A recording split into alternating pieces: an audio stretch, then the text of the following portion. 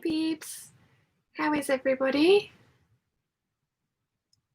I have got the window open. If the lighting gets really bad, let me know and I will, the blind open and I'll shut the blind. So I have a giant cup of tea and I've actually already started doing some unpicking because I've had this, I think I showed you guys in my fabric reorganization. I bought this jumpsuit from Next and I loved it, but it was really difficult to get in and out of and also backless. So that's the back of it there. And the reason it's really difficult to get in and out of is they've actually bar tacked this closed. And so it was a real struggle to get this on and off. So I've taken the top off because, as I say, it was also backless. And I'm going to just sew up the waistband of the trousers because at the moment that's now split. So I'm going to slip stitch that into place. And then I'll have a pair of trousers in a fabric that I really like. And then I've also got the, it's like a caftan. This was in the sale and I wanted to buy the largest size that they had available for the fabric, and the only size they had left was an 8, although it is quite big. And I was planning on just using this for fabric, but I'm thinking I might actually maybe cut this off. So it's like a top with a drawstring in it, and then use the bottom pieces for fabric to try and rescue this top piece. Maybe. I'm not 100% sure. I might just use all of that for fabric. But yeah, I'm trying to unpick the bar tack that they've put on these ties, and it's kind of so tightly sewn that it's actually kind of just, I'm not sure how viable the fabric's going to be underneath of it all when I've got them out. Yeah. We'll see. It's kind of a bit of a mess. It was very densely sewn, but I think it'll be all right. So we've got lots of people here. Julie's here. Hello. Lynn is here. Good afternoon. Just back from Greater Manchester. Ooh, what were you doing in Greater Manchester? Vox 3D. Hello, hello. Hi. How are you? Leslie's here. She says, hi, Sean. How are you? I'm good, thank you. How are you, Leslie? Cecilia says, good morning, lovely people. Louise V is here. Hello, everyone. Hi, Louise. Alison says, hello, Sean and Peeps. Hi, Alison. Binks and, is it Maisie? Is that right for the second cat? I remember Binks. And D. Sebastian, good morning. That's Dagmar, isn't it? Good morning. And Judy running and so-and-so says hello. Hello, Judy. Helena says, haha, I'm unpicking as we speak. Yes. And good morning, Helena. Andy says, good morning, all. Julie says, are we doing alterations today? No, I am going to sew the 8577. I have them next to me. I was a little bit early down today, so I thought I would sit and unpick this because it's been sat in my, I've bought this 4 or 5 years ago, as I say, and I really liked it, and I've worn it once, but because it's backless, yeah. And then it just was really difficult to get on and off. So I now have, I mean, you know, I might actually see if I can put in some more fabric to make this have a back on it. It's because it's a nice top, and you know, it's got the adjustable straps, and I like it. I really like this print. This is why I bought it. And I do have, as I say, that caftan to chop up for parts. So I'm not sure what I'm going to make with that, but I do want to just sew the top edge of these trousers closed so that I can use these trousers because they are really, really nice trousers. And as I say, I love the print. Crystal Sews and Stuff says is here. Hello, good morning, Sean. Good morning, Crystal. How are you, my lovely? Kathy's here. Hi, Sean. Hi, Kathy. Chris says hi from Adelaide. Good evening. Alison says it's Maya. She's sitting right next to me, curled up, fast asleep. She has developed a spare tire since I've changed her diet. Oh, bless her. Maya and Binks, yes. And Cassie says hi from Australia. Hi from Australia's jail cell, Melbourne. Oh, hello. Yeah, so my cousin lives about an hour outside of Brisbane, and it was Corona. There's Corona Island, and then the rest of Australia. She was like, "Yep." Nancy's here from Canada. Good morning, Nancy. Cassie says, "Oh, I made my Loretta jeans. Ooh, how did they come out?" And Alison says to Cassie, "Poor you being in Melbourne. It's going to be very quiet there. Stage 3 restrictions are starting from Thursday in Bendigo." Cassie says, "My sewing will be great." Yeah, they've kind of they've not restricted us more, but they've stopped rolling out quite as much.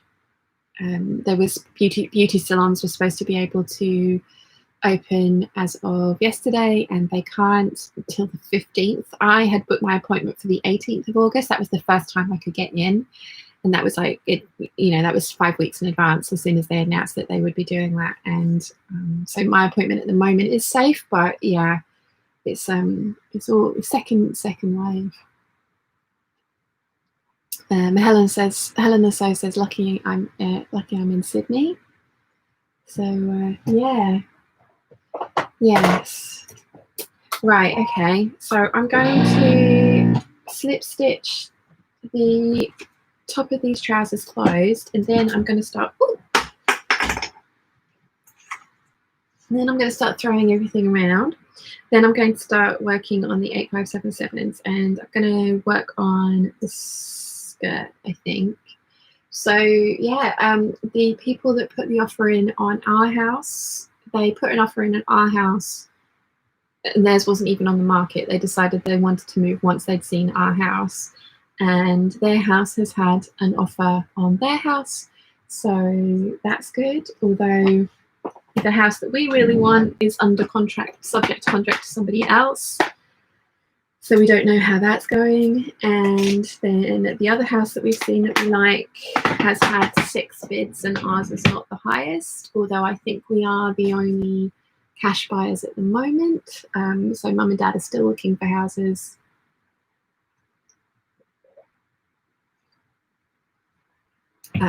Yeah, it's all a bit up in the air at the moment. So I'm not going to put a new needle in my machine at the moment, because I put a new needle in last evening just before I was working on the hunter tank, the reversible hunter tank, which I have finished. I finished my parrot dress as well. Basically, there's been no vlogs. I've not been very well last week, so I haven't been able to concentrate, and I started filming and vlogging on Thursday. Was it Thursday? No, it was Friday. On Friday, and yeah, it was a bit soon. So the vlog has kind of turned it. That one day vlog has turned into a 2-day vlog, which is going up tomorrow afternoon. So yeah, I'm okay. I'm still not 100%, so I might be a little bit spacey today, but better than I was. I was curled up in bed for about 3 days, so yeah, fun times. Right, let me get some dark grey thread, because that's what they've sewn this with, so I'm going to follow suit.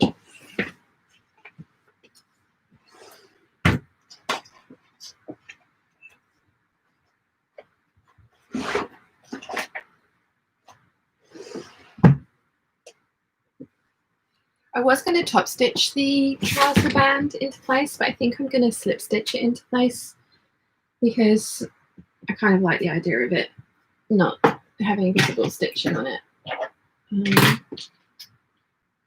Sorry, yeah, I'm a little bit spacey at the moment. I'll be fine. Let's see, where did I get to? Louise, Lil, hi everyone. Hello, Louise. Lynn is here. Hello, everyone. Hi, Lynn. How are you, my lovely? Lynn says was mistyped. I was saying it's afternoon just, and I'm from Greater Manchester. Ah.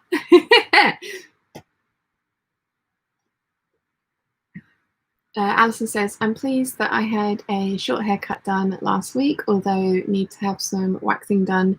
Looks as though it's going to be a waxing DIY job. Julie says, how are you today then? Not too bad, thank you. Cecilia says, here in the state of Oklahoma, we've only told people to keep wearing masks. The social distance people keep acting like it can't get worse. Yeah. Julie says, is it psychological or pain? Oh, I was sick. I was actually sick. It wasn't psychological, although this last week has been pretty rough mentally as well. Yeah, been having a tough time mentally too. Alison says, I'm sorry to hear that you've been unwell. I have missed having breakfast with you. I do hope you're feeling better soon. How is Chiana today? Chiana's been super cuddly for the last week, which has been absolutely adorable. And she was very cuddly this morning as well, which was lovely. She's still in her onesie. I took it off the other day. Her wound has gone from a 10p, from like this size down to kind of tiny, really, really tiny, but it's still got a scab on it, and she licked the scab off and it started bleeding again, so I've put her back in her onesie. So she's been in her onesie for over a month now. Obviously the succession of 3 onesies, and they've been cleaned every couple of days. So yeah.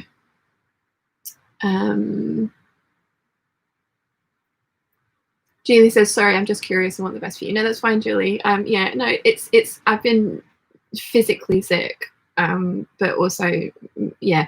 So unfortunately, I've had to cancel the first of the October retreats. Everybody who is attending now knows, and thankfully, a couple of people have been able to move over to the second retreat. There are still 2 sewing spaces left on the second retreat in October, the end of October, but like I said, I've had to cancel the early one. There were a lot of people coming from abroad, and obviously with what's going on, they were having to quarantine for 2 weeks before they got to the UK, and that it wasn't feasible. So it got to the point where the beginning October retreat was just non-viable. So yeah, I've had to cancel that one, which was really upsetting. Obviously, because I was really looking forward to it. I really wanted to see everybody, but also financially as well. That's 3 retreats that I've lost income from this year, which is a giant blow, really. It's nearly 50% of my income is gone. So it's one of those things, and I'm obviously not the only one. I can only speak to my experience. I know that everybody is suffering and struggling through this time. So I'm not saying, oh, poor me, I'm the only one affected at all. It's that did take a bit of a mental toll on me, but never mind. Lots of people have already pre-booked for next May, and it's going to be end of April and beginning of May dates, and I have them booked now, so I will be releasing those soon, because I know lots of people like Duvalet and Stephanie and things wanted to pre-book ahead of time so that they could work out travel plans and things like that. So yeah, Wilson and I are still perfectly fine. He's coming on Wednesday. The government restrictions have not restricted people that have formed bubbles from not keeping their bubbles anymore. So Wilson's arriving on Wednesday for a week, which I'm really looking forward to. He is working from home, so he'll be working Thursday, Friday, Monday, Tuesday, and Wednesday morning.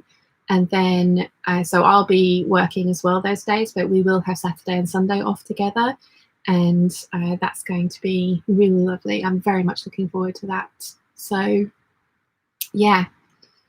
Where did I get to?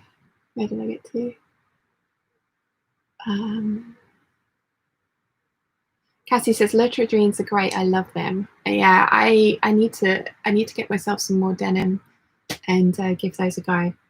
Definitely. Olivia says good morning from 6 a.m. I just got here. I hope you're doing well. Good morning, Olivia, from Iowa. And yeah, that is early. Good morning, though. Thank you for joining us this morning. Let's see if I can just tip this around a little bit more. If this does get annoying, let me know and I will close the blind. I have got all the lights on in here to try and balance out the light, but it's obviously very bright and sunny out there. Julie says, Findus is not in a cuddly mood today at all. Oh, bless him. Caroline says, afternoon. Sorry you've been poorly. Must be the weather for it. Yeah. And Caroline says, that's a total bugger. Yes. Helena says, that sounds very rough. Yep. Kathy says, my son has had to postpone his wedding in November. Oh, I'm so sorry, Kathy. Yeah, it's yeah, 2020, let's just draw a line under it and start next year already, kind of thing. Somebody put up I think it was Jane, put up a meme, and it was August. Hello, come in. I want no trouble from you. Come in, sit down quietly and behave. It's like, yep, definitely. Cecilia says it's not just a good time that you're missing out on. Humans are meant to be social and companionship is priceless. Yeah. Helena says, yeah, that's yes, let's cancel 2020.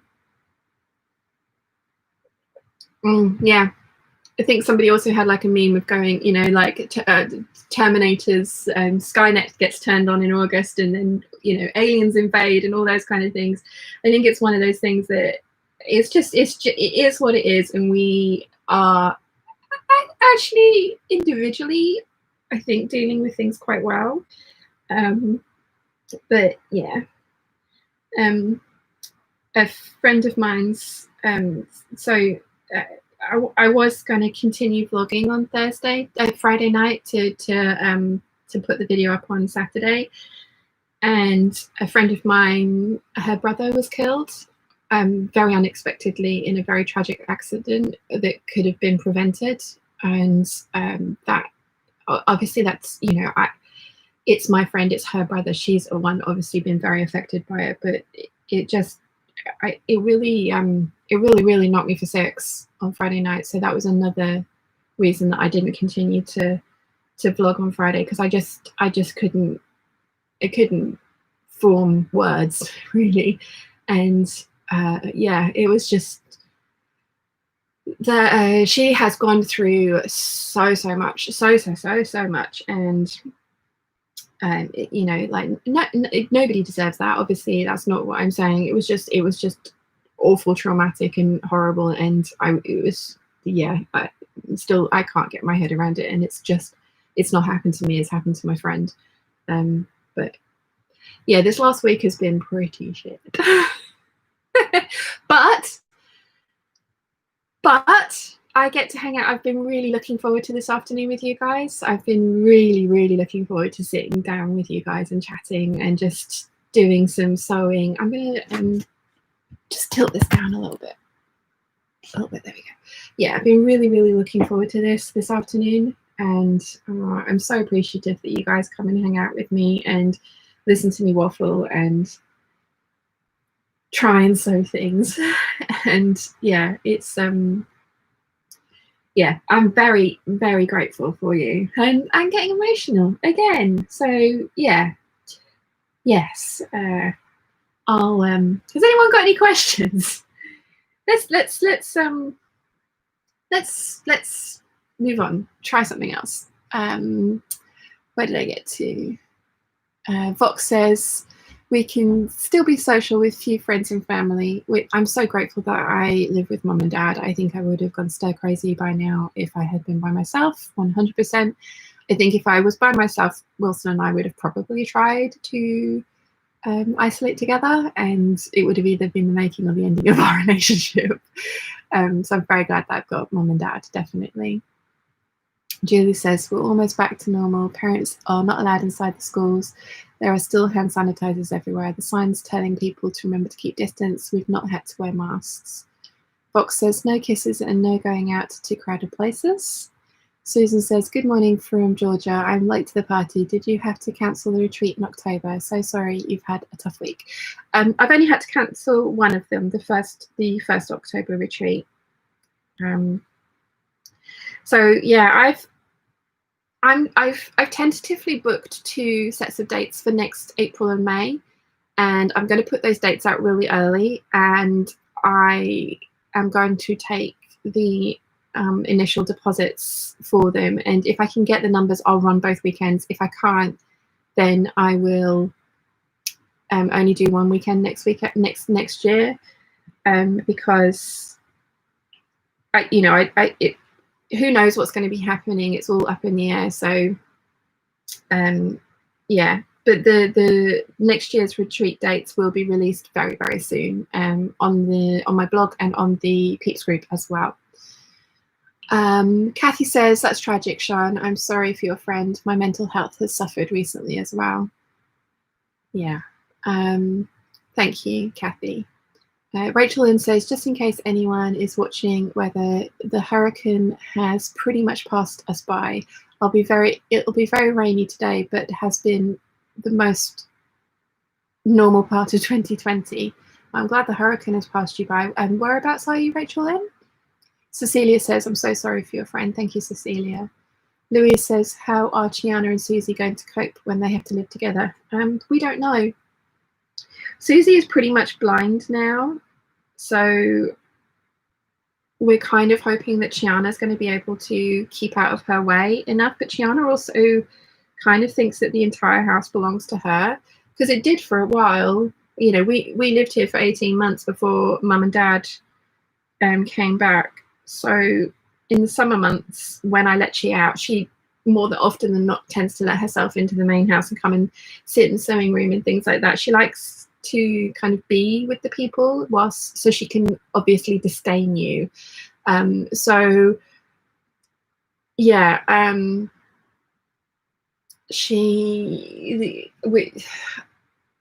dog and the cat have met a few times, and the dog has ended up worse off with a bloody nose when she started screaming at Chi.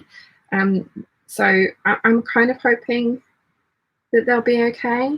Mum and Dad are being really good about, working out which bit of the house I get to live in and how we're going to sort of put that together and work it out. So yeah.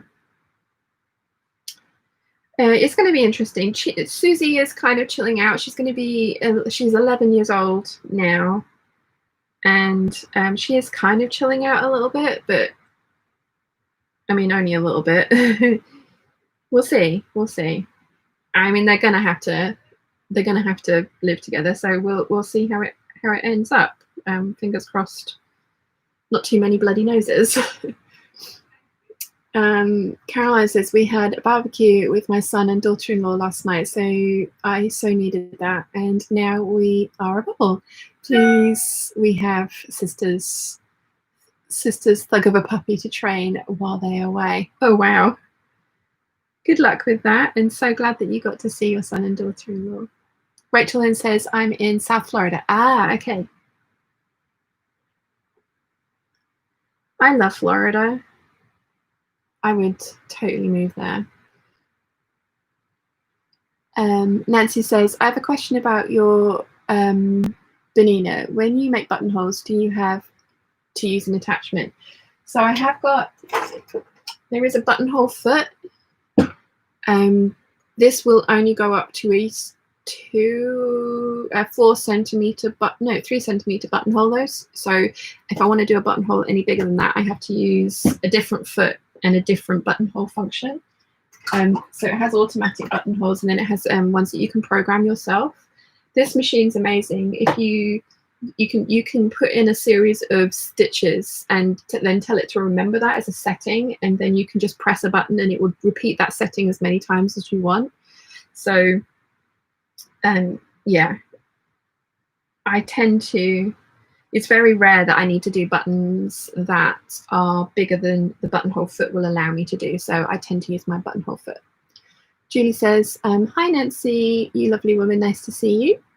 Susan says, I also have sewing equipment. I've been having back problems. What kind of sewing chair do you have? This is just a regular office chair. I think it's actually my dad's office chair. I kind of find this comfortable. I'm going to move you a little bit closer so I can see the chat. I've only got one computer today. That's sheer laziness. It's not because I wasn't allowed the other one. I just haven't set it up for the chat. Yeah, I've got a really boring office chair. I think we talked about this last week. Mum's got a really super duper expensive chair that they come and set up for you, and it's really supportive and it's amazing. Although when they moved, they made the chair as small as possible, and it's not been the same since. And obviously she bought that in Saudi Arabia, so it's not like she can have them come and set it up again. I do think it's worth investing money in a really good chair. I don't know. I think it was Patreon exclusive, but Angela Clayton has just redone her sewing chair, and she's made her own cushions with some memory foam pads in them, and she's spray painted her chair turquoise glitter, and then put gold wheels on it and Tula pink upholstery, and it looks amazing. And I'm really tempted. Like, I think I'd have to. This one's a completely. I don't think it is leather, but it's a leather look chair. I think I'd have to give this one back to Dad and take the one that he's got, because there's a fabric one next door. So we might need to swap those over. But yeah, this is just a bog standard office chair. But I would highly, if you spend a lot of time sewing, I would highly recommend taking your time and finding an office. See, the dog is blind. She just ran into a chair. Take your time and go and find an office chair or a chair that works for you. I really like the idea of those balance ball chairs, but they work because you have to engage your core, and I would imagine, have your feet planted on the ground most of the time. And obviously when you're sewing, you don't have both feet planted on the ground. So I think a balance board chair would actually be more detrimental than it would be helpful, because you'd be skewing your body weight to try and account for one of your foot being raised all the time. So yeah, sorry, that's not more helpful. Helena says, wow, sounds great. Buttonholes are one of my sewing enemies. I am spoiled. This is why I never show you guys me making, how to make a buttonhole, because my machine, everybody's machine is very different. And I could easily show you how this makes a buttonhole, but that's not going to help you make a buttonhole unless you have the 830. So that's why I just say, this is how I position my buttonholes, and then I put my buttonholes in, because there's no point in me going through how to put buttonholes in with this. So yeah. Charlie says, I'm still scared about making buttonholes. Andy says, haven't ventured into buttonholes on the new machine yet. Ooh, think you're gonna like them, Andy, because again, I think you get this foot with them. So yeah, very, very cool. Nancy says, hi Julie, thanks Sean. Buttonholes are the bane of my existence. Olivia says, buttonholes are my kryptonite. Sal says, g'day Sean and Peeps. Okay, so I know Angela Clayton has a Singer heavy duty purely and simply for making buttonholes. Because she has an industrial machine, and that machine doesn't do buttonholes. I don't think it does sideways motion stitches at all. So she bought a Singer heavy duty for buttonholes, and she seems to really like them. She sews hers twice, and they have a foot that you put the button in the back of the foot, which then makes the buttonhole the exact right size for the button that's in there. So yeah, if that is, I mean, space-wise and money-wise, if that's a possibility, have a look into something that does buttonholes well. Again, like I say, I love this. I don't dread buttonholes because this sometimes has little hissy fits, but the majority of the time this is pretty awesome for buttonholes. So that's, again, not overly helpful, sorry.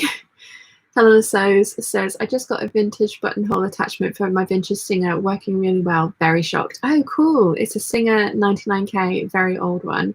But I also just got the Brother FS 101 and it works not too bad for buttonholes. Awesome. Alison says to Helena, which model of vintage Singer machine do you have? And Julie says, my chair can be set up and controlled in different ways. It's really nice.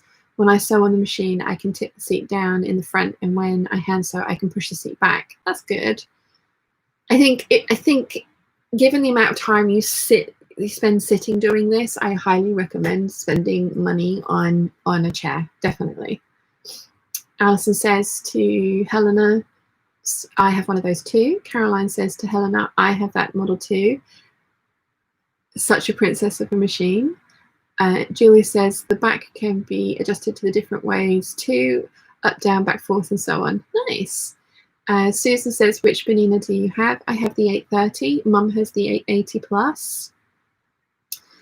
Faye is here. Hello, Faye. How are you, my lovely? Ruth Ann says, I'm lucky enough to have an embroidery machine, so I make all my buttonholes on that. I haven't tried that yet. I actually bought a set of embroidery buttonholes that were all different shapes and sizes, like little cherries and things like that, because I thought that would be so cute. And then I've just really never had the reason to use them. Which hoop do you use when you use your embroidery? Because that was my other thing, is how do you hoop it to do buttonholes? Because you need tension on the fabric, and then how do you hoop your project to put buttonholes in, Susan? Oh, sorry, Ruth Ann. Pamela says, my father-in-law just bought me the Brother V5 and I've got it this weekend, so don't even know how to do buttonholes, the bottom bit, just yet.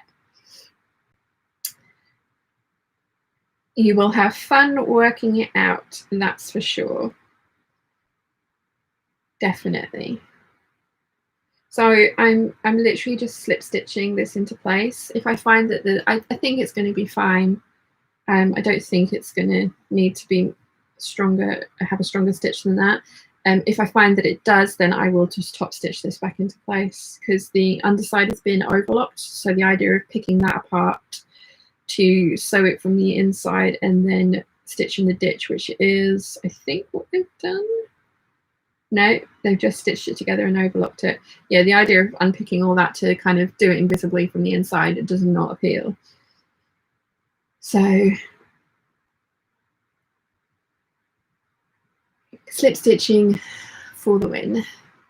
Alison says, the domestic Juki machines have the same features as the machine Angela Clayton has. My Virtuosa have the same buttonhole feature as your machine. Nice. Ruth Ann says, I float my fabric on sticky stabilizer. Ooh, yeah. I'm going to have to give embroidered buttonholes a go. I haven't had my embroidery machine out since the beginning of the year. I have got some stuff that I do want to embroider. I love.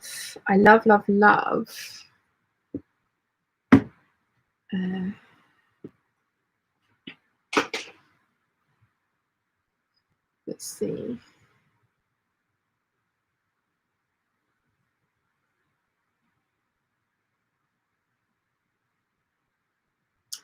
I absolutely love these Trashy Diva dresses that have embroidery at the top, and I want to try something similar. This is actually very reminiscent of a lot of Trashy Diva silhouettes as well. This is the 5209, I think. But yeah, so I bought a whole bunch of embroidery motifs that are going to be perfect for this kind of work. So I do want to make something like that. And as you know, though, I tend to make patterned dresses more than I make plain fabric dresses, and I tend to buy more pattern fabric than I do plain fabric. So I haven't kind of gotten around to that yet, but I have plans. So my August sewing plans are red and turquoise based. I'm going down the kind of sewing capsules of things. It's not necessarily a capsule collection that will all the pieces work together and form in and of themselves a wardrobe that you don't need to add any other pieces to. But I do like the idea of sewing in a collection of colors, because obviously it means you have to change your threads less often and things like that. So I have got that planned for August, and I'm going to be filming my July lookbook and August plans videos very soon. I have, I think, 2 or 3 pattern reviews to do as well. So that's all going to get filmed at the beginning part of next week. And at least 2 of those videos will be coming out on Saturday and Sunday. There won't be a live hangout next Sunday, as I say, because Wilson will be here. So there won't be a hangout that weekend, but there will be for the rest of the August weekends. So yeah. Well, there was a reason. Oh, but I bought for my September and the rest of the year plans, because I have really ambitious plans for the rest of the year sewing. I bought a lot of plain fabrics because I've realized that I need some of those in my wardrobe to kind of balance out all the patterns and prints that I favor.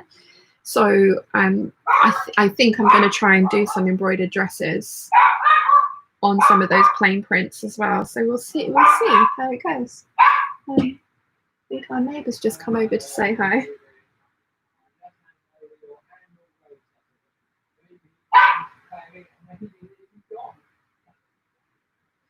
So where did we get to? Judy running so-and-so says, I'm assuming the small hoop shan is a challenge to try. It's a challenge to try now. Definitely, Judy. Definitely.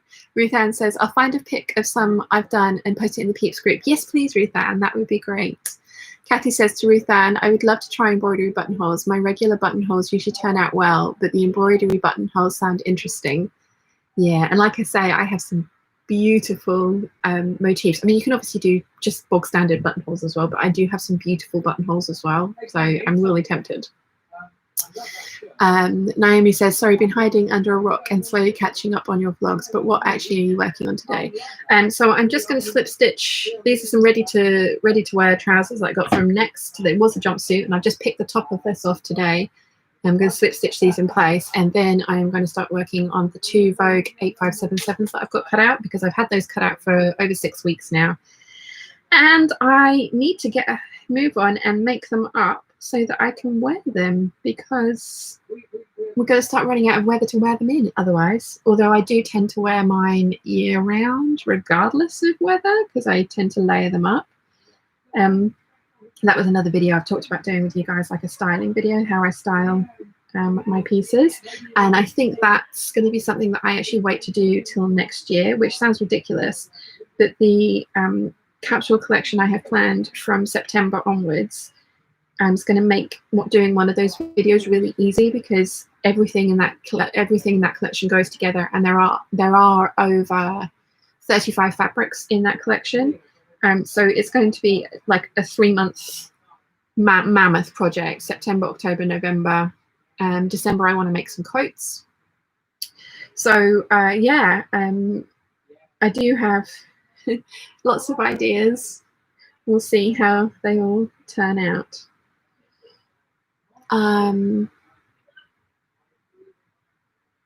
That was from Naomi, sorry. Victoria says, good morning from Virginia. Good morning, Victoria. Julie says, you have quite the memory for pattern numbers. It always astonishes me. I don't necessarily know that I get them right. I kind of think I do. And it's generally the patterns that I think that I really like as well. Like the ones that I'm not so keen on, I don't remember those numbers very often. They kind of don't really go into my consciousness. Ruth Ann says, my regular machine makes horrible buttonholes, which is why I started using my embroidery machine. Ah, okay. Helen So says, I need more plans too. I always buy plains too. I always buy prints as well. Yeah. Julie says hi to Susie. Rachel Lynn says, are you going to do another video where you match patterns to ready to wear? I love those videos. Yeah, I am. I'm gonna try and do one where I put my, not money, but time where my mouth is, and have made some of the things that I think the pattern would work for. I have a whole Pinterest board full of garments that I have patterns that match in my opinion. So yes, I am. And I also have a whole bunch of stuff that you guys have sent in for me to kind of match as well. I found that really, really difficult because, again, as I say, you guys, like, I tend to gravitate towards things that I obviously like, and then I know the patterns because I like the patterns as well. And you guys have been sending me in beautiful clothing, but it's not the sort of thing that I would tend to wear. So I'm finding that much more of a struggle to work out which pattern should go with it, because, like I said, they're not immediately coming to mind because they're not immediately things that I gravitate towards. But yes, I have more of those planned. Naomi says, oh, I have another question. At last count, how many patterns do you have, including PDF, books, etc.? I generally have no idea. It's well over 400, probably 500. So when we move, I'm going to be obviously setting up a new sewing room. So I'm going to be doing that with you guys. And I've got very different ideas for pattern storage at the moment, because at the moment we've shoehorned in as much storage as we can into this room, and then we've put our tables in the middle and we're just working in here. And I want to be a little bit more deliberate about the storage that we have in the new sewing room. So I'm going to be going through counting all of my patterns and storing, and like how I store them and how I organize them. So, you know, there's a whole bunch of sewing organization content coming your way soon. I am really looking forward to doing that. I think wherever we move, we are going to have to create a sewing space. I'm very lucky that mum and dad obviously are, I'm very lucky that mum wants to sew as well. So having a sewing room is not like a luxury. It's something that she does daily as well. So it's a necessity for her. And I'm very lucky that mum and dad are willing to make that a priority. So wherever we move, the sewing room is the first thing that's going to get done. So yeah, there will be lots of organization and that kind of content coming your way very soon. And I will be able to answer your question, Naomi, much better, because I will have counted all of my patterns, and I will then, I need to catalog them on my website as well. And yeah, there's going to be a lot of that going on. Ruth Ann says the embroidered dress is gorgeous. Definitely. Judy says my dog is now barking at Susie. I'm so sorry. Faye says be back soon, going to dye my mum's hair. Good luck with that, Faye. Patricia says good evening, all from Sydney, Australia. Hello, Patricia. Lynn says, have you sold your house, as I thought you mentioned it on last week's chat? So we've accepted an offer, and the surveyors have been round, and the people that bought our house or want to buy our house hadn't got theirs on the market. They saw our house and decided they wanted it, so they needed to sell their house. Their house has had an offer this weekend. Their house has been up on the market for about a week and a half, and they've had an offer on it. So fingers crossed everything is going to go smoothly from there. I don't know if there is a chain going forward from the buyers for their house, but fingers crossed it will go smoothly from there. We've started getting quotes from removal companies. So yeah, although we have nowhere to live yet, because the house that we love is subject to contract under somebody else. And then there were more offers on the other house that we really, really like, that we can make it into a house that we love. And we're not the highest bidder on that one, although I think we are in the best position if this sale chain goes through. Joanne says, good afternoon, back from getting my overlord's food and now settling for an afternoon of crafting and watching. Awesome, welcome, Joanne. Sal says, I have 5 patterns. That's good, Sal. Stick with that. Julie says, I have all the Bird Star magazines from the last TQ, 2 years or so, right? Naomi says, lol, better not tell you how many patterns I have. My husband is listening, but let's put it this way. I'm allowed to get a custom-made cabinet for them. Looking forward to seeing your storage ideas. Oh, wow. Alison says, I too have a big collection of patterns. I can't resist Spotlight sale. Fingers crossed the next catalogue have Vogue sale. Oh, yeah. Did you guys see the new Vogue patterns that came out? There is somebody actually emailed me and said, look, there's a denim, there's a leather jacket that you need to buy. And I agree. I love that, the leather jacket that they've got in that collection. There's a couple of dresses that I like too. There are, as ever with Vogue, there are a couple of odd ones. Not as odd as the last selection that they put out. That was particularly weird.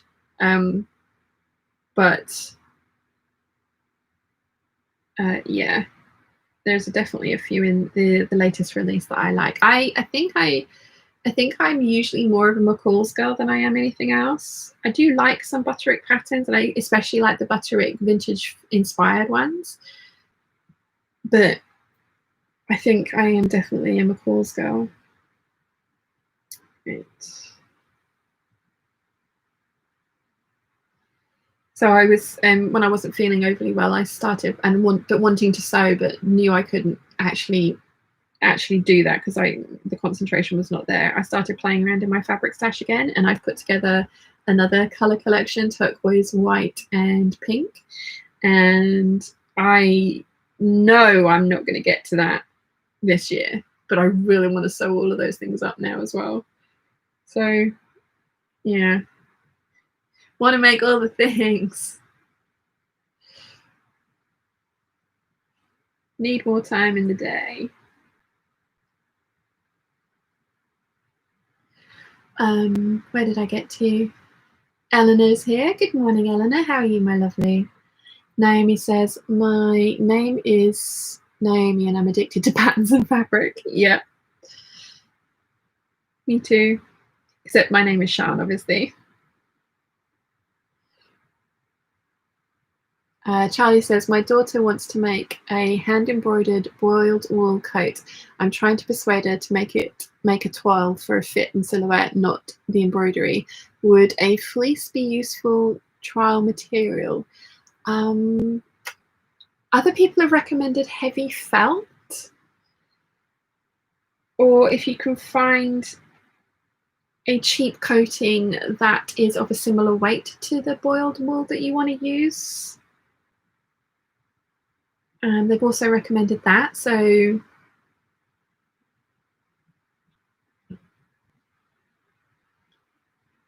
yeah, I'm not sure. I mean, fleece probably, but it might be a little bit too drapey. You want to get something as close to the final material as you can. Is how I kind of, well, I mean, that's not actually true. Like a lot of times I've been making drapey dresses, but I've still made the muslin out of calico to test the fit. And then gone for a drapey fabric afterwards if I still wanted to make another muslin to make sure. But yeah, the rule of thumb is that you want to use a muslin fabric that is as close to your final garment fabric as possible. Let's see. Chris says, Vogue sale at Spotlight next week, $6. Nice. Naomi says, Spotlight, did someone say Spotlight? Chris says, yes, Naomi. Alison says, Chris, how did you find that out? Dagmara says, wow, this chain of things that have to fall into place for your move sounds intimidating. Fingers crossed it all works out. Will be amazing to see you and your mum set up a new sewing space. Yeah, it's kind of mind-blowing how it all works. I mean, at some point, somebody, you know, we need somebody's going to be a first-time buyer, so they're like the ideal cash buyer, or somebody's buying a second house because they have that much cash available. They're the kind of buyers that stop the chain. So yeah, we'll see how this all goes. Chris says, got a Spotlight brochure in the post on Friday. Dagmara says, and back to gardening for your dad, of course. Miss his Instagram snippets on gardening. Yep.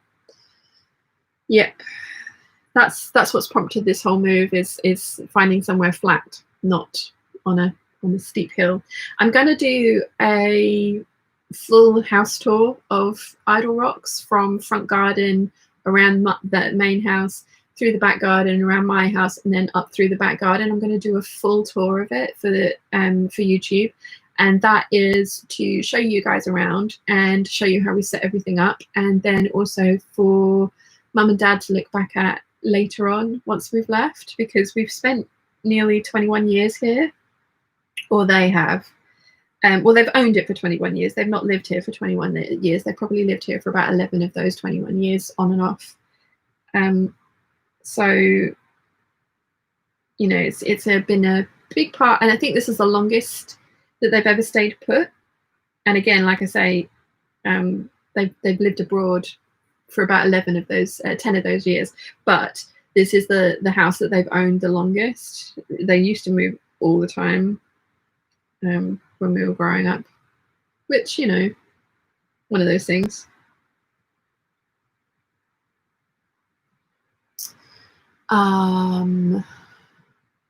Charlie says, thank you for the felt idea. It was the Peeps, because they were saying, when I was saying about making coat muslins out of calico, they were saying, no, get cheap felt, much better. So thank you, Peeps. Alison says to Chris, you are lucky to receive a brochure. Not a lot of VIPs get the catalogue sent to them, only if there is a special voucher. I hope that restock elastic ASAP. Julie says, that's going to take so long. Finally finished a skirt and started about half a year ago and embroidered up one leg. Oh, it's beautiful. It's absolutely beautiful. I love that skirt, Julie. She put it up in the Peeps group a couple of days ago and it's stunning. Rachel Lynn says, looked up the Vogue patterns. Yep, can definitely see this coat being yours. Yeah, I think somebody, Laura, actually emailed me and was just like, you need to buy that. Like, yep, you're not wrong. I'm massively behind with my emails as well. Massively behind with the emails. I am going to sit down one evening and go through and answer them all and get up to date, because, yeah, massively behind. Alex is here. Hello, Sean and Peeps. Hi, Alex. How are you, my lovely? I really like your new top that you put up on Instagram. That's really pretty.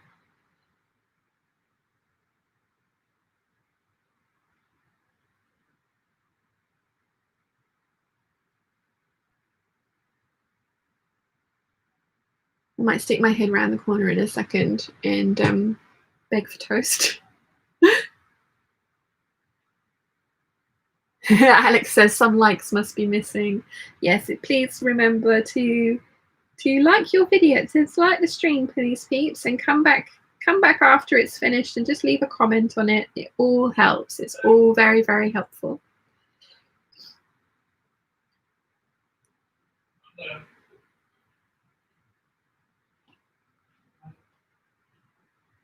And Alex says, thank you. Julie says, thank you, Sean. It's not quite the right time of year to wear it, but I'm looking forward to wearing it in the fall, definitely. Lynn says, which Vogue pattern is it for the leather jacket? Let's have a look, see if I can get that up. Vogue patterns. So it's the new fall collection. And I'm not sure I'd make the one with the full peplum. I think I like the brown one better. But it's that one. And then that's the other view. And then this one is a little bit superhero. I like it. And I like that it's butt covering. And then that's the back of the brown one. So yeah, I like that one a lot. I do have something quite similar in my stash, and I do need to make the Style Art Ziggy jacket as well. So getting there.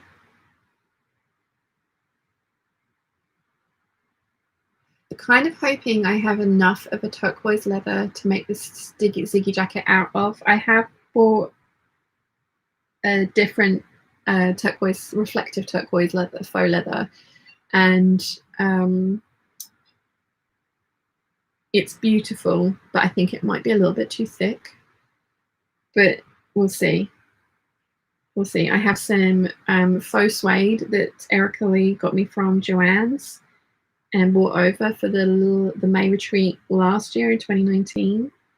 And that's the eventual fabric that I'm going to use for the Ziggy jacket. It's beautiful. It's like a grey faux suede with metallic rainbow oil slick kind of floral motif on it.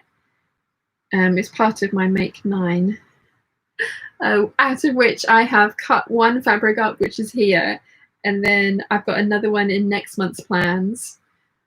And then, yeah, I just need to pull my finger out and get more of them made up. Let's see. Alison says Vogue 1721 in the full collection looks very you, Shan. Yeah, that's the one. Charlie says like the superhero jacket.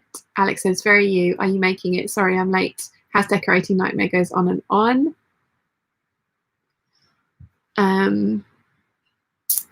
I haven't even bought the pattern yet. I have other patterns that are similar. I do really like it though, so possibly in the future. Lynn says Pittards were definitely still closed last week when I drove past. Yeah, I don't think I would actually at the moment make a full jacket out of leather. I definitely would use faux leather, but I think making a full jacket out of leather is a terrifying prospect and also a really expensive undertaking. Really, really expensive. Some point in the future, I would very much like a kind of camel tan-colored leather jacket, and I will be willing to invest the money in that, and especially if I have perfected the fit of the jacket. But at the moment, no. Alex says you should definitely make it with super bright lining. Oh yeah, it will always have a super bright lining, definitely, Alex. And Helena says, have you worked with leather? Yes, I've made quite a few bags out of leather. I made Wilson. Wilson had a coat that he loved, a Calvin Klein coat that had faux leather sleeves that had basically disintegrated. And I stole the coat, took the sleeves off and replaced it with proper leather sleeves for his Christmas present. So yes, I have worked with leather. But the two skins that I had to get for just the sleeves were around £75 for just the sleeves, just for the two skins for the sleeves. So to make an entire coat out of it, you need the biggest skins that they can do with the biggest surface area that's usable, because they're graded differently because some of them have flaws in them that you have to cut around. And they do bundles of 10 skins for like 250 quid, which is a bargain. Yeah, I think I would like a tan leather coat, like I say, a tan leather jacket. But I think before I move on to that, I would like to spend money on really lovely cashmere and make myself a cashmere coat, which is going to be around about the same price, sort of like 250 quid for the fabric, especially as the fabric I have my eye on has a nap. So yeah, it's going to be an expensive undertaking. But I have lots of coat fabrics in my stash already to build up to that. And I want to try my hand at tailoring and pad stitching and, all the bits that go into properly tailoring a coat, not just kind of the big four patterns are kind of good and kind of bad at the same time, because some of them will take into account bound buttonholes and like extra interfacing and layers that need to be put in, but a lot of them are just kind of like, here you go, make a coat. You only need like fusible interfacing, and whilst you can make a very nice coat with those, some of the extra materials to add into them, like the hair canvassing and the twill tapes and the pad stitching and things like that, really make a massive difference in coat making. And I've not tried any of those things yet, so I don't want to do that on £50 a meter fabric. I want to try that with, my £12 a meter fabric and work up to that. So I have a lot of coats in my future, And I don't think that's necessarily a bad thing. I think somebody was asking last time when I was doing my fabric cupboard like reorganization. They were like, how many coats does one person need? And, you know, the answer to that is not as many as I'm going to make. But this is my full-time job. It's also my hobby. It's something I enjoy doing. I am very much like sewing because it's always a learning process. There's always something new to learn. And I love the idea of learning tailoring techniques to make my coats look awesome and to then have coats that are exactly the sort of thing that I want. So yeah, I have big plans for lots of coats in the future. I have probably about 40 coat patterns in my stash. And, you know, I'd like to make them all. I bought them all for a reason. So, yeah, many coats in my future. Lots of different styles of coats as well, and jackets and things like that. So, yes. But like I say, I would like a tan leather jacket eventually, and something like that Vogue pattern is very probable to be used for that kind of thing, but I'm working up to it. Okay, so far it's taken me an hour to unpick and then resew the waistband on a pair of trousers. And they're ready to wear trousers. They're elasticated at the back. They're just really pretty fabric, and now hopefully I shall be able to wear them. So I'm going to put those, probably need some ironing before I try and wear them. Maybe I ought to do that before I take them up to mine, because if I put them in the cupboard, they will probably end up not getting ironed before they get worn. So the next thing that I want to do is the Vogue 8577. I have 2 of them cut out and have had for the last 6 weeks. So we've got the Amaryllis print and the Liberty Carline in blue. So yes. I am going to go next door very quickly and ask if somebody wouldn't mind making me a slice of toast. Let's see. Carla Deloche, hello everyone. I'm home working, but I hate overtime, but it's easier to do with this live. Thanks. Thank you for joining us, Carla. Helena says, wow, I've never worked with leather or even faux leather. Little scary. It's one of those things that, again, just give it a go and try it on a less expensive one, because not all faux leathers are created equal. That is definitely one thing I will say. I can recommend like the Emmeline Bags leathers. So Hot do a really good collection, although saying that, some of the So Hot leathers are a nightmare to work with. They had some stretch in them, which was horrible. So not all faux leathers are created equal, but grab some and try it and see how you get on. Alex says to Carla, counting how much fabric patterns machines you can get for your overtime might help. It helps me. Julie says, all the coats. Alex says, I've only made one properish tailored coat with pad stitching and sewn on horsehair interfacing, interlining, but I liked it and I hate hand stitching. Makes you feel like a pro. Yeah, I think that's right, Alex. Debbie says, the thing is about Britain is the weather is so changeable. We need more coats, jackets than some other countries, as we can have 4 seasons in 1 week. This is also very true. This is very, very true. I have a light duster coat. I have my Kelly Anorak. So the Ulysses trench coat, my Nancy coat. Nancy gave me the Ulysses trench as a present, which is amazing of her. So I have that one, which is a light cover-up, which is great. And then I have my Kelly Anorak, which is got Thinsulate in it and is very warm. And that's also great. And then I have my Minoro coat, which is similar to the Kelly Anorak, just a little bit less involved. But that one's very warm because I interlined it with fleece. And then I have a really dressy dress coat, and I have a vintage wool and mink coat. So technically I have all the bases covered. I do need a denim jacket, so one of those is on my plans for next month in turquoise denim, which I'm really excited about. And I do, yeah, so something like that would be good. Or I have my Lupin jacket as well, but that's in the parrot print. So again, that's a really bright print, and I couldn't wear it with this. So yeah, lots of plans. Helena So says, true about Britain. In Sydney, Australia, there aren't many months in the year that I need a coat, to be honest. This is the other thing, is like, depending on where you live, like if you Australia, certain parts of Australia, certain, definitely LA, things like that, there are very few times that you actually need a thick wool coat. But in the UK, we do. Christine says, bonjour peeps. Bonjour, Christine.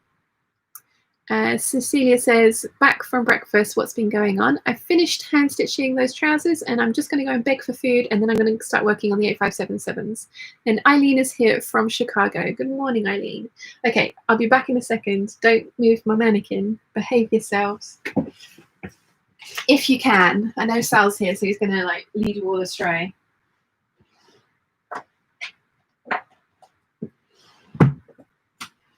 I should be back in a second.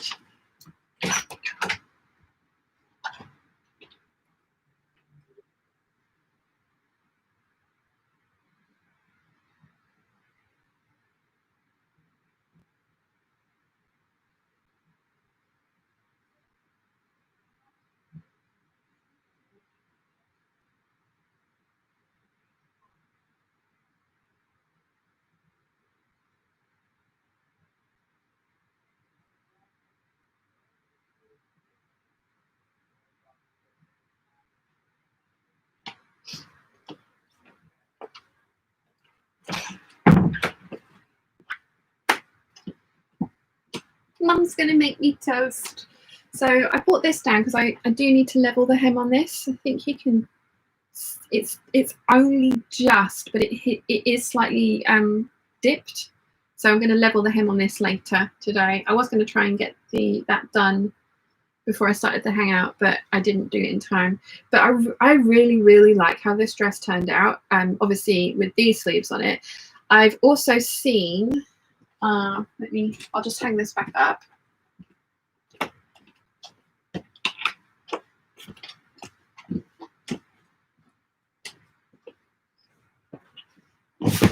So there's also, I've been looking through Pinterest because, you know, Pinterest is I love Pinterest.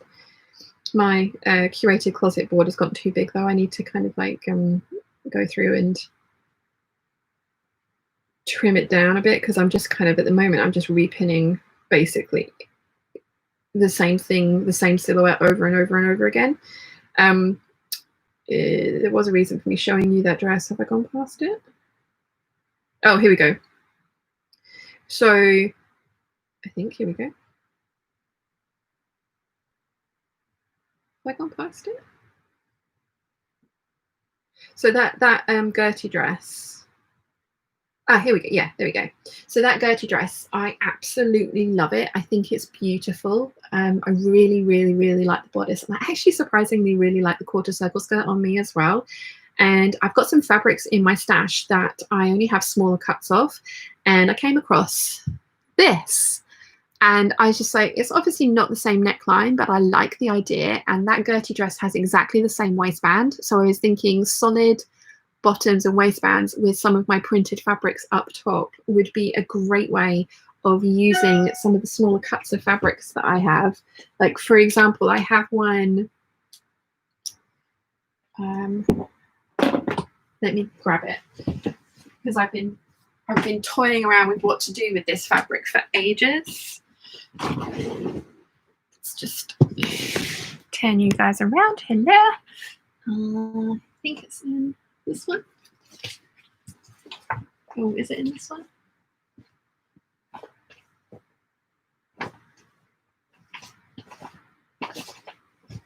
Don't think it's in that one. I have so much fabric.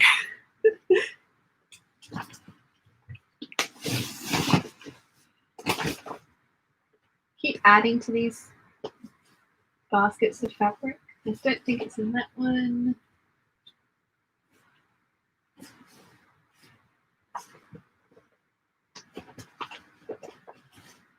No, I thought it was on the top, but it's not. Okay, well, never mind. But I had a meter of it, and I was thinking, oh, I know, I will make a hunter tank out of it. And I can't do that because I fully line my hunter tanks because I prefer that finish, and I have done a tutorial on that. And then I was thinking, oh, okay, well, I will fully line my hunter tank and I will use the pretty pattern fabric on the outside, and then I'll just use a plain color that matches it on the inside. And then I saw that dress on Pinterest and it was just like, that's what I'm going to do. I'm going to use the pretty pattern fabric at the top and then use a plain fabric at the bottom to make some of these dresses. And that's going to be, because I wear dresses a lot. I wear dresses a lot because, as you know, I don't have very many tops, and I think I have something like 8 tops in my wardrobe. And I have lots of skirts, and I need to make more tops. But I am more likely to wear dresses. So I think that's what I'm going to do with some of those shorter cuts of fabric is sort of pattern or colour block, as it were, the fabrics in. So yeah, yes. Let's see. Where did I get to with the chat? I'm a little bit behind. Let's see. Where did I get to? Carla says, our weather is the same in Kansas. We've been known to have all the seasons in the same day, same time, sometimes the same day. Faye's back. Hello, Faye. Alex says, bonjour, Christine. Sal says, don't know what she's talking about. Rachel says, who's moving the mannequin shot? Sal. Debbie says, also, you should donate any of your coats later. Someone will get a beautifully made coat that would never be able to afford a new one. I actually did donate 2 coats this year already. The green one that I made earlier this year and the red one that I've made a couple of years previously. They have gone to a new home, which is great. But yes, totally. Alex says, Sal, I knew you would say something. Sal says, if I had the force me. Christine says, hi, Alex, how are you? Christine also says, such a pretty dress. Thank you, Christine. Alex says to Christine, I'm very well, thank you, Christine. I hope you're okay too. And Christine says, super fine, Alex. Alex says to Sal, the rebel of the group. Alison says to Alex, hello, Kip, you're keeping well. Cecilia says, hubby is going golfing today. Woohoo, I'm happy he's enjoying a hobby, but also live stream. Claire is here. She says, evening, Peeps. Hi, Claire. How are you, my lovely? Alex says to Alison, I'm fine, thank you. Hope you're well. I have chosen my new kitchen. Oh, exciting. Alison says to Alex, that sounds great. You must be so looking forward to finally having it installed and functioning. Sal says to lol Alex about me being a rebel. Christine says to Alex, are you renovating your kitchen? So exciting. Alex says to Alison, I'm deep in the rabbit hole of redecorating. Nice. Sal says, Sian wears dresses. Since when? Lol. Alex says to Christine, I'm so bad at home design and so on. The struggle is real. Christine says, I love dresses, Sian. Put it over your head and voila. Exactly. For me, it's kind of easy dressing because it's like one thing and you're done. Nimoy is here. Hi, Nimoy. How are you, my lovely? I haven't replied to your email yet, but I did get it. Thank you very much. And I totally understand. No worries. No worries at all. The April and May dates will be released very soon. Christine says to Alex, one word, Pinterest. Yes. Alison says to Alex, that sounds like fun. Don't worry, before you know it, it will all be finished. Would love a new kitchen and bathroom. Nimoy says, slightly late and with pink fingers from washing a dark red scarf I bought this week. Oh, wow. Helena says, I'm the same with dresses, not many tops. Alison says, Sian, did you get my email? Yes, I did, Alison. Sorry. Like I say, I am massively behind with my replying to emails. I think I'm 2 months behind at the moment. I'm trying to work my way through them. Yeah, and clearly failing miserably. So I am getting there. I am getting there. Do I have? Yes, I do. That's good. Okay, so I have 2 of the 8577's cut out next to me, They both need white fabric, oh, words are hard. They both need white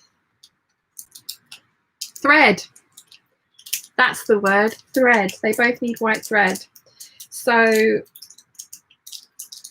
I am going to, I think what I'm going to do is sew up the skirt linings for both of them, because that's one of the easiest parts, and it does drop on the bias.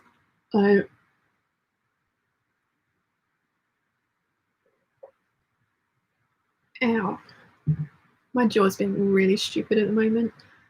This is a whole new level of stupid.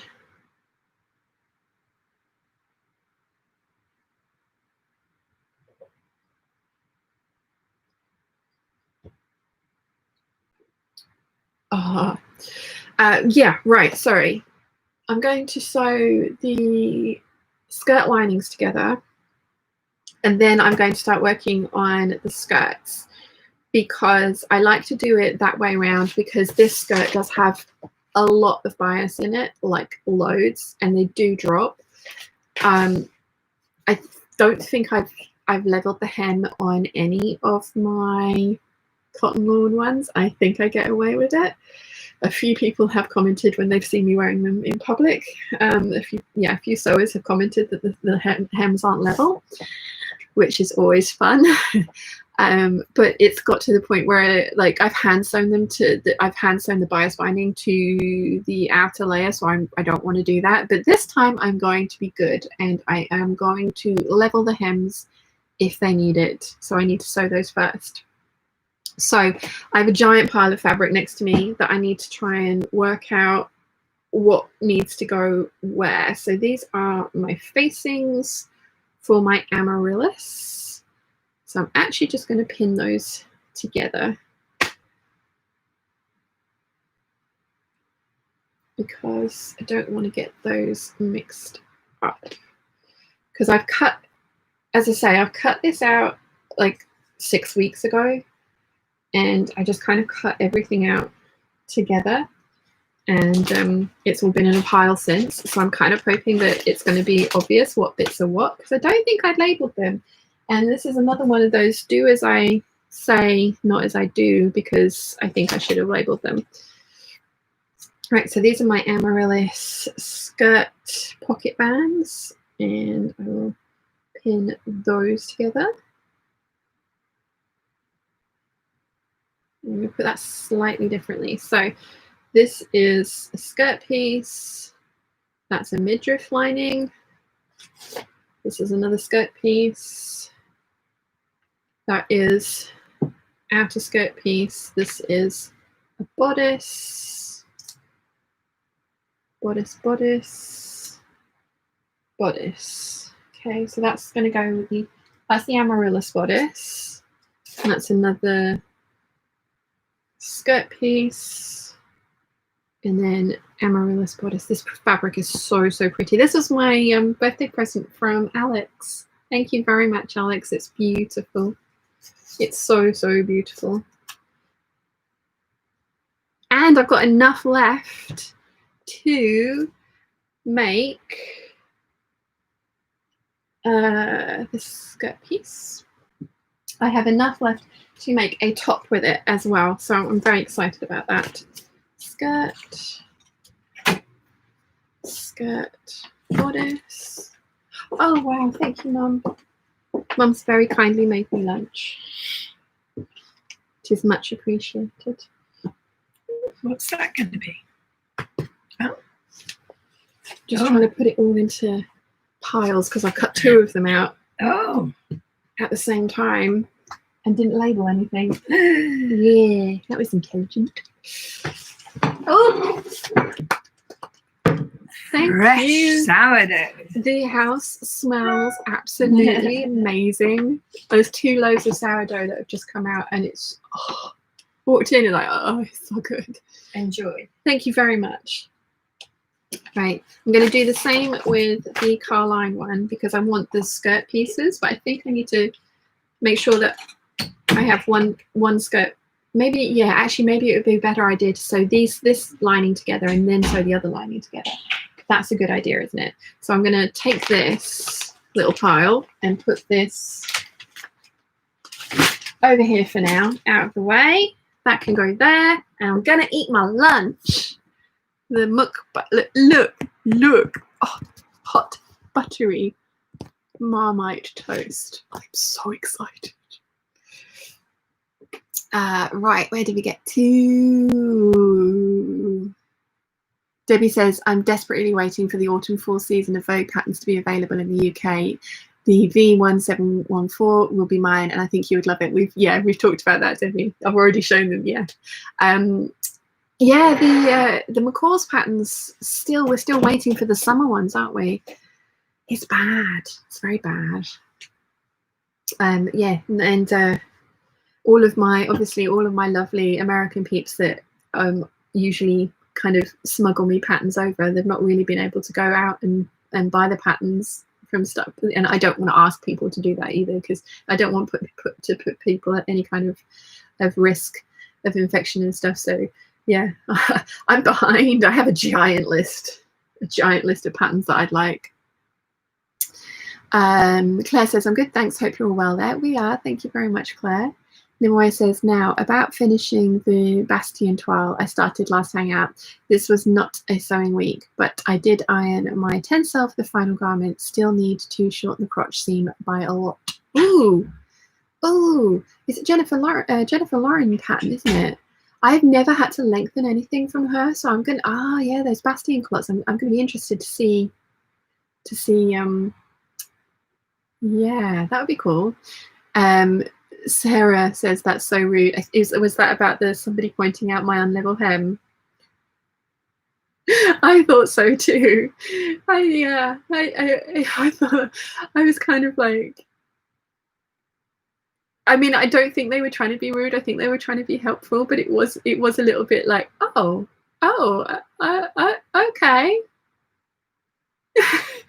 Thanks. Not a lot I can do about that now. Charlie says, Debbie, I might be able to buy that pattern, even though I doubt I would ever make it, but I could stroke the pattern. Yeah, that's the same sort of thing that I would want to do. Hide and Silk, Kathy's here. Afternoon from La Belle, France.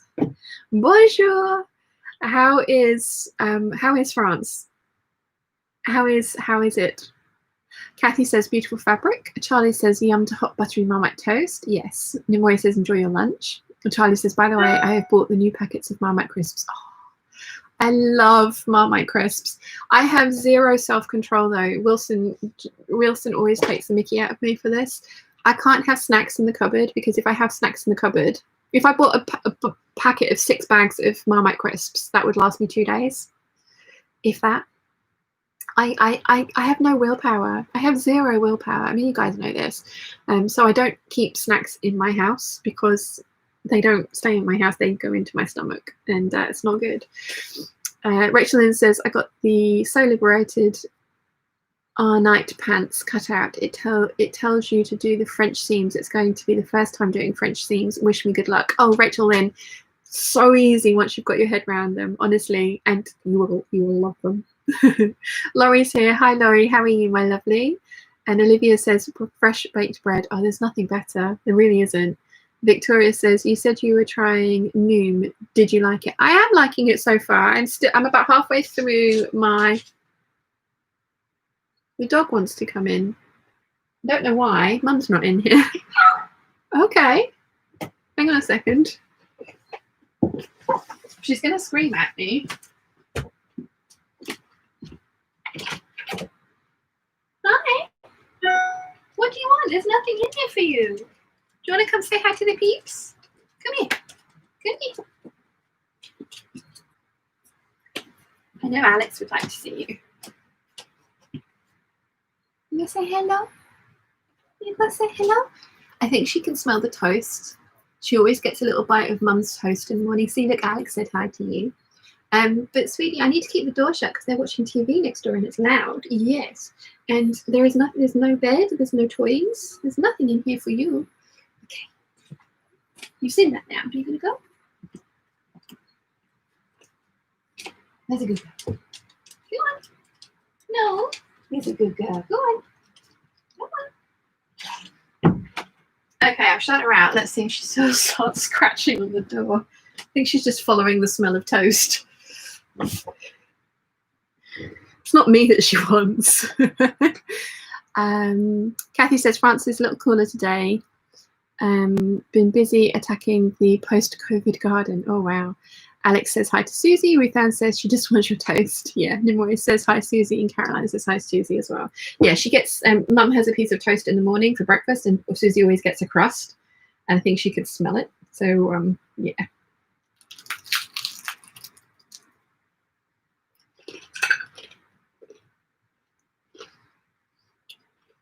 Kathy says the sourdough looks amazing. I'm on the keto diet, so it's not allowed. I'm sorry. I'm sorry. You have to live vicariously. It's really good.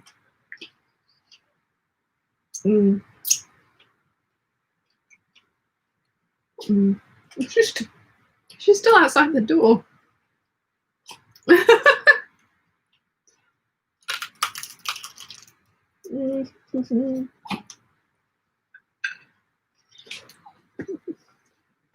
I'm gonna let her in.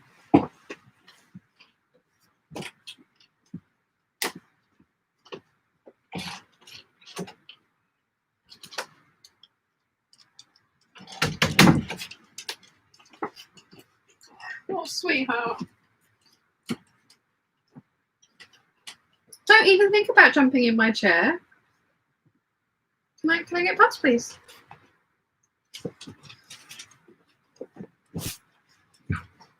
Why? Is it cupboard love? That's what it is, isn't it? It's cupboard love. Oh, did they not feed you? Have you not been fed for weeks? Are you starving? No. Poor little blind monster.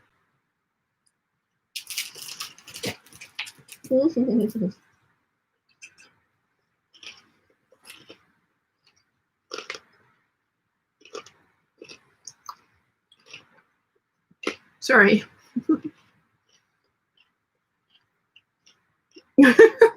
Sit. Sit. Anna's here. She says, hiya, here now, got carried away cutting out. Welcome, Anna. Are you starving? They're really mean to you, aren't they? They don't feed her. She's very, very neglected and hard done by dog.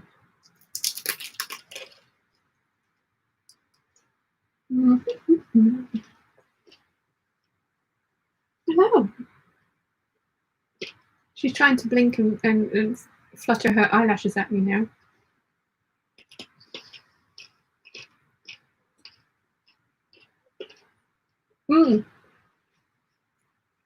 So lots of people have been asking in the Peeps group, have you started thinking about autumn sewing plans yet, and making warmer things and things like that?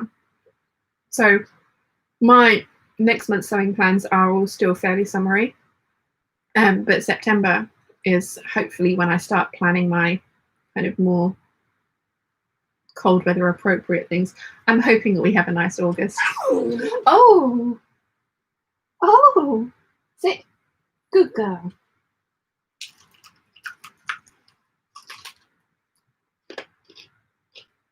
But yeah, when do you start planning your next season's wardrobe?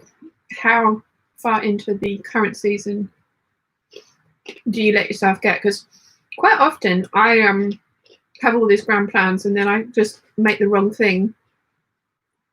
Hello. Or definitely don't make the right things at the right sort of time of year. Like the sewing that I've done this month is quite sort of spring or autumnal, I think. Alex is saying, haha, she's so sweet. No. Are you starving? Are you?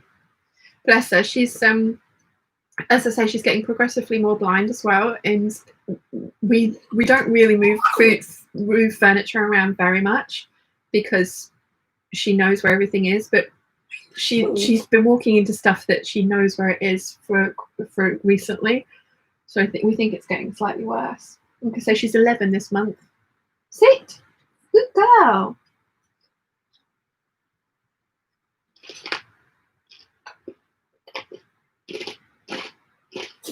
a small piece.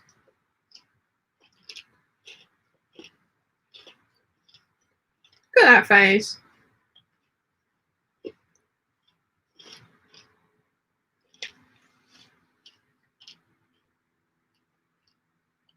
Rachel Lynn says Florida only has summer, so honestly, I don't worry about it. That's one of the reasons that I think I'd like Florida. I like the heat. Helena says, sounds like my dog asking for food. Yeah. Mm-hmm. Mm-hmm.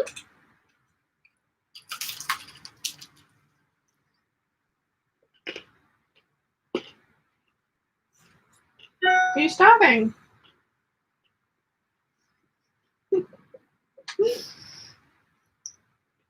I mean, genuinely, this is the most spoiled and well looked after dog ever.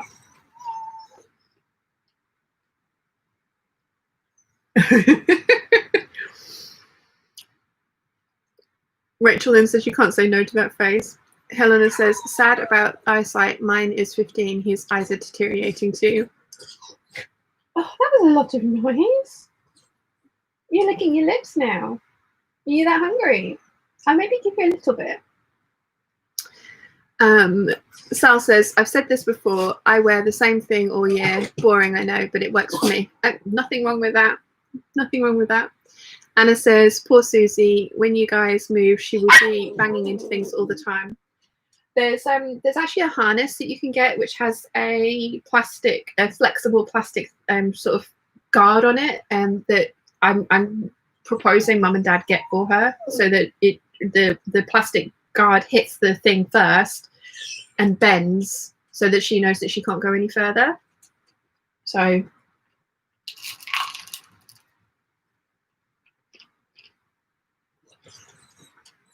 yeah. Doug Mara says, I'm like Susie, I want toast now too. Sorry.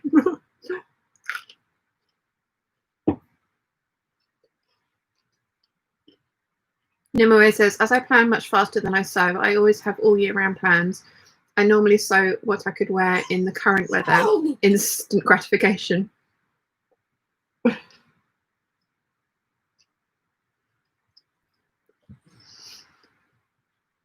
Mum's going to be wondering why the dog's not bugging her for walks. It's because she's bugging me for food. Lynn says, thank you, Alison Smith, for the info on the pattern. Claire says, sense of smell. Oops, not much wrong with her sense of smell. No, definitely not. Alex says, okay, have to go. Sue and Tony are coming, aka my Noz. Have fun, Peeps and Sean. Say hi to Sue for me, Alex, and thank you for joining us. Keep an eye on Sal. We will, Alex.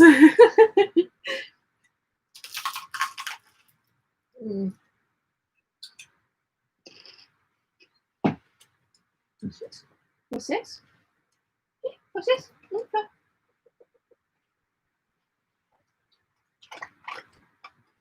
There was a crumb.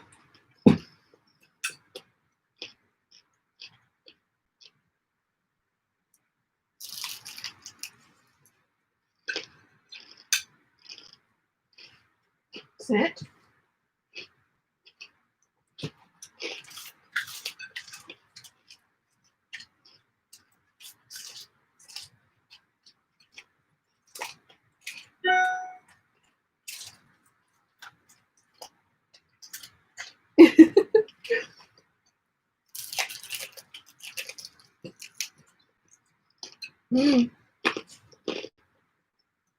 That one's got a lot of butter on it.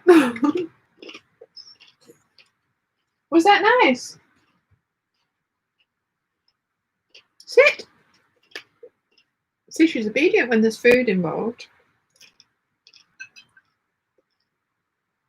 Not so much at other times.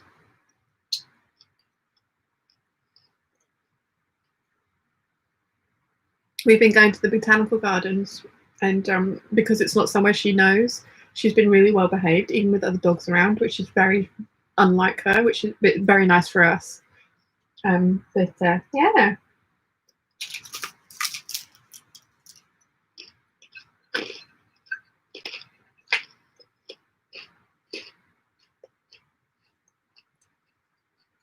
That was a big yawn.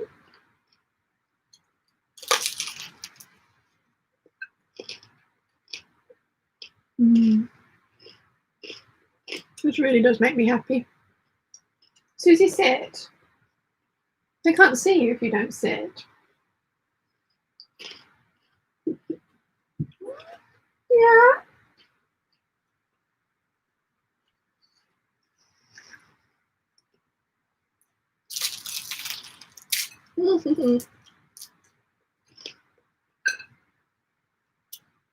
Definitely gonna have to wash my hands after this.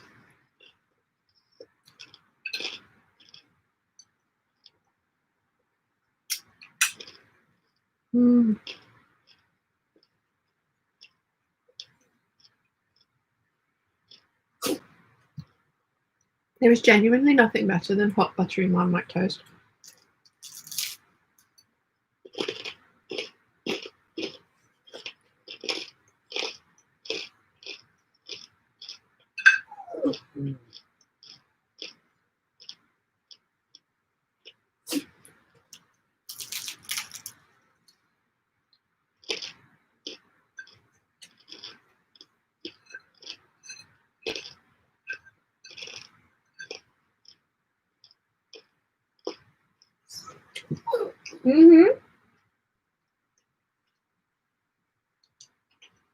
Okay.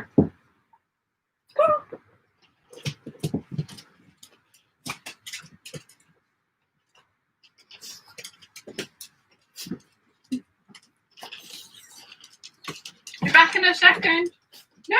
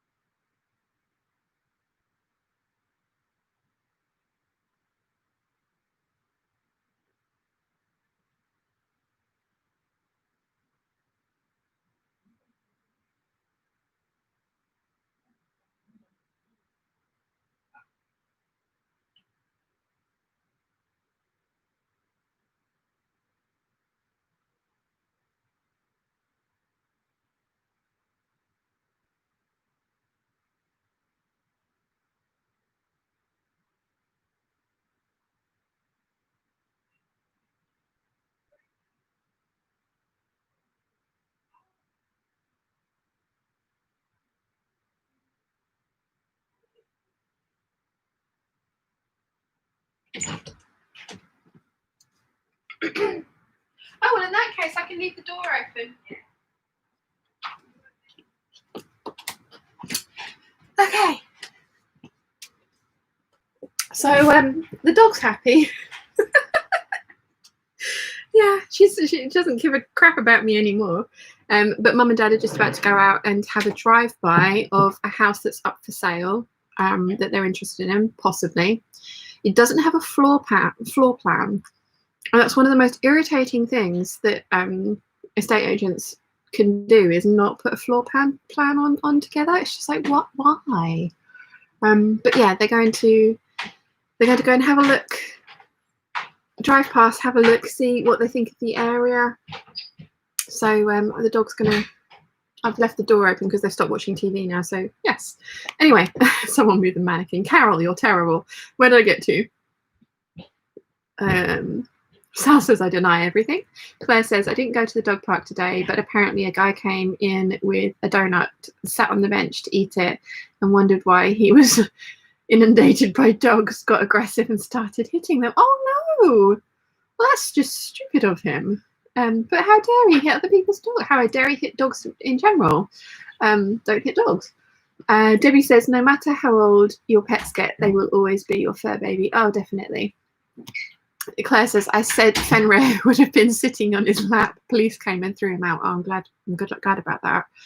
Cecilia says, I'm very happy I've trained my pets not to beg for food, and one reason my children would drive me nuts constantly nagging for treats. That's the worst I've ever seen her, to be fair. Clearly she has a taste for Marmite toast that has been fed by mum feeding her in the mornings.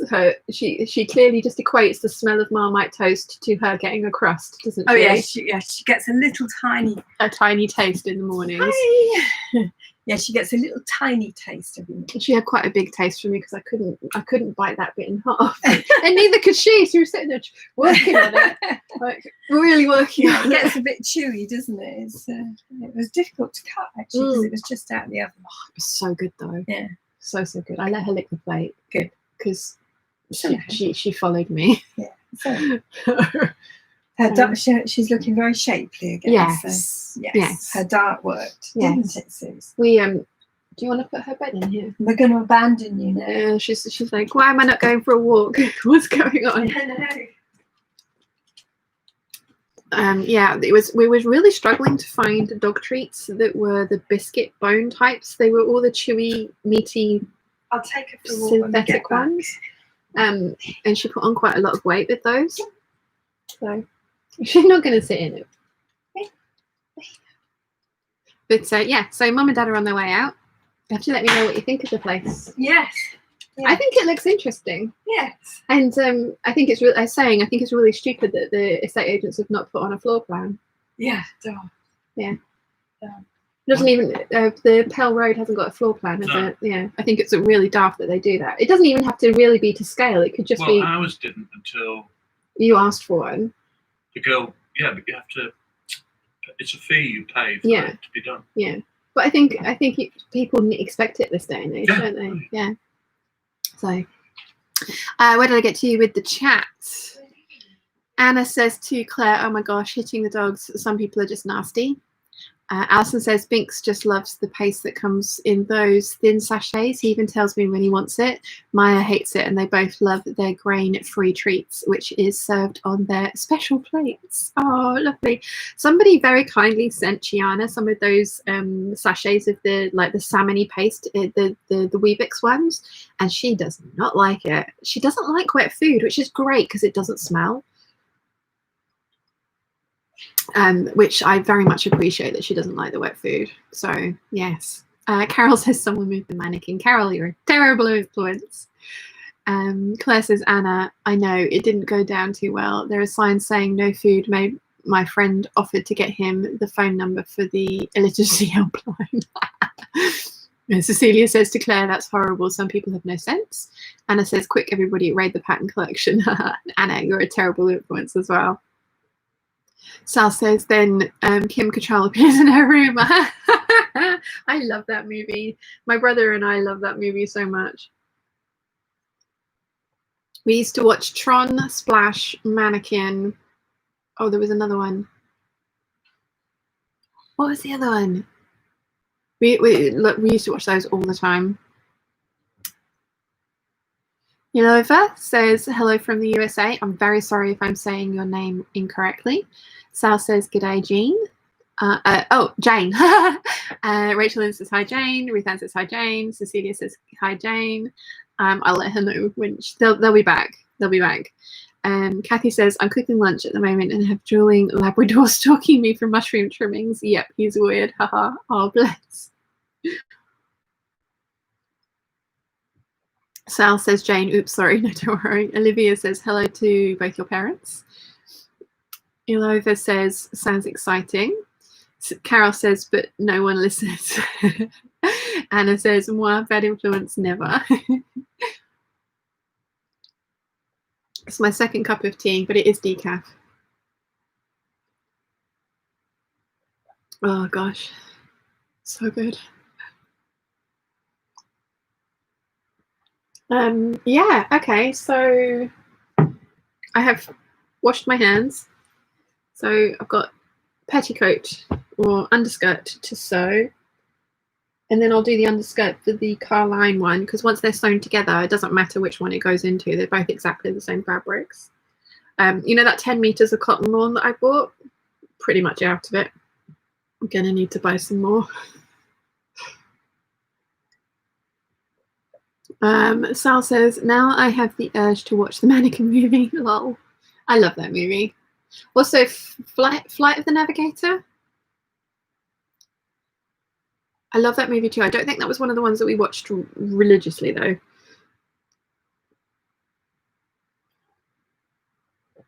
Okay.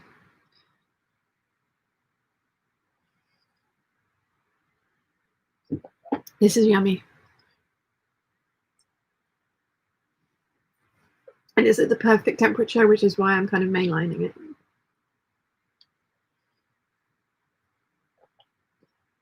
I have got a bottle of water as well, which I need to try and get through today. Okay, I'm just going to go and put this in the kitchen and I'll be right back. Lots of see right backs today. Yeah, I didn't think Susie was going to come and sit with me when they'd left.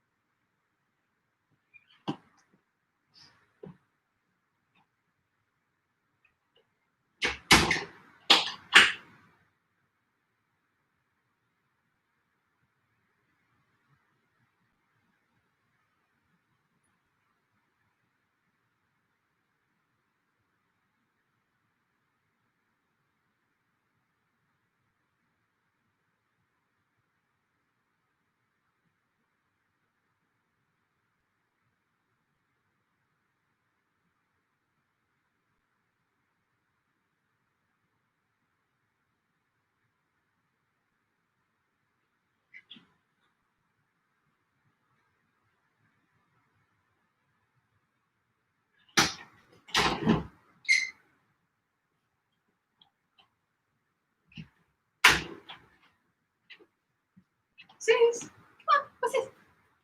What's this? No, she's just going to sit and look at the front door. Her humans have abandoned her forever and ever, and she's sad. Right, okay, so I did mention this at the beginning, but I have put a new needle on my machine last night, so I'm not going to put a brand new one on now because it doesn't quite need it yet.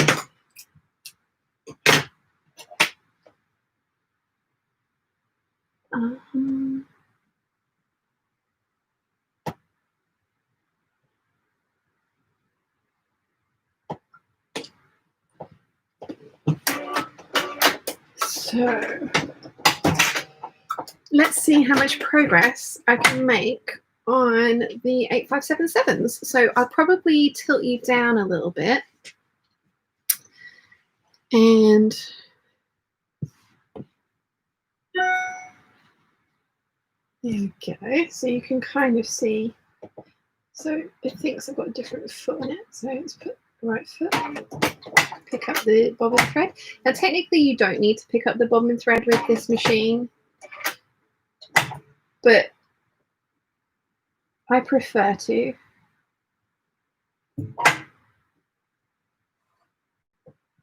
I find, because technically the Beninas say that the bobbin thread being underneath is exactly the right length to start stitching. I find that it makes a bird's nest if I don't have it off to the side and hold on to it when I start stitching. So again, that's just a preference of mine. Not all of Beninas do that though, so it's one of those things that you kind of learn the foibles of your machine and how it works. Where did I get to? Anna says, oh my gosh, was just talking to my son about Flight of the Navigators just yesterday. It's an awesome movie. Obviously, Labyrinth and Princess Bride as well. And Sal said, oh, I've read that one, sorry. Sal says, I can do the ship's voice in Flight of the Navigators. Love that movie as well. I haven't watched that for ages. I'll have to see if I can find it. Claire says to Kathy, my Jack Russell used to sit and cry for the Caspicum.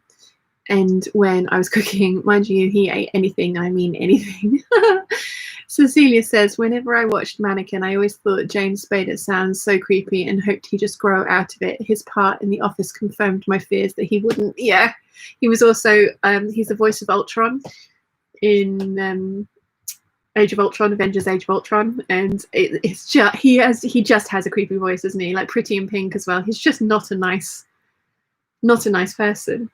He was also in the film of Stargate, wasn't he, as Daniel? But yeah, nope. Sal says to Cecilia, have you seen Stargate movie? James is great in it. Right, okay, let's see if I can work out how this petticoat goes together, because I don't think I've labelled these pieces, which was really stupid of me. I should have labelled them. Okay. Oh, okay. I've put in, there are some notches, and there are, okay, so this is the back piece. Ooh. Is it? Or is this the back piece? I think this is the back piece. Okay, so this is the back piece, and there's a notch there, and this is why you should label your pattern pieces, people. Now, is that a notch or is that a single notch?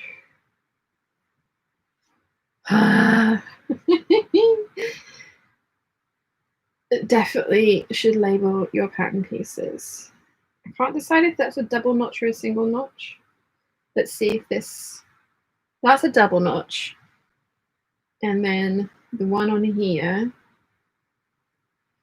is a single notch. Does that match up with? Yeah, okay. So it's, these pieces go to the back pieces. Okay. I mean, obviously, this is a way of doing it. You can match up just the notches and consider, hope that if the pattern has the notches correct, then everything will match up. But it is much easier if you label your pattern pieces.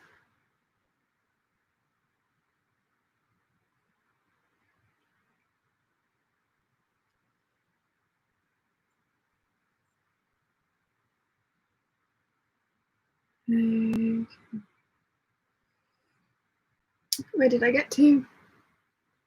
Helena says to Claire, my boyfriend's Jack Russell screams for food at the table. Legit screams. Oh gosh. Sal says he's brilliant in the Blacklist show. I haven't seen that. Cecilia says, Sal, I haven't, but mostly because I've put off jumping into all the Stargate lore. Oh, I love Stargate so much. Rachel Lynn says, the same person that voices Optimus Prime voices Eeyore. After I found that out, all I could hear was, oh no, Pooh, let's go beat up the Decepticons. Yes! That's gonna be all I hear now as well. Debbie says, don't forget to like the stream, folks. Thank you, Debbie. Sal says to Rachel Lynn, he also produced the famous predator clicking sounds. Oh, wow. Cecilia says to Rachel Lynn, oh my God, laugh my ass off. Anna says, brand new mermaids and clack claws do not go together. My legs are just nicked with their claws marks from kneading. Methinks they see my legs as scratching posts maybe, and they still want snuggles. Oh. Yeah, Chi is, she only needs on very certain textures, like the fleecy blankets and quilts and things. She only needs when she's sitting on those, which is great because it means that she doesn't tend to pull on my clothing. But it also means that she kind of sees, that's why I have to put a blanket on my lap for her to want to come and sit on my lap. Like, it's a way of enticing her. Although, as I've been saying for the last week, all she's wanted was my lap, which has been lovely. But yeah, she only needs on certain textures, which is great. So toweling and the kind of like fleecy textures and stuff, which is I'm assuming what she was raised as when she was a kitten. That's what they kept them on.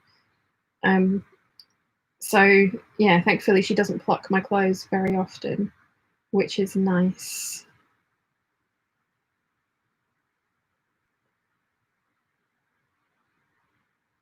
Okay, so I'm going to do the same thing with the skirts of this 8577 as I've done with all the other ones, and I'm actually going to pink the seams because I've traced it so that I can the pattern, and I need to sew it 3/8 of an inch seam allowance rather than 5/8 of an inch because I need that extra little bit of room that gives me. And French seaming a 3/8 of an inch seam allowance would be very, very difficult to do well. So I pink the insides of these seams, which also means that hopefully if I ever lose any weight, that it will be very easy to go back and alter these afterwards. And because it's fully lined, then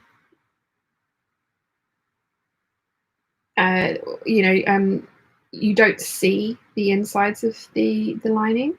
And the 3 that I've made so far, I've not had any problems with those seams being pinked. And as I've said before, Dior used to do it for their couture gowns, and if Dior do it and can do it and get away with it, then so can I.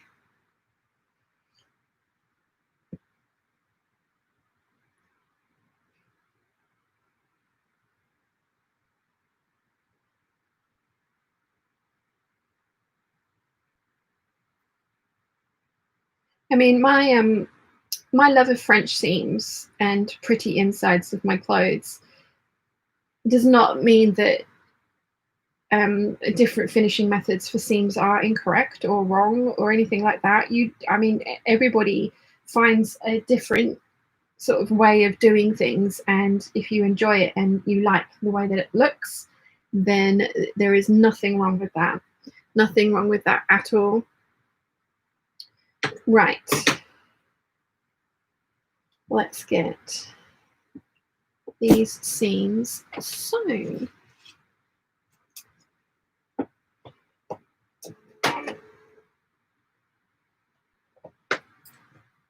Where did I get to with the chat? Where did I get to with the chat? Ilova says very, very chic jacket. Which one was that? Was that the Vogue one?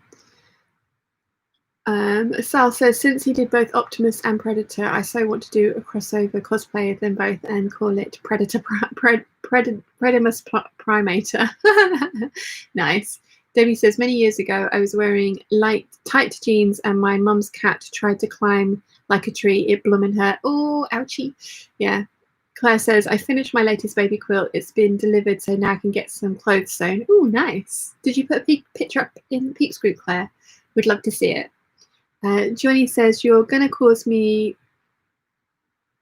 work as my wife, who is an avid follower, wants a sewing room like yours. Can you tell Sarah I don't have enough money? Haha. It's all IKEA. It is all IKEA. Sorry, Johnny. Rachel says to Sal, just don't forget Eeyore's tail. Oh, yeah, definitely. And Anna says to Debbie, yep, a couple of my cats did that when they were kittens. Yeah, I've been climbed by Chiana a couple of times, which is not fun. Definitely not fun. Okay. Let's see how much of this we can get done today. I always think like, oh yeah, I can totally get this thing done in like, you know, a couple of hours, and like 5 hours later and I'm still nowhere near finished. I'm never sure where the time goes.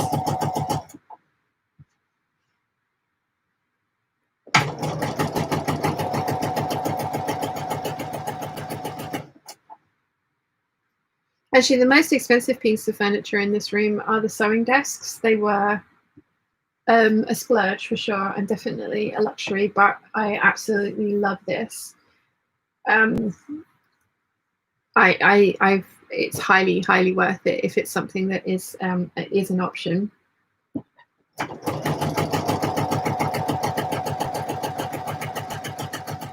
Oh, I wonder why it's going so slow. Turn the speed down for the buttonholes.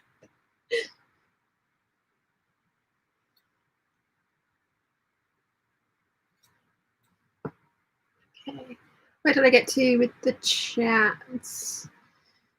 Learning Stitches says, sorry, Sean, that was my husband. That's all right, Sarah. As I say, it's all budget IKEA furniture. Claire says, just posted a couple of photos. Thank you, Claire. I shall look later. Kathy says, off to have lunch. Bye-bye. Thank you for joining us, Kathy. Enjoy your lunch. And Rachel then says, wahaha, we steal your time.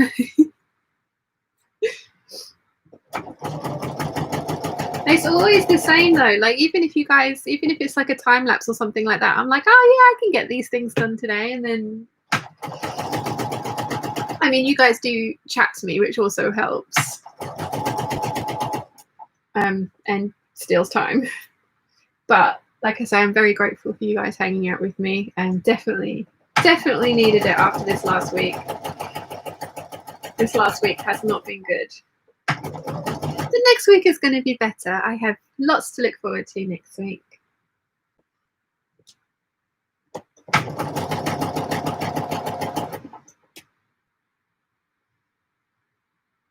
Lots to look forward to.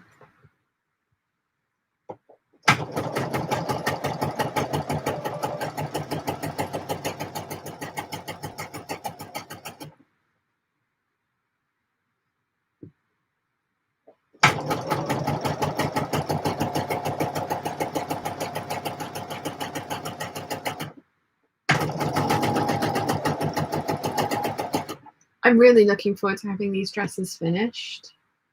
I think I'm going to use some fancy buttons on them as well. I've got some beautiful buttons from Wim Wam for the Liberty fabric one, although I'm not 100% sure how they're going to look. I'm going to hold them up and we'll see how they look. I'll definitely get your guys' opinion. But let's just make sure it's always, I always worry when I'm sewing with fabrics like this that don't have an obvious right and wrong side, that I'll sew it together the wrong way around. And I've done that before, so ask me how I know.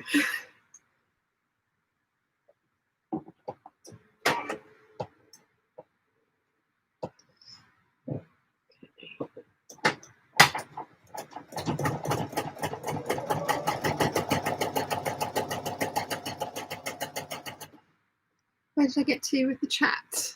Johnny says, if she gets a sewing room, then I have a Star Wars Lego room. Time to say bye to the kids. I think that's a perfectly reasonable trade-off.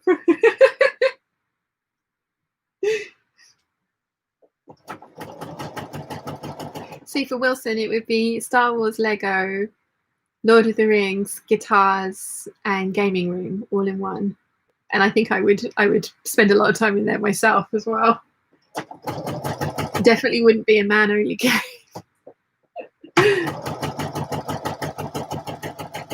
I really, really, really, really want a Lego Millennium Falcon to build, but where am I going to put such a thing once I've finished it? Where would it go? I'm genuinely asking for suggestions. Debbie says, time contracts when sewing and expands when ironing. Yes, it does. Nimue says to Claire, the quilt is beautiful. Oh, I'm looking forward to seeing it. Sarah's laughing. Johnny says, oh my gosh, time for a wife swap.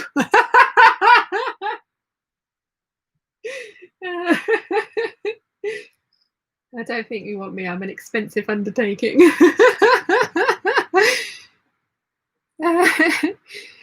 Sarah says, oh, don't. He wants a Millennium Falcon. Sorry, Sarah. Oh, dear.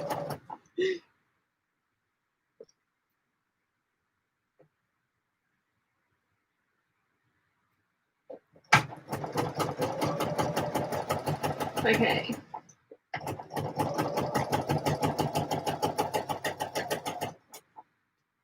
Getting there. So I need to put in some basting stitches to the back panel because that gets gathered down into the back midriff.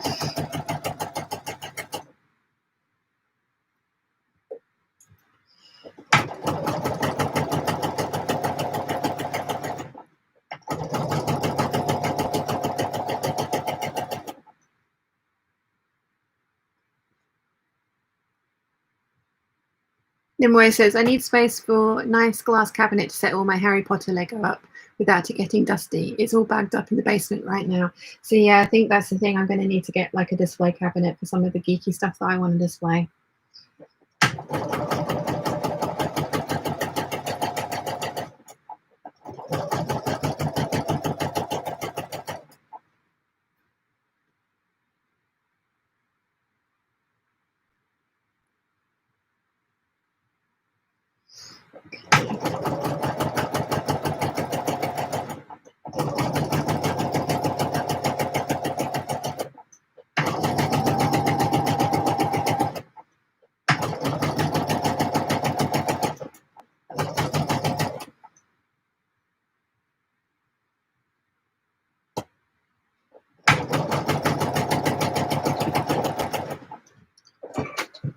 Okay, now I just need to work out where the side panels fit in. I think I put a pin in the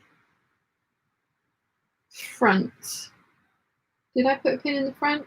There's a double notch there. So pattern to the rescue. Let's have a look. Right.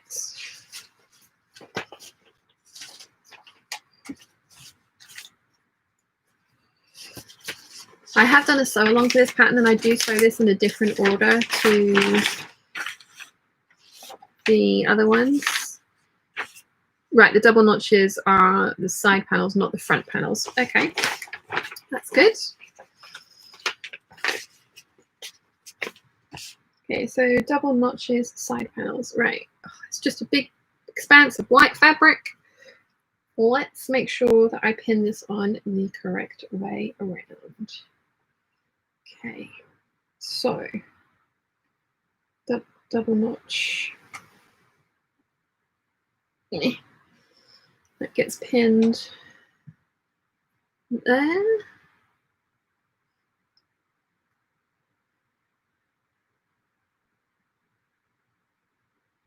And then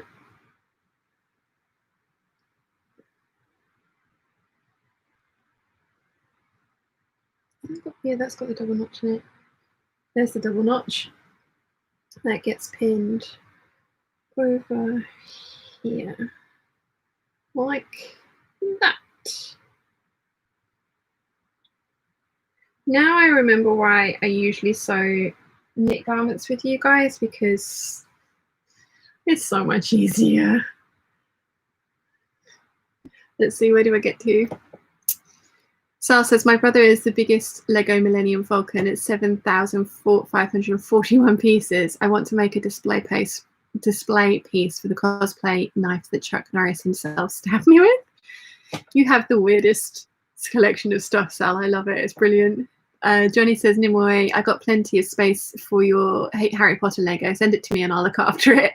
And he also says to Sal, that wasn't very nice of him. He was trying to inject you with his superpowers. Sal says, Johnny, I asked for it and I wish. Cecilia says to Johnny, I need both a sewing space and a Lego room in my life. I wonder if I can convince my hubby and an add-on is needed. Yep. Lottie's here. Hello, Laura. Lottie, she says, hello, sorry I'm late. Yo, no worries at all, Lottie, welcome. Johnny says, so today on Kittenish Behaviour, we're changing the content from sewing to getting Johnny a Lego room. Sarah, you can have room for any of your goods. And Rachel Lynn says to Claire, that's a gorgeous quilt. I want to see it. I want to see it. Right, let's see if I can actually have a look.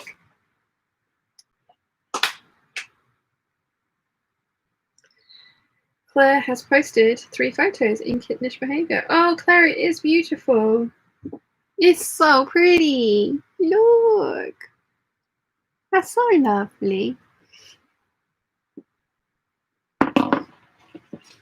Okay, where did I get to? Nimue says to Johnny, that's very generous, but I'd rather guard my brick hoard like the poor tournament dragons do their clutches. And Debbie says, I'm so relieved I've never got into Funko Pops. I have no space. I have 2 Funko Pops and I had to stop there because I have no space. Cecilia says, well, Johnny, you will have enough Lego so you could build your own room. Sarah says, we live in a 3-bedroom house and have 3 kids, so I might have to move Johnny into the attic. If he's got his Lego up there, he might be happy, Sarah. Sal says, I build cosplay pieces out of Lego. Oh, cool. Johnny says, Cecilia, you have given a brilliant idea. And Claire says, thank you. Yeah. If I win the lottery, I'm totally going to have a Lego room now. I mean, who wouldn't? I mean, like, okay, we've said this before. If anyone wins the lottery and they buy a house and it doesn't have a secret passage into like the games room or cinema room, they're doing it wrong. They need to give me their money. I'd move much better with it.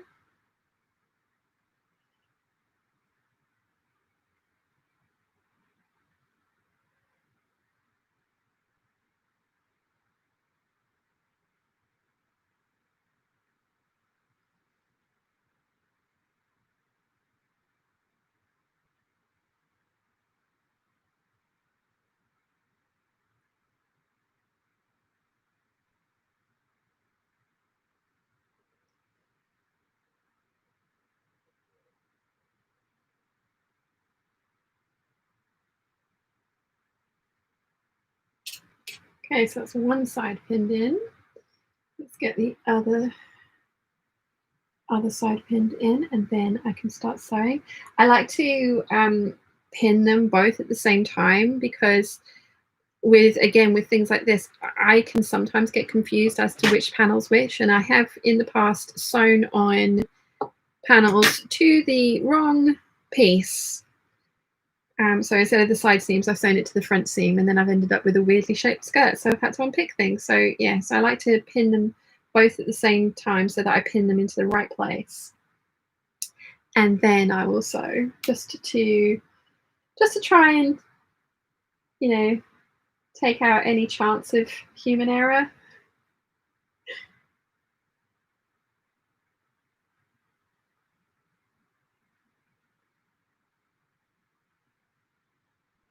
This is a particularly large skirt. I mean, lots and lots of people in the recent vlogs, I have been trying lots of different patterns this month, and lots of people have been saying that they really like the new silhouettes on me and they prefer it to these big full skirts, which is totally fine.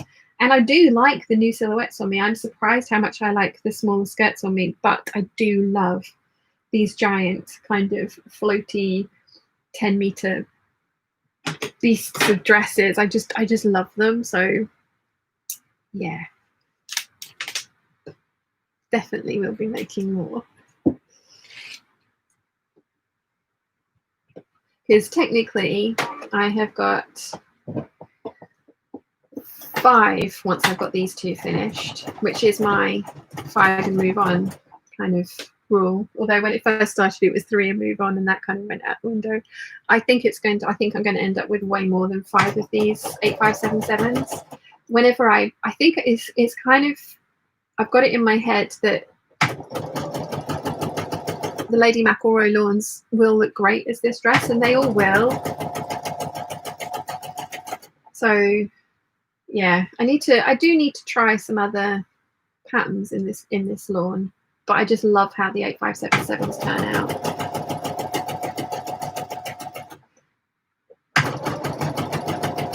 So my bobbin's telling me, machine's telling me my bobbin's at 20%. So see how long that lasts for. Where did I get to? Johnny says, you win the lottery, I'm then moving in. You can buy me a new mummy. Anna says, buy a chateau with all of the secret doors and hidden passageways to all wondrous Lego rooms and a sewing room, of course. The dream begins. Oh, yeah. If I won the lottery, I already know which house I would buy on the island. It's gorgeous. I love it. And it has a turret and crenellations at the top of the turret. It's brilliant. Cecilia says, I play Minecraft 100% because it's like a virtual Lego world. I've never got into Minecraft, and because I think I would get addicted to it. So, yeah. Debbie says, my 9-year-old is watching the Muppets movie and has heard the rainbow connection for the first time, having a proper mummy moment. Oh! Johnny says, just had a thought. If you took the sewing machine off the table, it would be perfect size to build as a Lego table. And actually, this is removable. This thing here, so you can have the machine goes into the table on a hydraulic lift, and then I have a full perspex inset that goes over the top. And if you turn the machine on, it's like a light box as well. So this table's multi-purpose.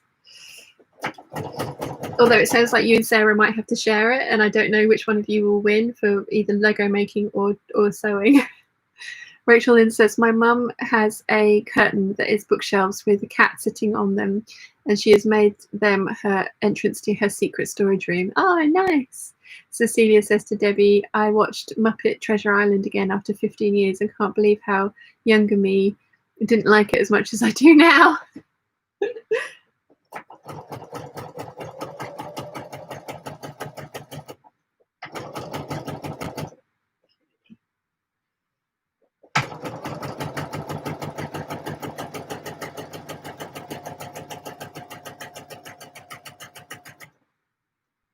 Giant, massive cotton lawn.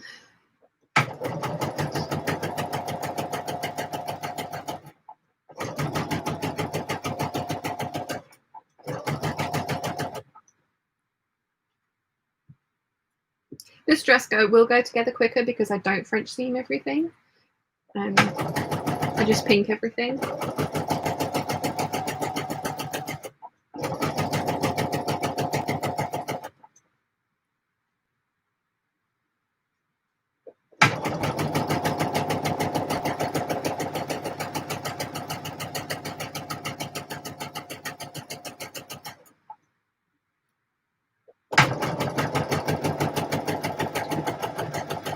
I at least know I want to make the elephant habitat that I've got on the chocolatey brown base into an 8577. That's definitely going to be an 8577. And one of the next ones I need to get done actually as well. Right.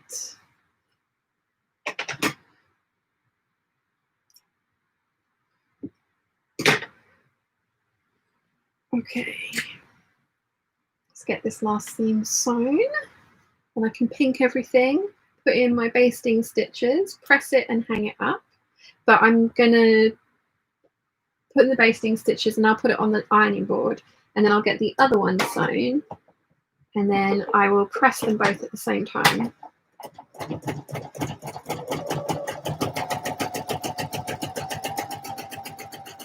I've had to order some more white bias binding as well because I don't think I was going to have enough for this, because I need white bias binding for both of them. And yeah, definitely don't think I was going to have enough.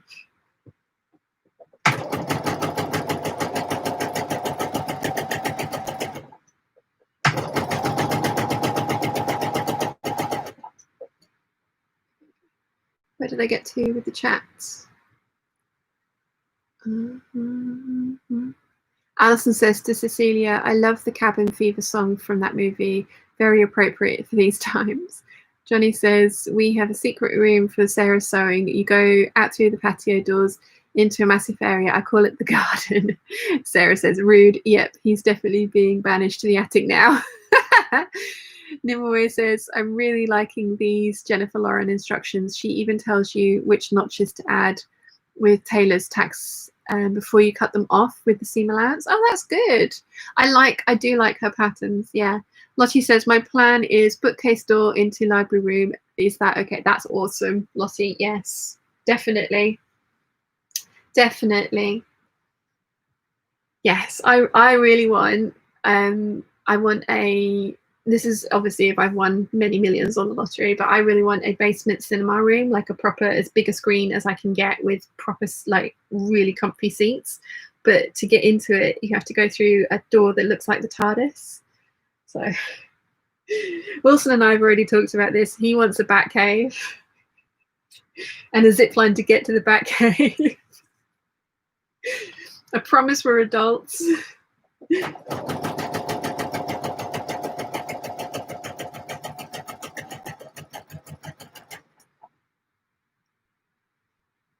Rachel then says, I bought a linen viscose blend for my birthday. My daughter keeps trying to claim it. I'm going to try and get her a shirt out of it, but I'm getting my dress first. Too right, Rachel Lynn.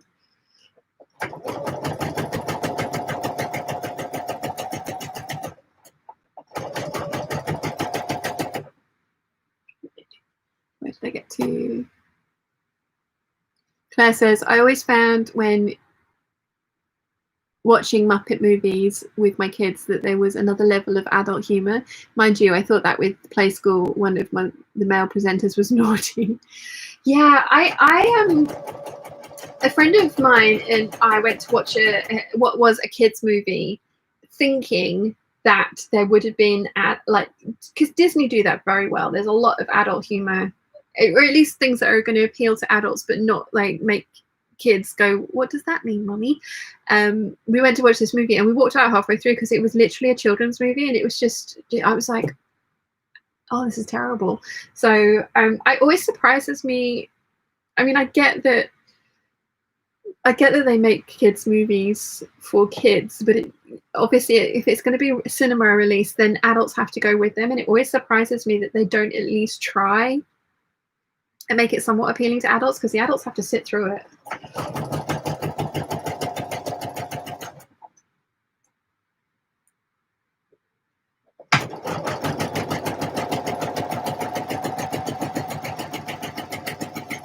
And Pixar do that very well as well. I know they're part of Disney now, but they weren't to start with, were they? They were their own company. Cecilia says to Lottie, I do believe you've given me the best alternative for a door to my studio room.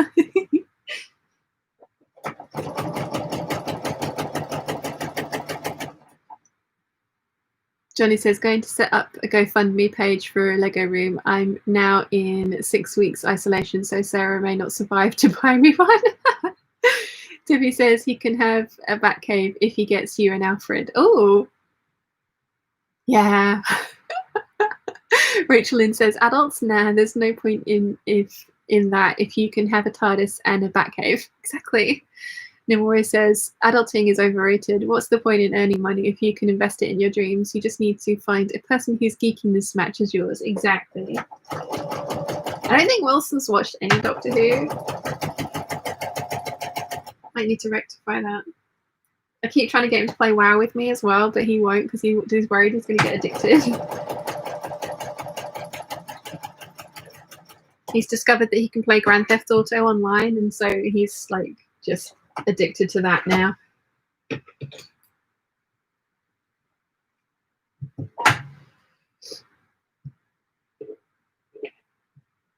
He gets very annoyed when randoms aren't very good at the missions. He's just like, I just want them to sit to the side and not do anything and let me just do it, and then it's fine. It's like, okay, chill. Right. Let's put in my basting stitches.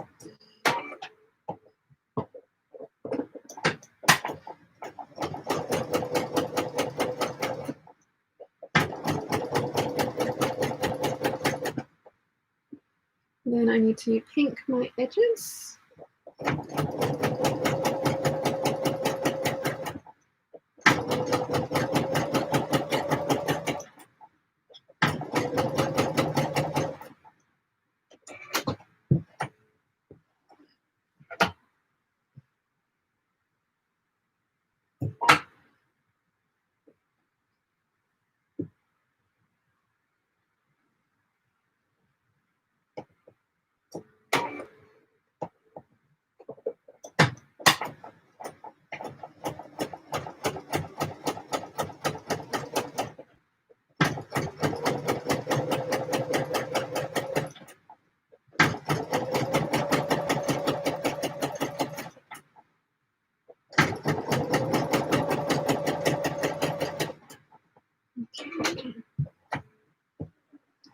not basting stitches, gathering stitches, but they are in.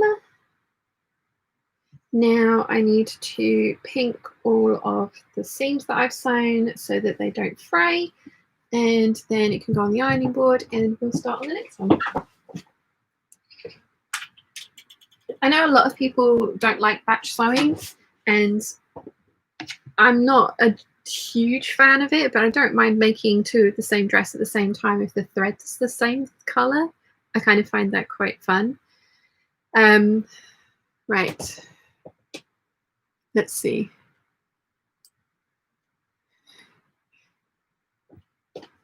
Where do we... Sarah says, I think it may be Johnny that doesn't survive. Rachel Lynn says, the worst kids movie was Angry Birds. We literally judge movies on the Angry Bird scale. Mine was Captain Underpants. It's my brother's nickname, so we kind of had to go and see it. It was just terrible. Claire says, I had my kids trained. They used to shout, Mummy, Simon's on Play School. He was worth looking at. Johnny says, my plan today is to distract Sean so much that she loses track of her dress and ends up with a mankini. It's not going to happen. Debbie says, if you have a TARDIS, there will always be time to sew. Yes. Una's here. Hello, peeps. Hi, Una. How are you? Lottie says to Cecilia, there are lots of plans on Pinterest of how to do it. Lynn says, do you still have your question group page, Sean, on YouTube? There's a community page. Yes, there is.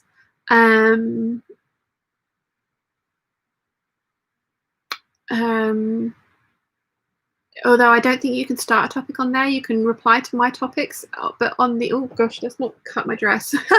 On the Peeps group, it's an easier place to ask questions or start a discussion. Lynn. Rachel Lynn says, my husband and daughter play WoW and play it two completely different ways. He's all for the quests and leveling up, and she likes to explore and take selfies. It's fun to watch them. Oh, cute. I was a quest and leveling up kind of girl. Although I did, when I finally found, I suppose it was more in Final Fantasy XI, shows you how long ago that was, but when I found a group of people that I liked hanging out with, it was going exploring pretty places and taking pictures. Cecilia says hi to Una. Claire says, I've never mastered this adulting lark. Yeah, me either. Lottie says, I found someone whose geekiness matches mine. Unfortunately, we both have hobbies that involve a lot of stuff. Yeah, Sal says someone built a building out of the shape of the Enterprise from Star Trek. It cost $1 billion to make. Oh wow, that's a lot of money. Cecilia says, Sal, if you've just got $1 billion lying around, what better way to spend it? Actually, somebody there's been a lot about going around about that at the moment, hasn't there? And somebody was saying that once you get to 999 million, then the rest of any money that you get over that should go towards funding healthcare and education. And I mean, they're not wrong. Like at a certain point, you have everything money could buy. You have everything that you could ever physically want. Like, what's the point in having all of that money just sitting there doing nothing when there are so many things that could be done with it and it could do good for? Yeah, the wealth is very disproportionately. I've just finished watching Snowpiercer on Netflix. I really enjoyed it, and that's another good kind of like, money. All this money, what does it get you? But if you can have a house in the Starship Enterprise or a building in the Starship Enterprise shape, I mean, that's what it can get you. So priorities.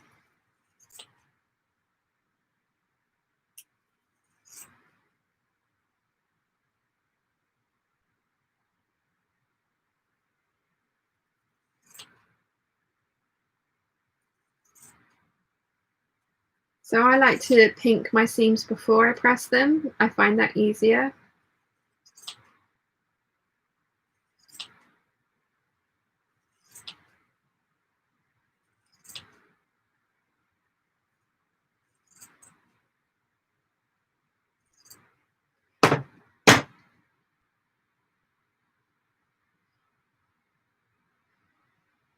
Okay, now I need to make sure that I don't cut my gathering threads that I have just put in, because that would be bad.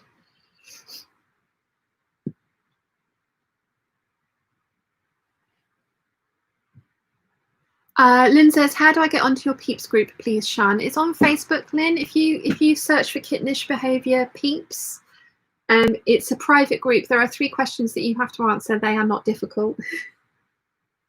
And then one of the admins will approve you, Lynn. Let's see.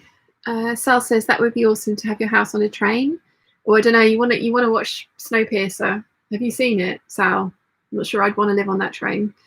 Claire says, my dad used to tell me that money doesn't bring you happiness, but you can't be miserable, but you can be miserable in comfort. This is very true. But there does come a point, like, how much does one person actually need, like, wealth-wise? Johnny says, why is it called a mannequin when they're generally the shape of a woman? Shouldn't it be a womankin? I've generally got no idea why they're called mannequins. Yeah, no, money can't buy you happiness, and it's just demonstrably not bought very wealthy people happiness. But like your dad said, being miserable in comfort is there is something to be said for that.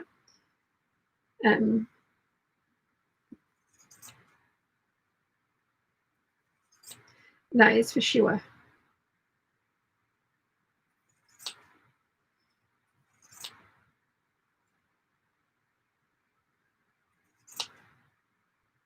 I'm quite pleased with all the sewing I got done in July. I didn't think I was going to get as many things finished as I did. I mean, technically I finished 2 of them yesterday, so technically they're finished in August, but I'm still counting them as July.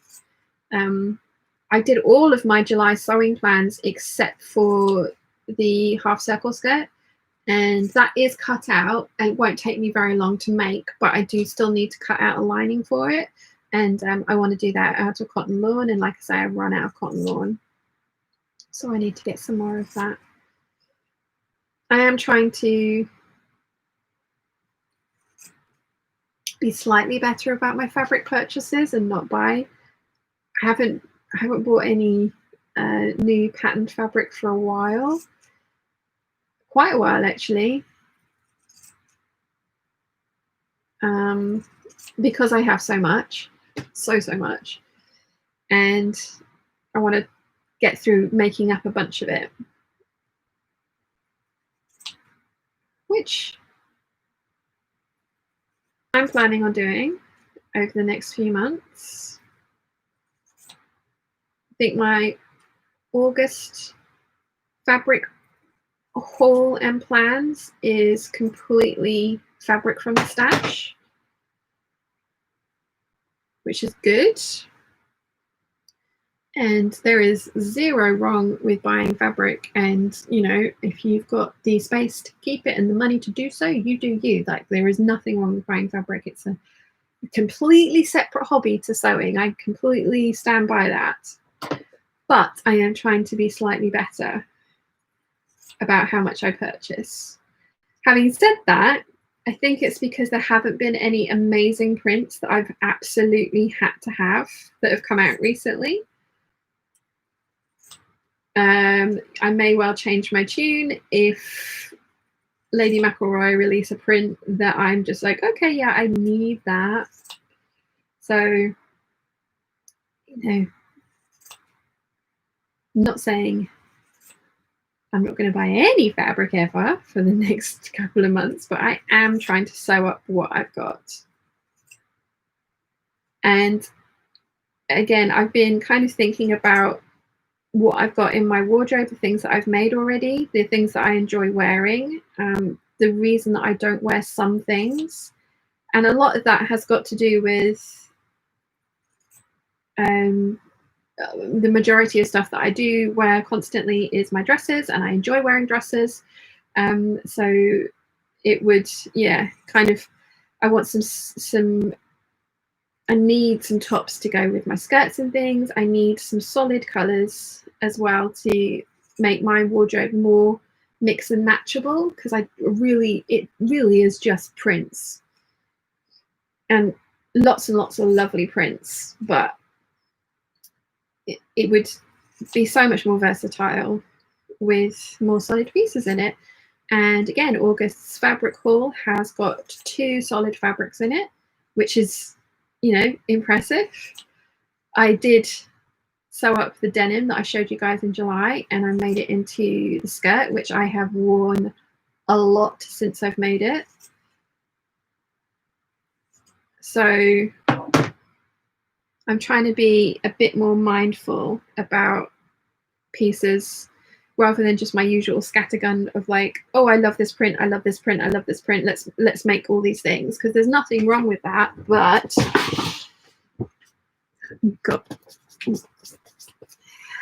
yeah, most of that did not go in the bin.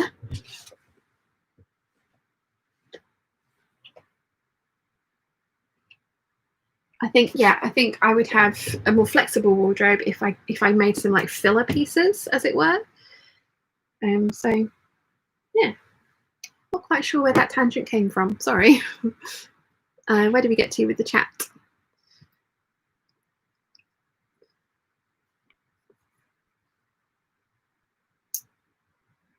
Let's see. Where did I get to? Sal says, I've seen the first few episodes. Yeah, not that train. Yeah, not that train. Johnny says, money can buy you a falcon. Have you seen someone unhappy with a falcon? This is very true. Our neighbour down the road used to keep a harrier hawk, which was a beautiful animal. Oh, bird. Sarah says, I just need enough money to build a house with a sewing room and Lego room. Yes, Sarah. And then Sarah Behrman says, my ex-partner left me the birthday after I bought him one. Oh, no, that's not good. Lynn says, I like liking your fabric that you're currently working on, Sean. It looks nice and cool for the summer. Yeah, it's a cotton lawn, Egyptian cotton lawn. It's very nice to wear in the summer. Claire says, well, he was born in World War I. His dad got killed, 4 kids, so they were poor. I guess that gave him his perspective. Una says, I can recommend a great book on money, The Soul of Money by Lynn Twist. She raised billions for worthy causes, so has spent a lot of time with mega resource rich and mega resource poor. Jennifer's here. Hello, gorgeous people. Hi, Jennifer. How are you, my love? Una says, I'm cleaning the bathroom right now. For once, cleaning before seaming.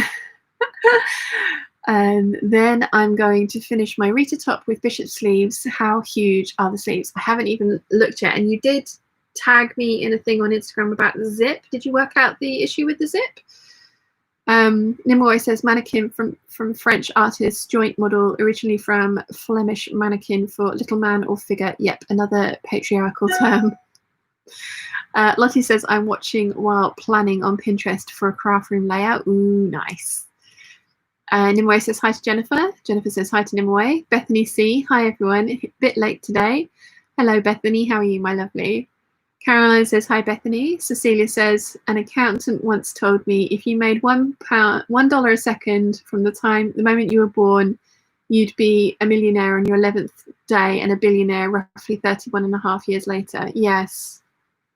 I think that was the comparison that people were making, the same thing, like the period of time, the difference between a million and a billion. It's been really interesting, actually, kind of like seeing what's being said about it. And because I think the guy that owns Amazon is on his way to becoming the first trillionaire, and genuinely, who needs that much money? Like the amount that just there's not enough stuff for him to, even on his own store, to buy that would cost him that much money. So yeah. Anyway, I haven't checked my lottery ticket. I might be a multimillionaire. That would be nice. Sarah and Johnny, I'm going to buy you a sewing room and a Lego room if I have won the lottery. A millions on the lottery, because the last time I won the lottery I got £2.50. And I don't think that's going to cover a sewing room and a Lego room, is it?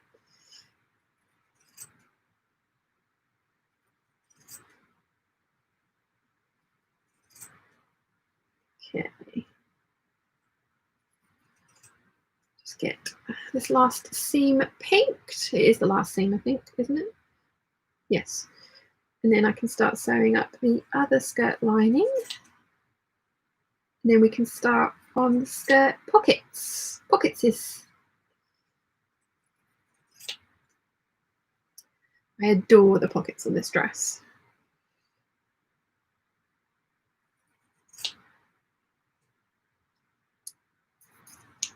Getting there, getting there.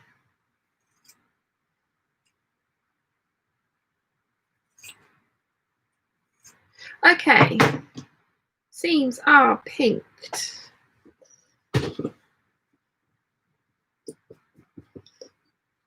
Where do we get to?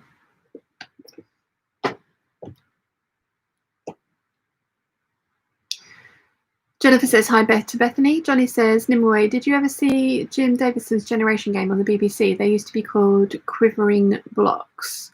So Una says, Rita top, I tacked the seam where the zip would go if the lowest part of the top could fit over my head. So proceeding without a zip. Worst case, might have to get the seam ripper out. Well, hopefully it works, Una. Let us know. Cecilia says, not to mention how many people you have to step on to reach that. That's the other side of it that people are talking about. Yes. Johnny says, yay, thank you. No worries. I mean, it's as if I've won the lottery. But, the likelihood of that is slim. Una says, hi, Cecilia. Jennifer says, at least Jeff acknowledges that he doesn't need as much money as he has and does give it away to charity.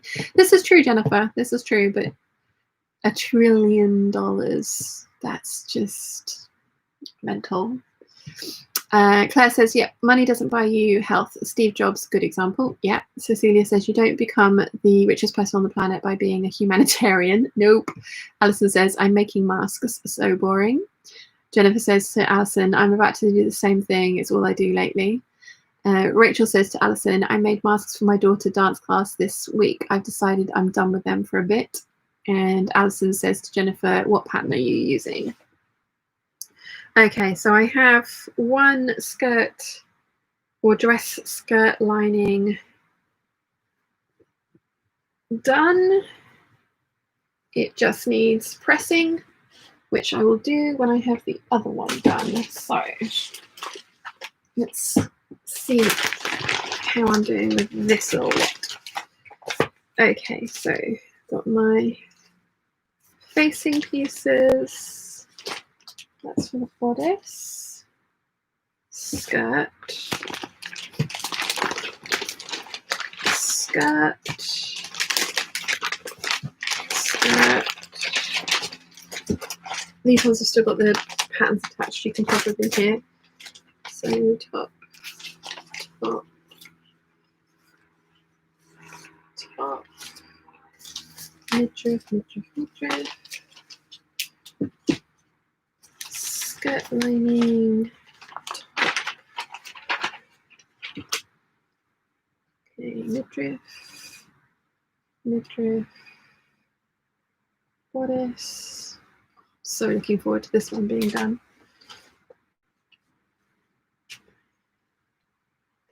That's a skirt. That's a skirt.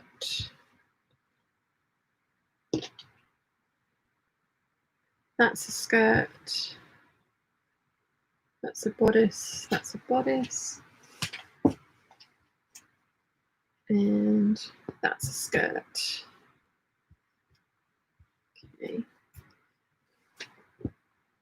So let's put these to the side for now.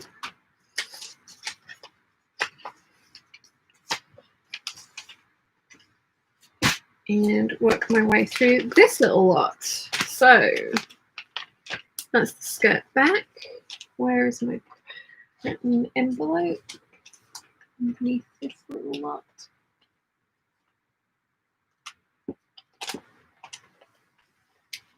Okay, pattern envelope. So I need to put pattern pieces back into the envelope. I do talk to myself like this when you guys aren't here as well. I find it helpful. Okay, so now I want the side skirt front lining, not that piece. I want this piece. And I have put in my notches. Yes.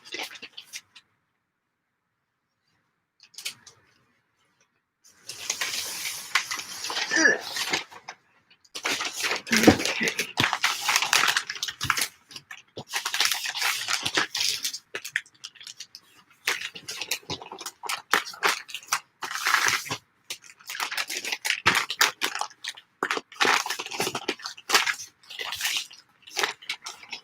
Let's fold that piece up. That can go back in the envelope.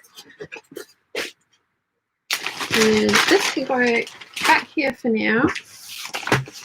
And let's get these sewn together. Okay, so single notch is going onto this piece. Where did we get to with the chat?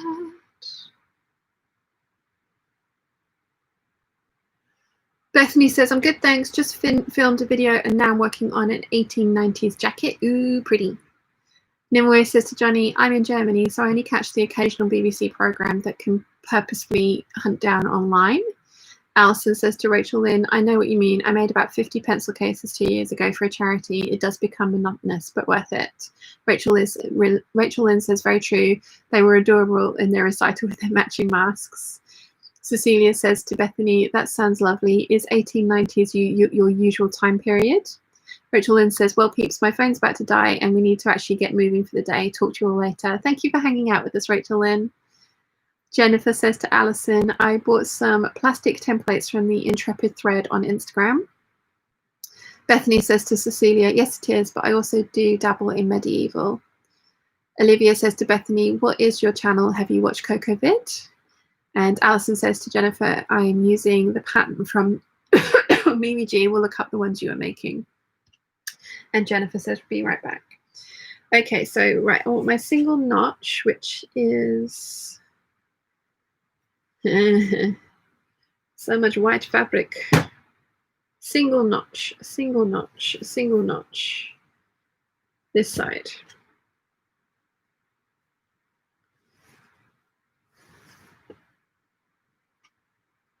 Single notch. There we go. So let's pin this in place. And then pin the other side in place. Okay. Let's just make sure I'm doing that correctly. Yep, that's good. Then I can get these both sewn in. Let's put that over to the side for now. Let's see. Bethany says, my channel is Lady Lilith Designs. Yes, I've been watching Coco Vid. If anyone is collecting badges, there is one on one of my videos. Oh, cool. I haven't been collecting badges, but I have been watching a lot of the lectures that have been going on. They've been really interesting. Judy says, having done the cleaning, downloaded motifs on the memory stick, so I'm settling the machine to embroider football logos for a fun mask while I cut out some shorts. Nice. And Bethany says, I was trying to watch all the videos, but one after another, but I had to stop as it was all a tad intense. Yes, I watched the technical side of YouTube video, the lecture last night, and I'm looking forward to today's one. I'm going to have to obviously watch it after the fact. But yeah, I'm looking forward to that. I thought it was interesting what they were saying.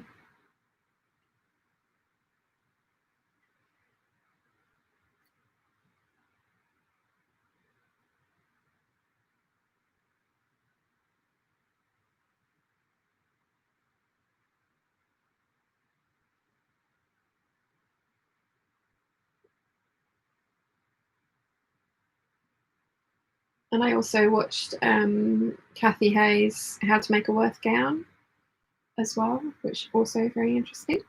So Yes.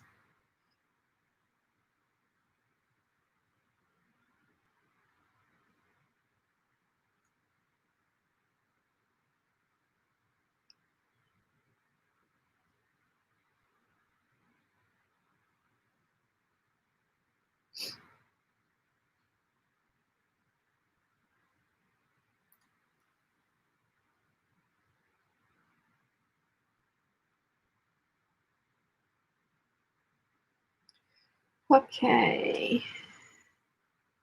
One side in. Let's get the other side pinned in. Then I can sew these. Then we can sew in the next bit.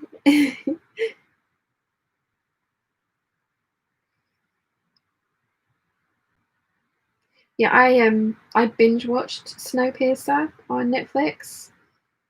And I actually, while I wasn't feeling very well, I actually stayed up to like 4 o'clock in the morning and finishing the series. I really enjoyed it. I thought it was really good.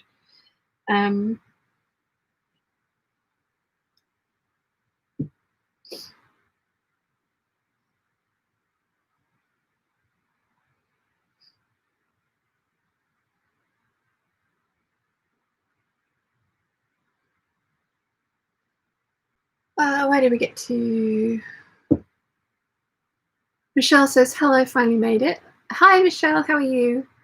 Una says, what videos are these? It's Costuming College, but online instead, because this is the weekend that Costume College would be happening in America if obviously everything was not as it is, but it is. So they've decided to do all the lectures and things online. So it's CocoVid,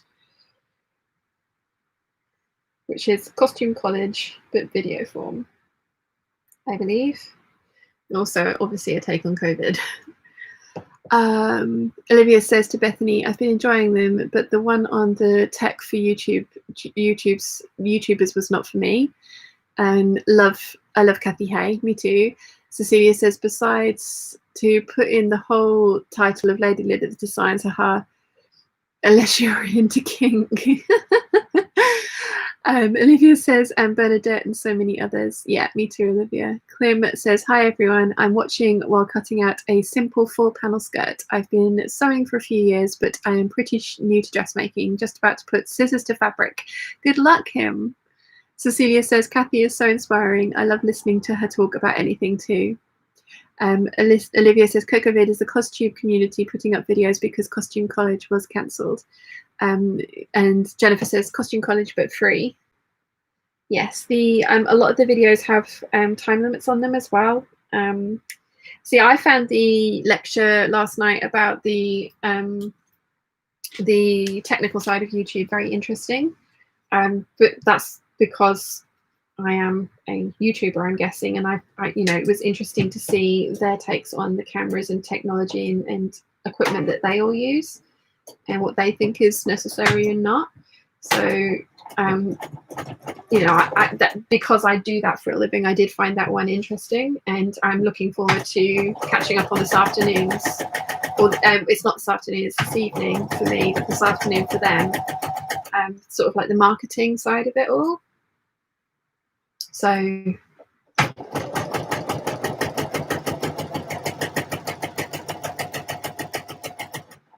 there's something for everyone, definitely. Are you guys having a look at the red carpet, the virtual red carpet that they're doing as well? Jennifer says, FYI, I'm an acquaintance with Bernadette and she's lovely, quite lovely in real life. She seems it, definitely.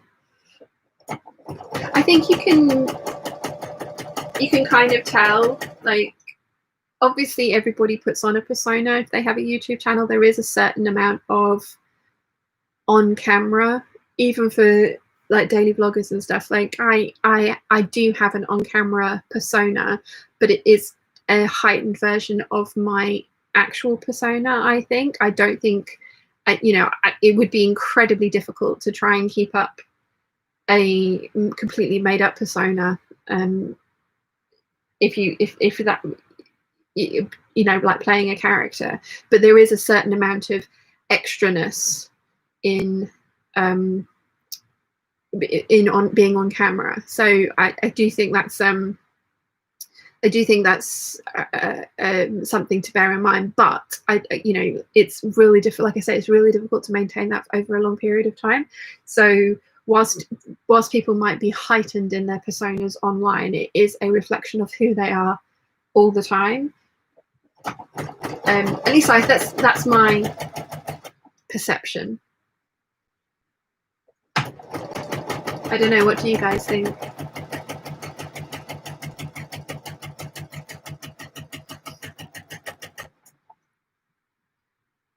Olivia says the one on disabilities and sewing was great. I have several and they gave some great tips. So that's really cool.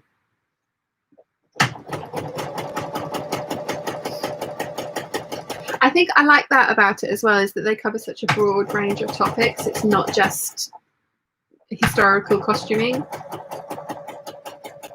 There's like a really wide range of topics that they cover. I find that really interesting.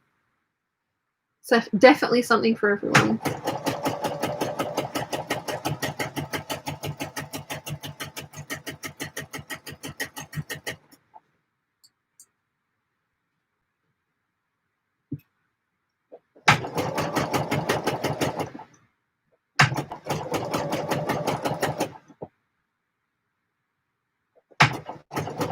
Jennifer says, oh, I need to watch that one. Chris says, what is this channel you were talking about? It's not on one particular channel, but if you search for Coco Vid, so COCO Vid, then there's a whole bunch of different costubers holding different panels and lectures about different topics. If you follow Costuber on Instagram as well, there's a whole lot of information on there.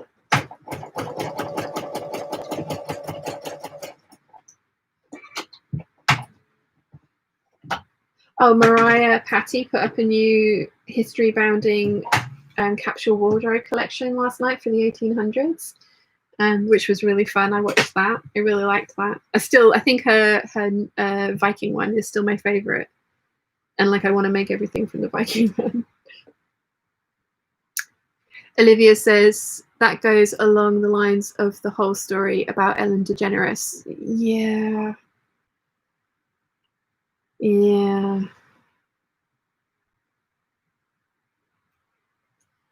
Yeah. I mean, she. You know what? I'm not even going to comment on that, but I do see what you're saying, Olivia. Definitely. Bethany says, or search Costube Guide on Instagram. Thank you, Bethany. Julian's here. Good morning. Good morning, Julian. How are you?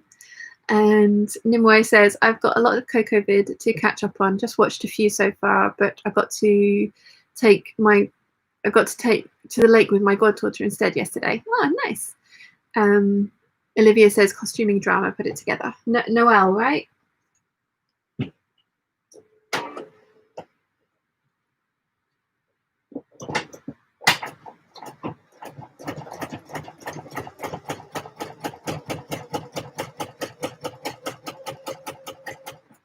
Okay, my bobbin says it's at 14% now.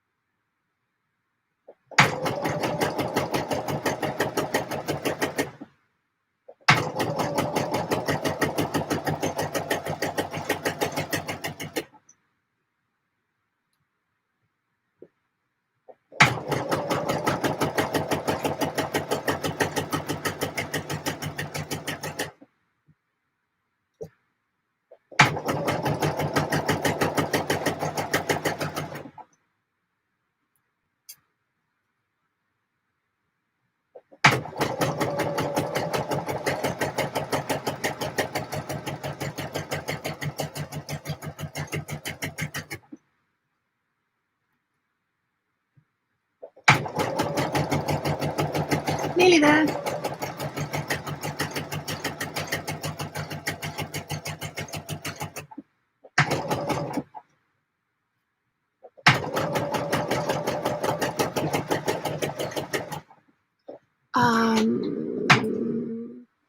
Olivia says yes, it's Noella.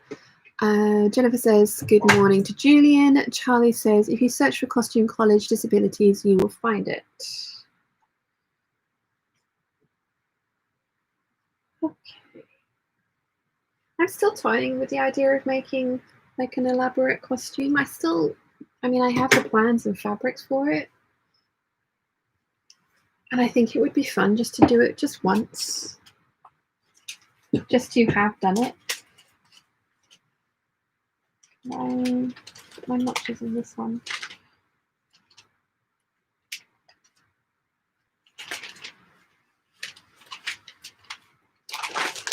No, I have not. Oh, yes, I have. I have put my notches in. That's good. That is good. Okay, so another giant pattern piece. It's gotten a little bit smooshed.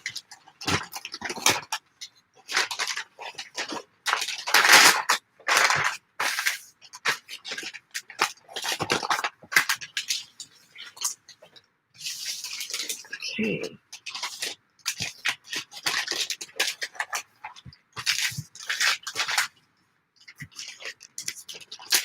I'm really, really excited about having these dresses made up. I know I've said that before, but I am.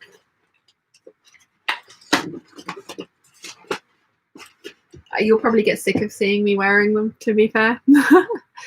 Jennifer says, my first garment ever was an elaborate Ren Fair dress. Go big or go home. Nice. Lottie says, can we have a kittenish behaviour meetup at Comic-Con? I would love to make a costume too. Ooh, that would be so much fun, Lottie. Yes. And then we'd actually have a reason. Oh. Hope Comic-Con goes ahead next year. I haven't been for ages. I'd like to go again. I really enjoyed Comic-Con. I know there's loads of conventions, but that's the one that I've been to and enjoyed. Okay. Let's get this side pinned on. And then get the other side pinned on.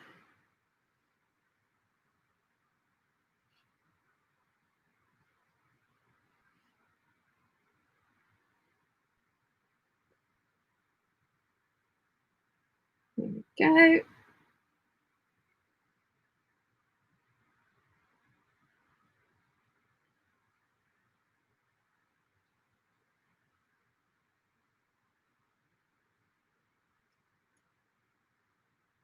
Where did we get to? Lottie says, but I've never been, as I'm too anxious to go alone.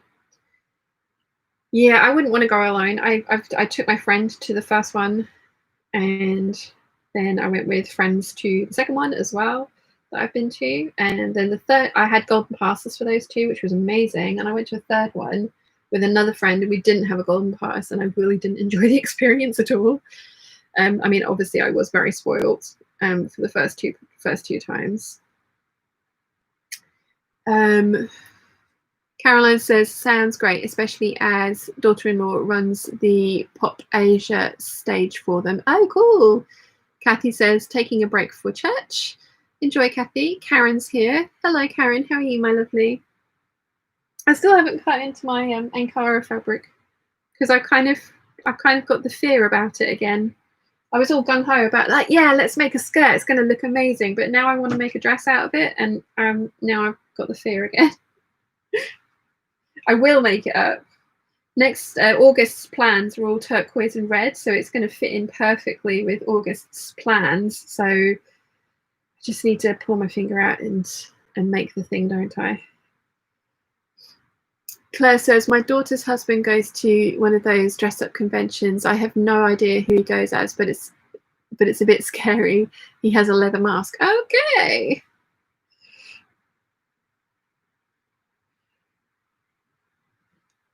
Okay, so definitely, yep, pinned it all on the right way around.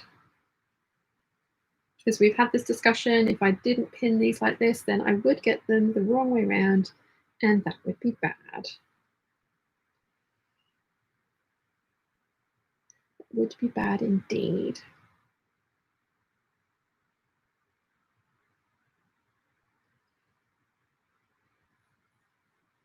Yes, I've told you guys before, I really want to do a gender bent 10th Doctor, but I need to find the right pinstripe fabric to make his suit. It's brown, light brown, with a light blue pinstripe running through it.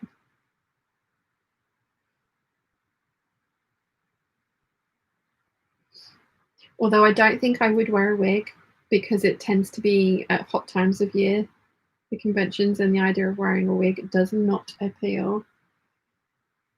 I'd have to see if I can put in like temporary dark brown hair dye.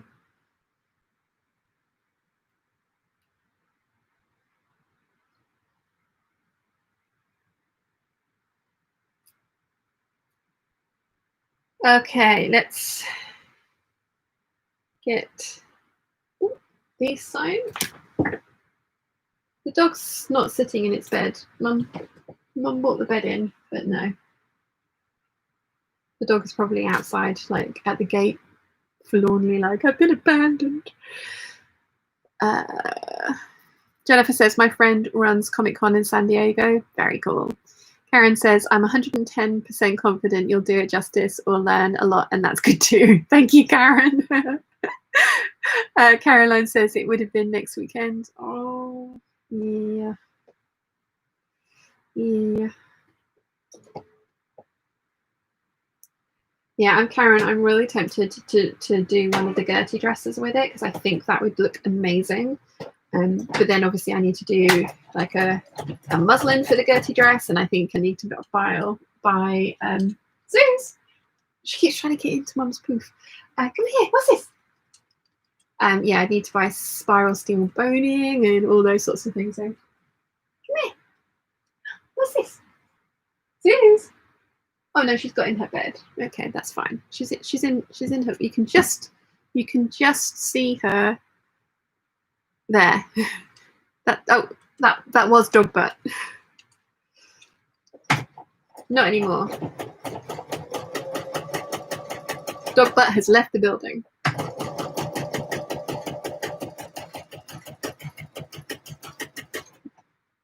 Okie dokie.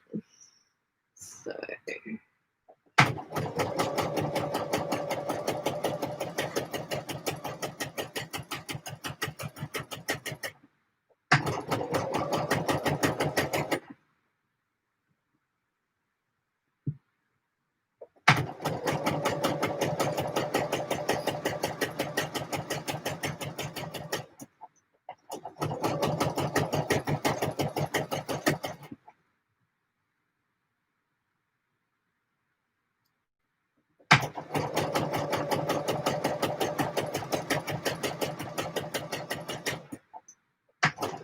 Still at 14% on the bobbin.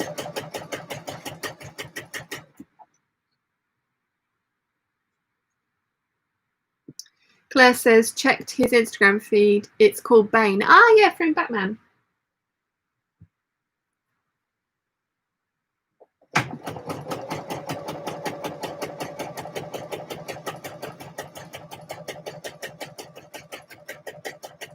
was one of the good Batman movies. Some of them have been very good. Some of them have been terrible.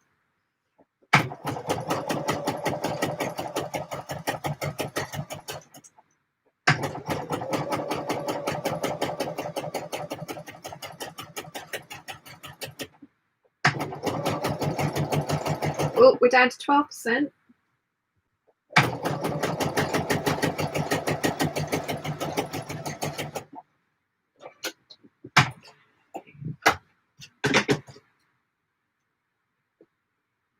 Let's do the other side. Then I've got 2 big, giant, floofy white petticoats. Michelle says, what is everyone making this afternoon? I am working on the 8577's as advertised. Will wonders never cease? Really need to press those trousers as well, don't I? Let's remember that I need to do that too.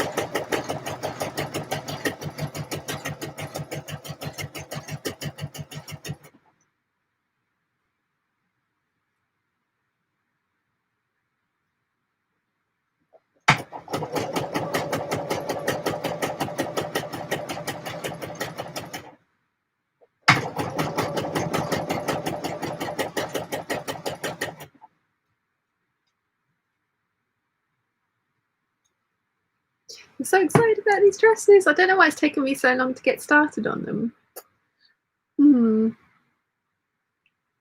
Jennifer is making masks, and Sarah says, I'm not making anything. I have a bit of a creative block happening lately. I've been making up for it with buying fabric and patterns though. Totally reasonable.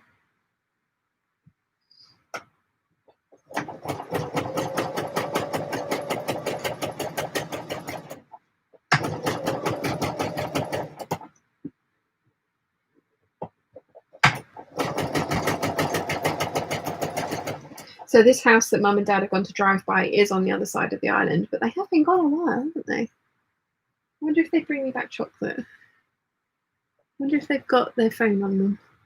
Either of them.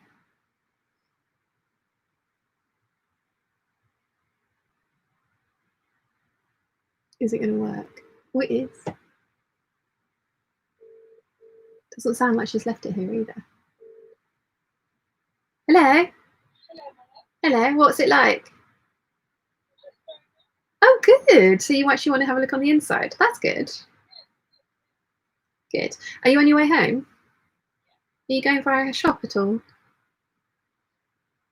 Oh, yay. I need more chocolate. Yes. I don't feel good. I need it. And more paracetamol. I know he's just bought me some, but I want as much as I can have. Where are you? Ah.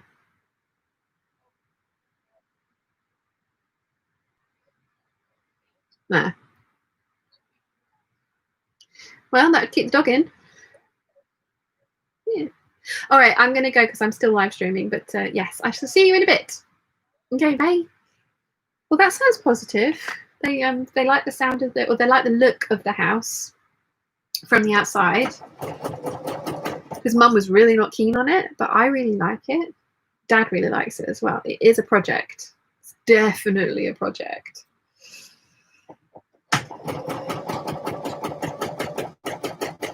There will definitely be some interiors makeovers coming on my channel. That is for sure.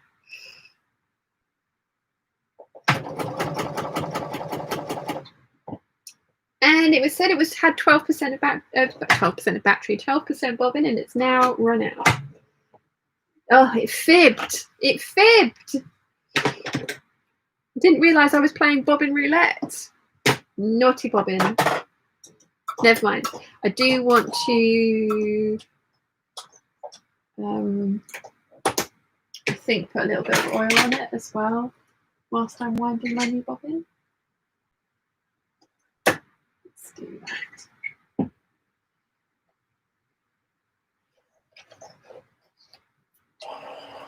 Get the bobbin done. And I think there's quite a lot of fluff in there as well. Let's get some fluff out while we're at it.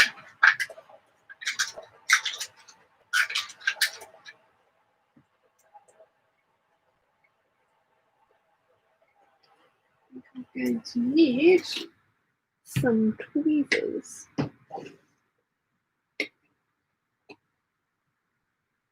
Oh, there's quite a lot of fluff in there. That's better. Fluff out. Oil on. Bobbin is done.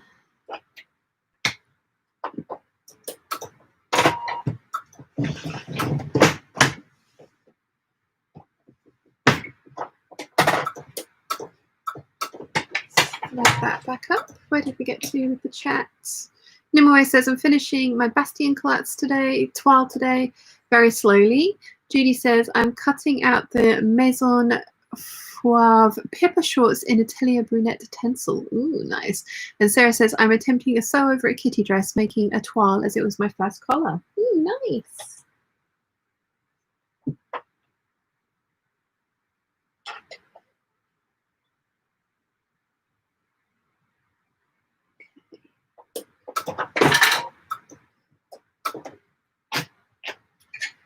Right. Rethread. I mean, I don't technically have to unthread the upper needle to wind a new bobbin. I can wind a new bobbin with this completely threaded, but that would mean that I need to go and dig out another spool of thread, and I didn't want to do that. So I'm going to attempt to rethread.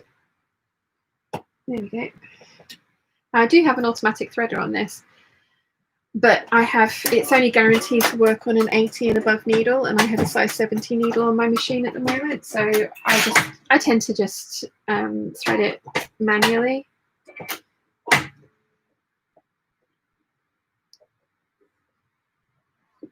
There we go. While I'm at it, I've got a couple of old pins that I've put in there. I'm going to put them in my sharps box so that they're out of the way, because I put them in the little foam bits on my machine to make sure that I don't put them on the floor or somewhere stupid, but then I forget to put them in my sharps box every time I have it out. So I've done that now. That's good. Okay.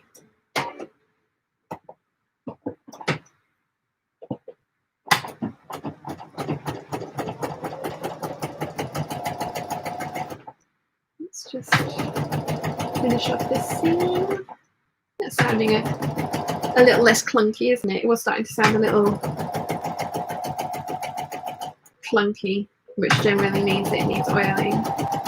I tend to, whenever I start a new project, I will completely clean out all of the thread. I will change the needle. I will oil it. I tend to oil it at the beginning of each sewing session as well, because otherwise it starts to sound really, really, like I say, clunky. So yes, right, okay. So this time round, I'm going to pink my seams, and then I'm going to sew in the gathering stitches. I'm going to do it that way around this time. Anessa says, hello everyone. Hello, Sean. Hi, Anessa. How are you? Lynn says, Sean, why did you buy the Benina sewing machine? I had an unlimited budget at the time, which was a very nice thing to have. And my mum was a Benina girl, and I said I was looking for a new sewing machine, and she said, get Benina. So I bought the current top of the line machine that was available. And I love it. I really, really do love it. Is it worth the money? If you have the money, yes. Do you need all the things that it does? Totally not. What's my favorite feature about it? The giant throat space, the 12-inch throat space that it has. Yeah. Where did I get to? Claire says, I'm working on the Unvita by Itch to Stitch and have a Keep It Simple Babe square neck top pattern neck top by Pattern Emporium. Sal says, it's 12 a.m. I'm in bed being warm and watching this. Anessa says, good evening, Sal. And Sal says, bonjour, Anessa. So, yeah. Let's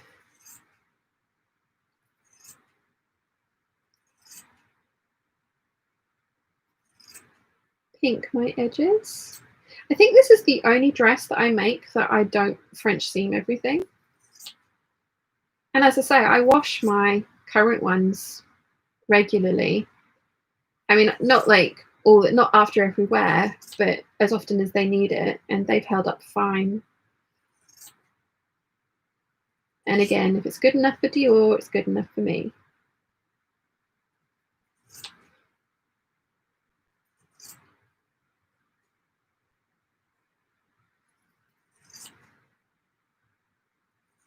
Okay, I took painkillers 2 hours and 20 minutes ago.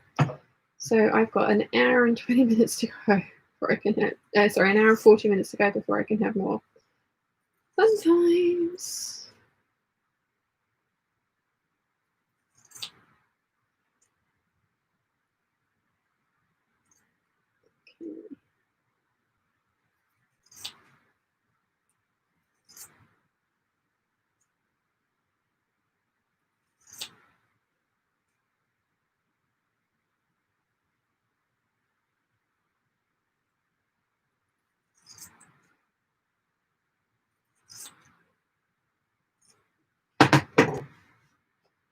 Okay. One down, more to go.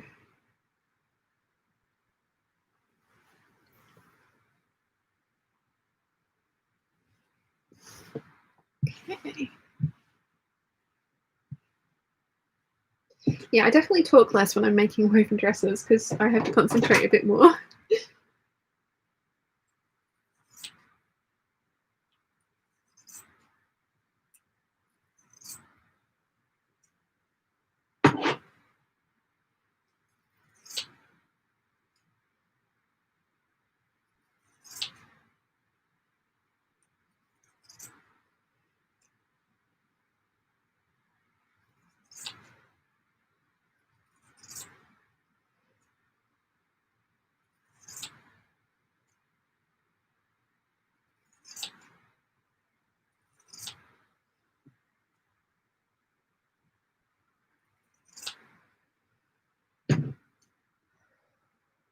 Getting there. Getting there. Always paranoid when I'm doing this as well that I'm going to cut into the fabric. I've said that now, so like let's all fingers crossed that I don't actually do that. Thankfully it's the lining, so it wouldn't be the end of the world. I could darn it, but still.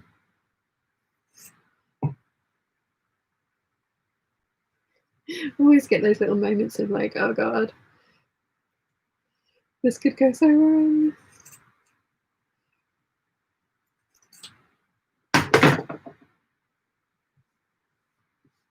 Trying to cut it on top of my desk this time so that all the little bits and pieces don't end up on the floor.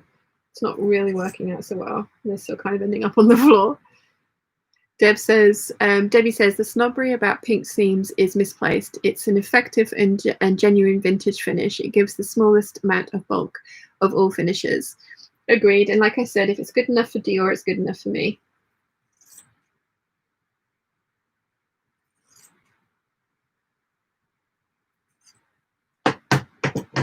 Don't think I've ever done a pink seam on something like a rayon. Be interested to see how that held up.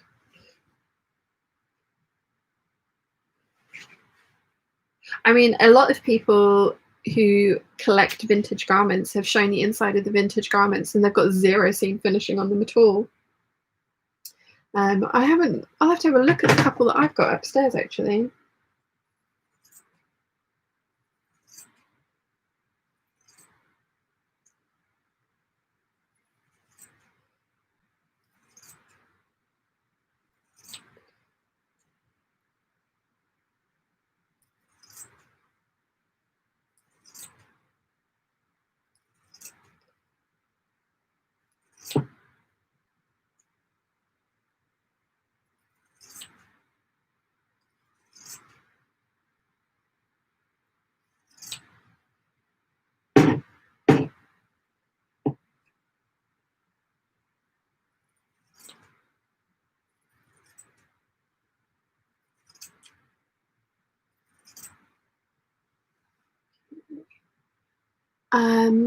Jennifer says, I'm cutting out masks right now too, so I feel you, Sean. Yeah. Charlie says, I'm cutting out pastel pink Day of the Dead skull fabric to make my own face masks. Awesome. I think Jennifer's got Baby Yoda, haven't you, the child, for yours.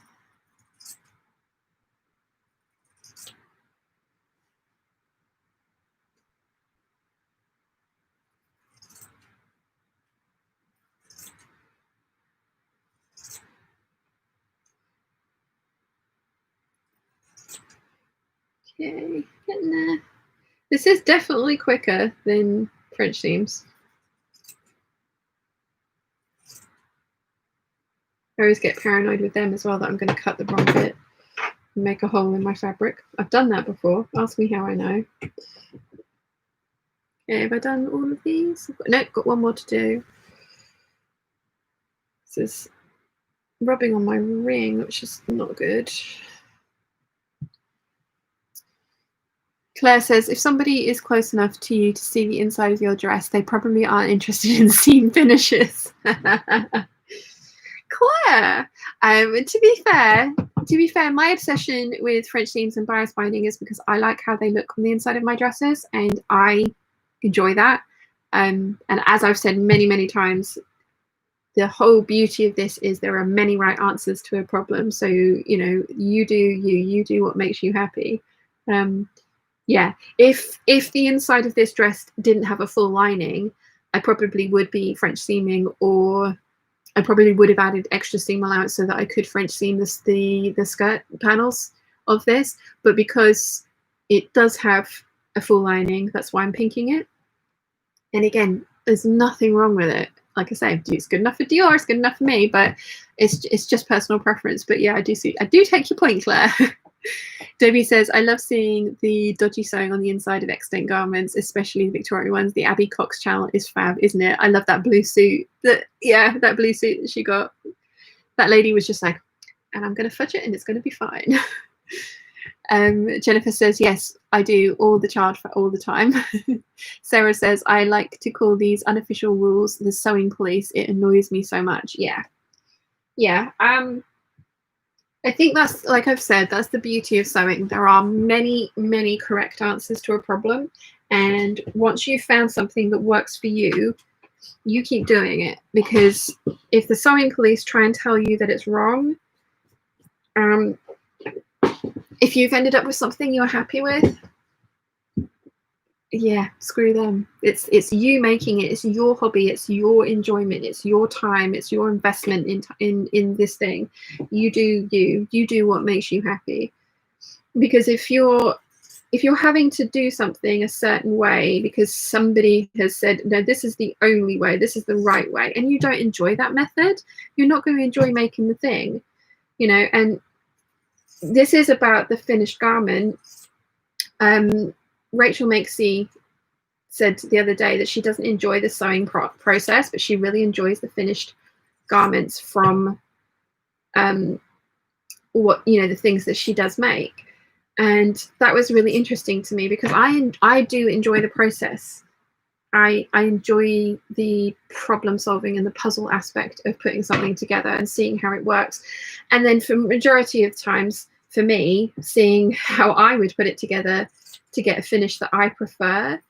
And that is part of my level of enjoyment, as well as obviously the finished article. I very much enjoy the finished article, but I do enjoy the process of getting there.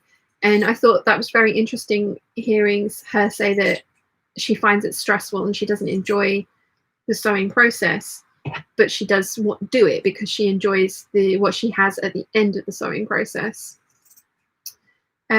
What about you guys? Do you enjoy the actual act of sewing, or are you doing it for the end goal?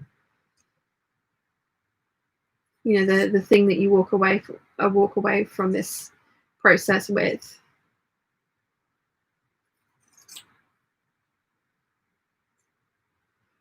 Okay.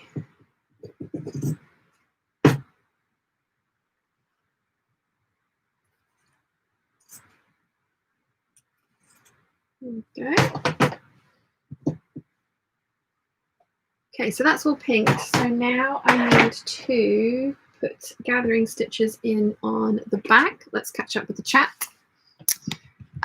Charlie's laughing at Claire's comment. Laurie says, my neighbour brought over the last of his sunflowers to me. They are beautiful. Oh, how lovely.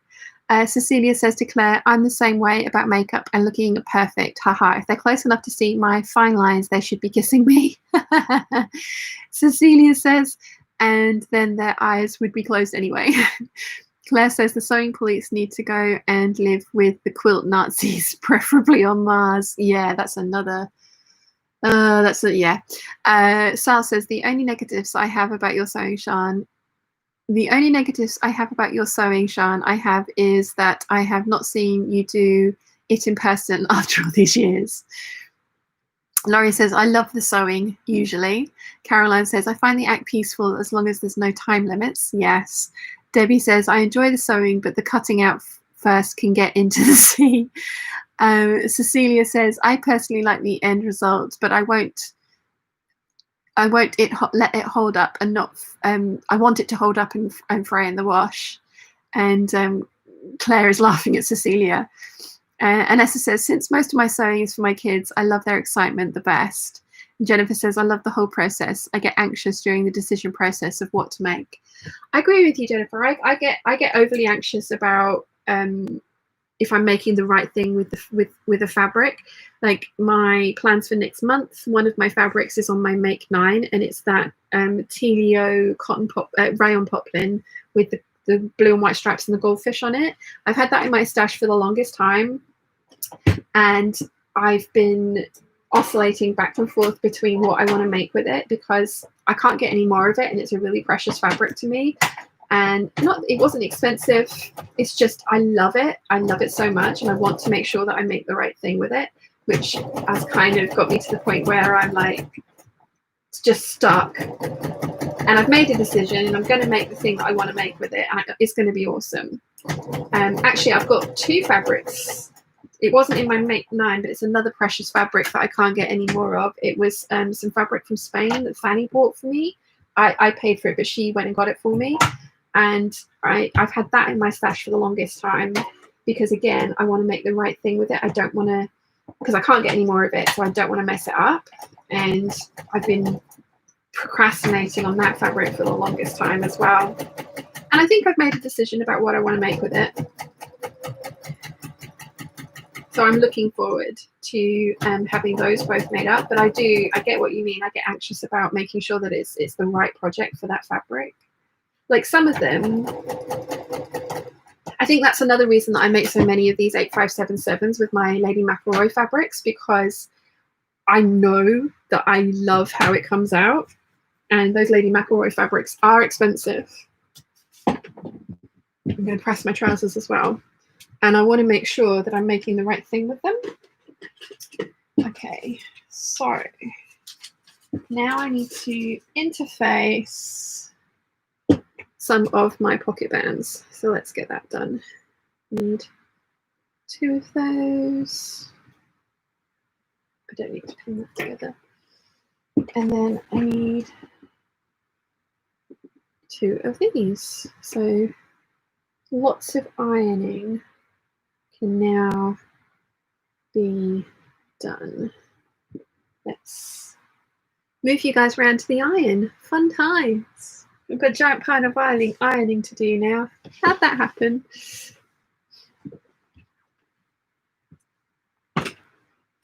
Okay, so let's turn the iron on for a start. Let's get you in a slightly better position. Hello. I don't need these as yet.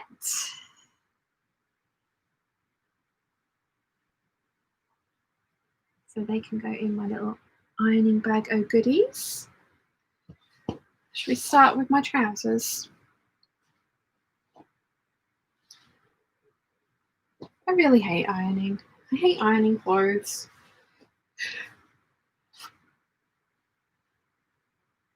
I don't think I'm going to do a very good job of these trousers. I'm just going to get the majority of the creases out because they have been in my fabric wardrobe for a couple of years waiting for something to be done with them. So I'm glad I did it. It took like half an hour to unpick them, and then what, another half hour to sew them together at the top.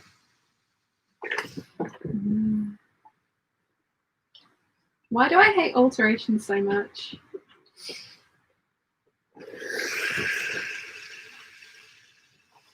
Why in general do we hate alterations so much? Like, I think the majority of us would rather make something from scratch, wouldn't we?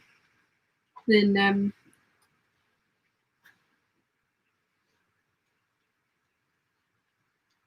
alter things.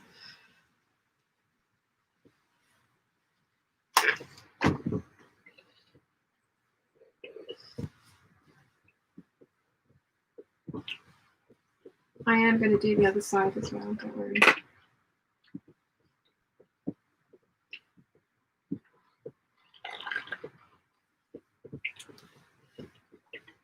Trying to not press like extra creases into my trousers.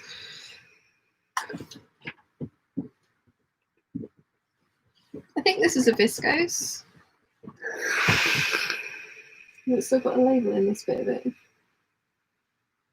Yes, it has.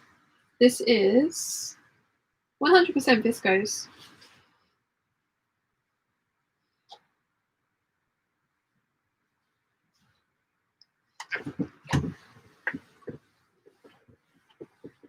One of my favorite fabrics. Viscose Tencel is made in a way that is much better for the environment. So I've been trying to purchase those kinds of fabrics because obviously I want to be as environmentally friendly as I possibly can be.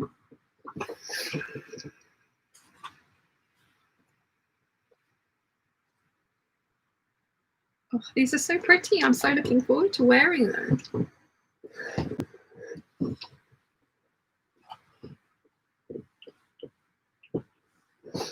I hope I can rescue the top part of this.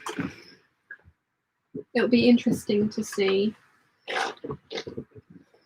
Maybe do a thrift flip video on it, although I didn't exactly thrift these. These were bought new to be altered.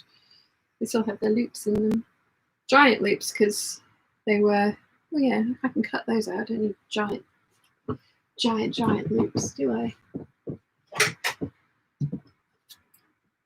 To add these to the ribbon stash, we have a ribbon stash. And they were giant hanging loops because it was a jumpsuit. But hey, beautiful trousers. Oh, exciting. So I'm going to fold those neatly and they can go back up to my house. And I will probably wear them tomorrow because of course I will.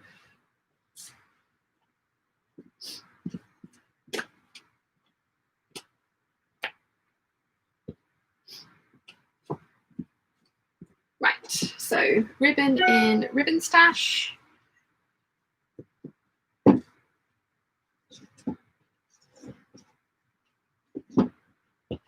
Done. Ooh, don't burn self on iron. Sort of done.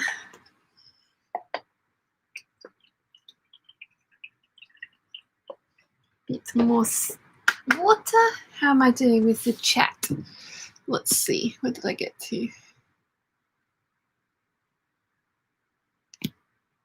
That one. Karen says, I enjoy both the process and the final product. I even enjoy ironing, lol. I don't mind ironing flat fabric. It's ironing garments that I object to because it's just so boring. Really ought not to lean on this.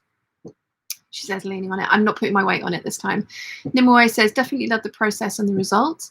Cecilia says to Karen, ironing is so underrated as soothing meditative practice. Karen says, I agree, Jennifer, that it's the worst part for me too. I also get stuck when I have an idea in my head and can't make it exactly as I pictured. Yeah, I have a couple of those dresses in my head that they're going to look amazing when I finally get to them. Debbie says, I hate ironing clothes, but love pressing in garments. Yeah. Anna says, I like pretty much all to do with the journey of sewing. Only thing I do not really do is basting. I said about the how to sew on my video. It does not matter how anybody gets from A to B. Yeah, agreed.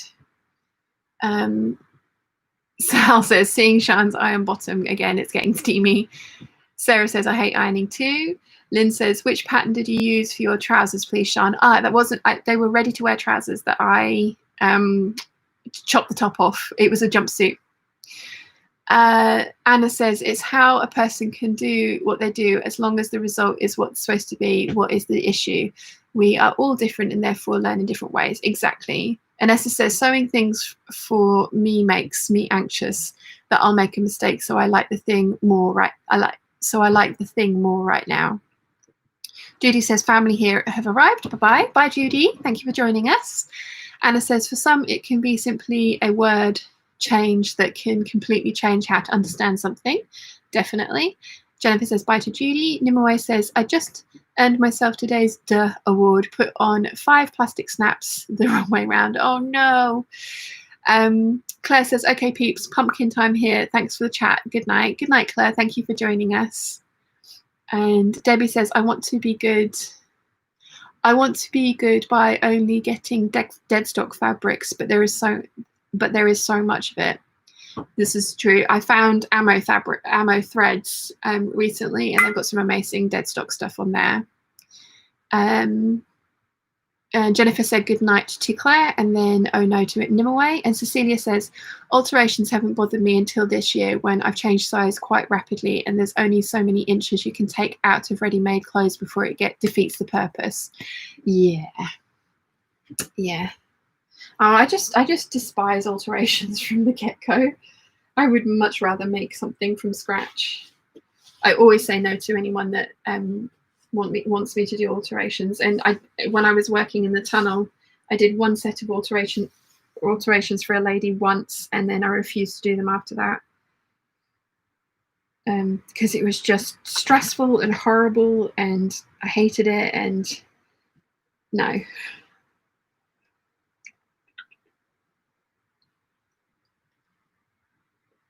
And time consuming. And then she got pissy with me because it was time consuming, and I charged her for all the time it had taken me to do these things. And they were only little alterations to a lot of them, but they were it involved a lot of unpicking of things. And it was quite an expensive, I mean, it was a giant bag of stuff. It was quite an expensive set of things. And I wasn't charging a lot for my time back then.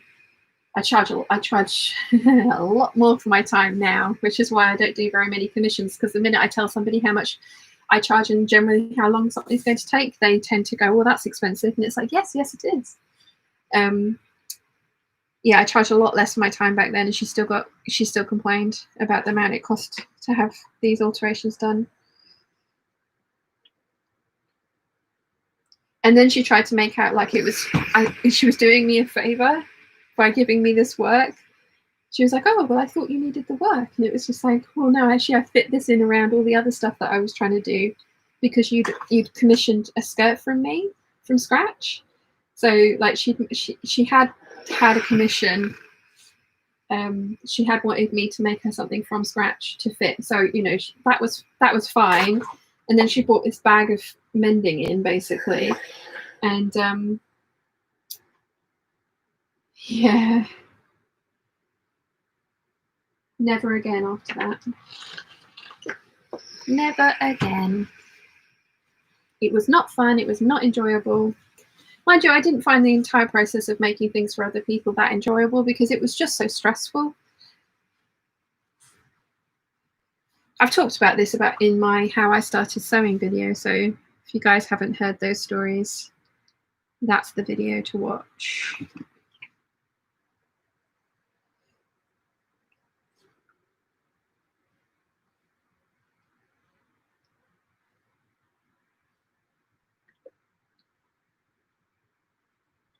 Trying not to steam my fingers.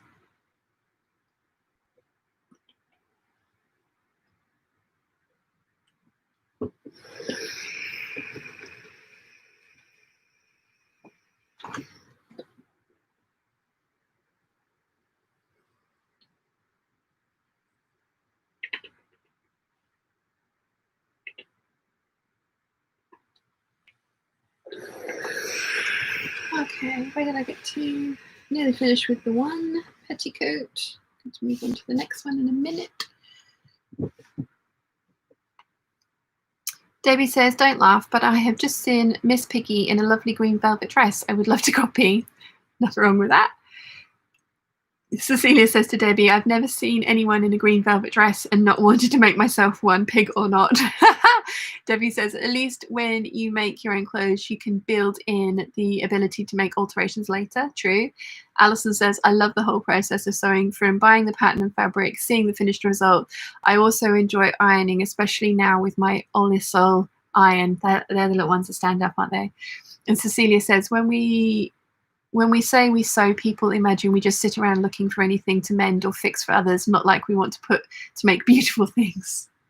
I know, that's another thing. It's like, why do people always go, oh, could you do this for me? And it's like, as if I have enough time to do that for you when I have so much stuff. Have you seen my fabric collection? I don't have enough time to sew my own things, let alone do stuff for you. Nimue says, altering things for myself is fine, as it makes something I like wearable again, and I'm a weirdo who finds unpicking relaxing. Anybody know the best way to undo plastic snaps? Pliers? When I did a whole bunch of alterations, I did feel very virtuous having done it. So yeah, I kind of get that. I have to be in a very specific mood to alter things. And it doesn't happen often, but when it does, it's good. It is good.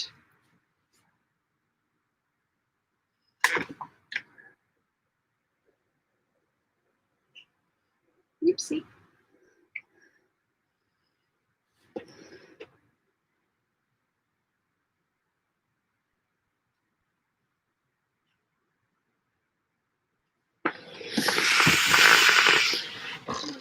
Some creases to this. Okay, nearly done with one petticoat.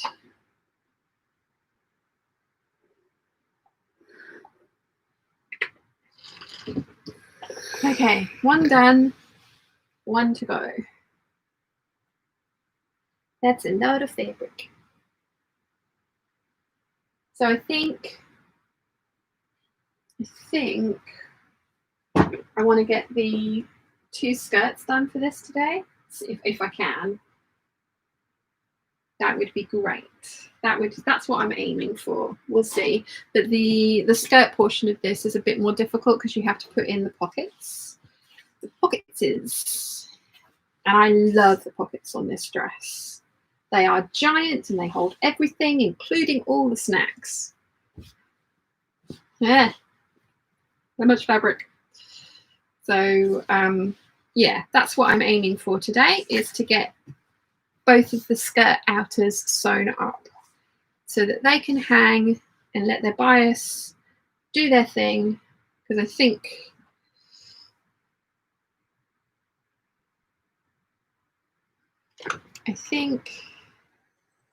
it might droop a little bit. Now, I don't want anyone telling me that the bias has dropped on my hem again, because that's annoying.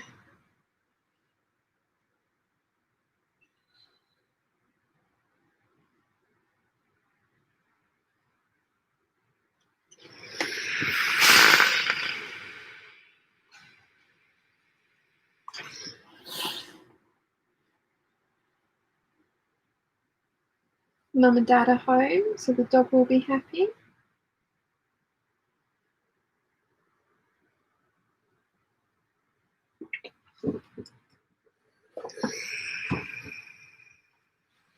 Which is good.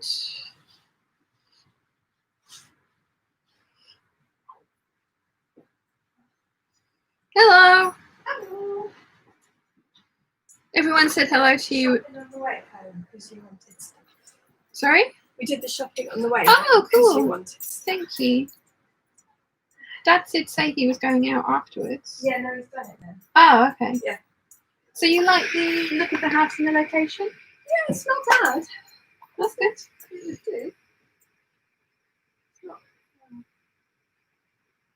mind-blowing, but it's I think it could look really pretty. Like, Yeah. I think the outside needs painting a bright colour, and it's like there's a lot needs doing. yeah, but not inside. It's fairly it looked Yeah. fairly reasonable inside. Yeah.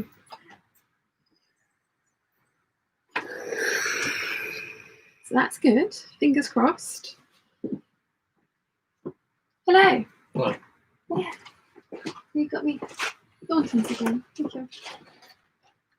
Well, that's all there was. Yes. Thank you. You haven't used those other two already. No, I haven't, but I'm getting close to. I'm taking them every 4 hours. Only a tenner. Okay. I get paid today actually, so I'm just waiting for the money to come through. I'll get lots then. Yes. No. I might close the door again, actually. They're going to start being noisy again, so I'll shut them out now.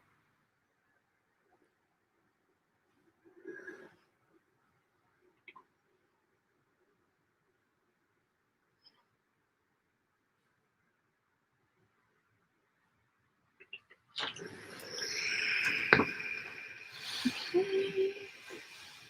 And then 2 more seams to press open, and then I can start fusing the interfacing to the pocket bands.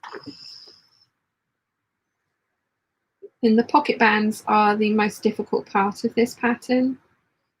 And they're not exactly difficult, they're just fiddly. Because again, you're sewing a convex curve to a concave curve.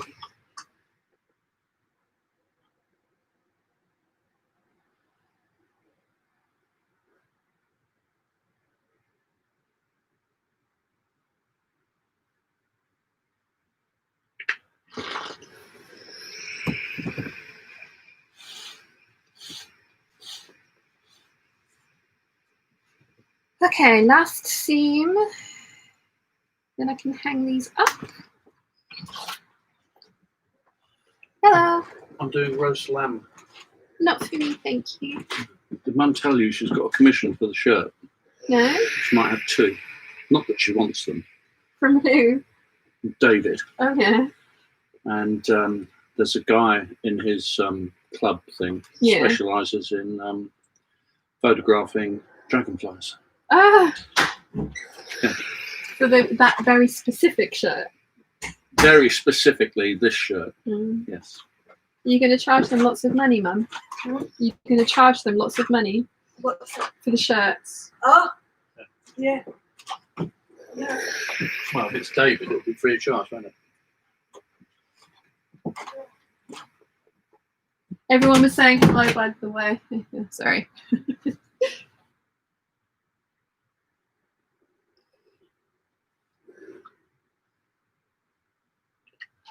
Okay. Yay, ironing's done. Where did I get to? Charlie says to Nimue pliers. That would be my my hair's getting all steamed. Debbie says to the "Can you sew this for me" page on Instagram is brilliant. Yes, it is. I follow that a lot. Sal says, speaking of making things shine, can you make? Are you kidding? Cecilia says, an eye for alterations and making something new are 2 very different hobbies. This is true. Jennifer says, it's the same when you tell people you can knit. People think you can just knit anything for them and it'll be done quickly and it'll cost the price of yarn. Nope. Too right, Jennifer. Duvallée is here. Hello, Duvallée. How are you? Jennifer says hello to Duvallée too. Alison says, I would love to make the dress you are making out of the Lady McElroy new fabric, Living in Venice. Ooh, yeah. Duvallée says, I just remembered that I had to message you. Sorry, life got in the way. Don't worry, Duvallée. I've not put the fabric. You guys, Nimue, Duvallée, and Caroline, I haven't forgotten that you want fabric. I have just not got around to it. This week has not been the one.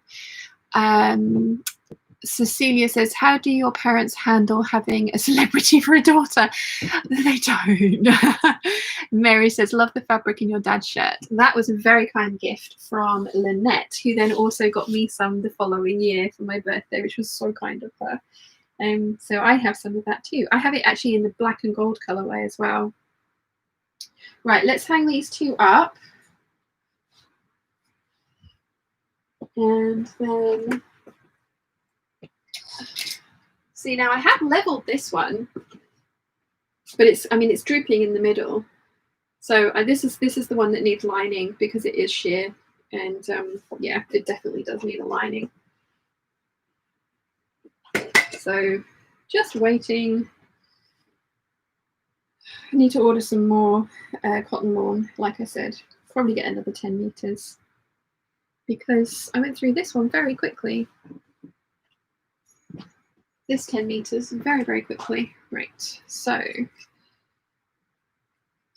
trying to pressing on one and wondering why both aren't opening. That's because it's not how it works.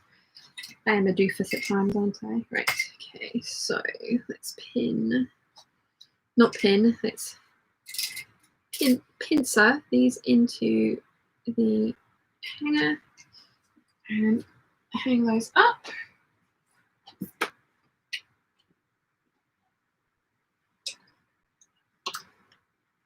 Okay. Right, now I can start fusing on. No, that is not the right way around. That would have been bad. I was just like, oh look, it's already done. It is not already done. Okay.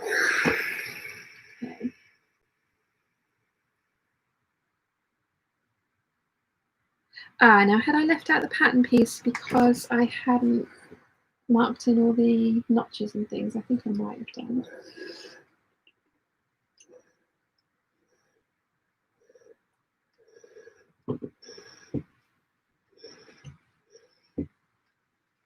Okay.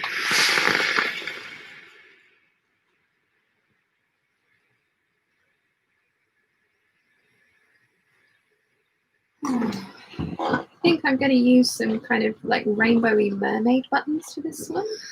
I think they're going to look pretty. Yeah, I think I need to put the notches into this, but I decided I was going to interface it first. So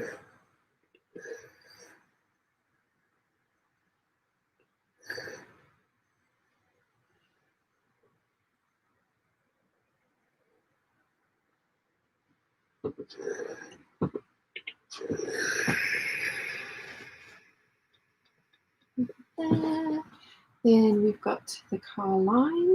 Ooh, we've got one of those. Need to go and find the other one. Where's that gone? I haven't knocked it on the floor, have I? Quite possible. It's had lots of layers of fabric over it. I know I've cut it out, so yeah, just left it over here. Now let's make sure that I have a pair, which I do. That's good. What a pair.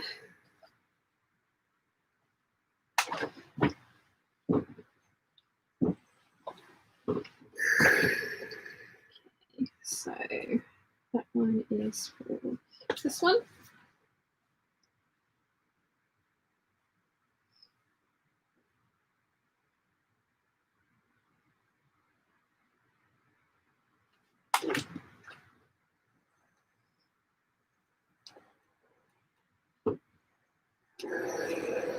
How are you getting on with getting the snaps out and everything?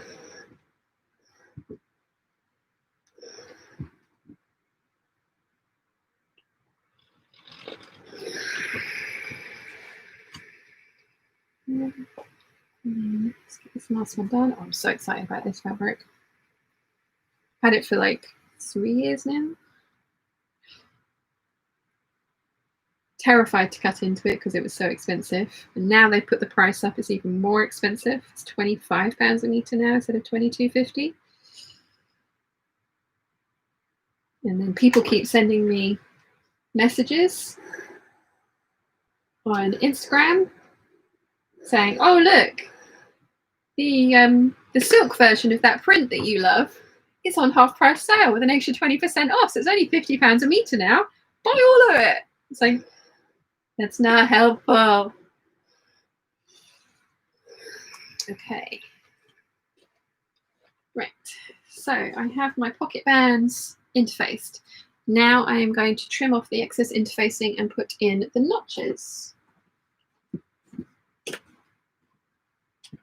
I think I might put my jumper back on as well because I'm getting a bit chilly. And I think it's only because I've walked away from all the hot steam from the iron. Okay. Hello. Where did I get to with the chat? I've read that one.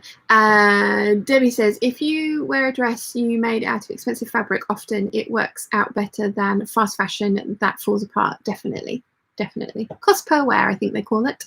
And I have no problem. I mean, I have no problem buying expensive fabrics. I do tend to procrastinate more on cutting into them because they are expensive and because the idea of replacing it if I mess it up does not appeal, but I still will buy them. Caroline says, taking care of yourself is a priority in my book. I know how difficult that pain is. Hub says, if we win the lottery, he will send to my specialist. Oh, yeah. Nimoy says, found a guy on YouTube and I'm trying his method. We'll link in the group if it works. Thank you, Nimoy. Right, let's have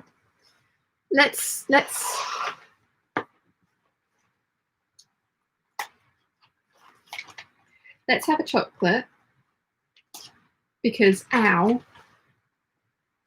and I want to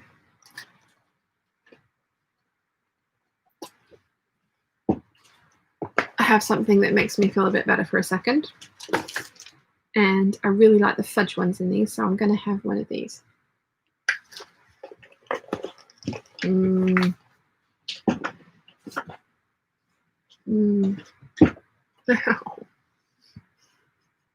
Ow.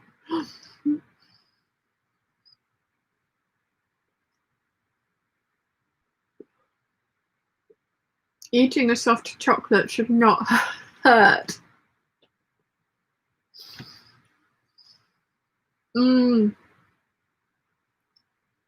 Oh, Nimue says first one's out. Yay. Oh, cool. It's working. I'm glad you found something that's working. Okay. I always find, I don't know about you guys, but my interfacing always ends up kind of a little bit the wrong shape, kind of little bits hanging over the edge. So I always, oh, that was, it shouldn't have hurt to eat that, but it was really good.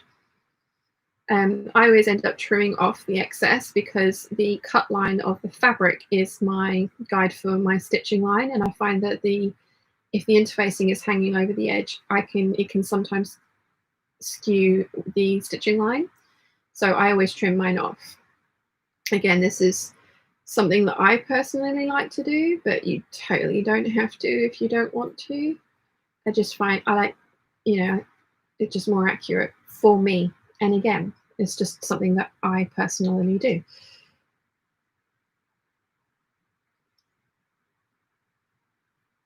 I don't know if that means that I'm cutting my interfacing out in the incorrect manner, because I mean, technically you're using the same pattern piece, aren't you? So they should match up beautifully.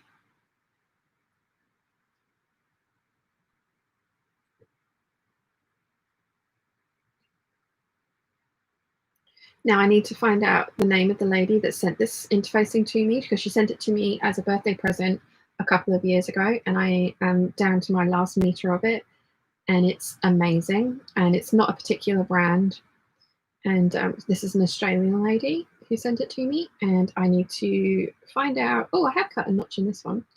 I need to go back and look at the video and remember her name so that I can email her or dig out her email, because I know we talked about it over email about where she got this interfacing from, because I really, really like it. And I have got a notch in this. I'm just going to snip that in again.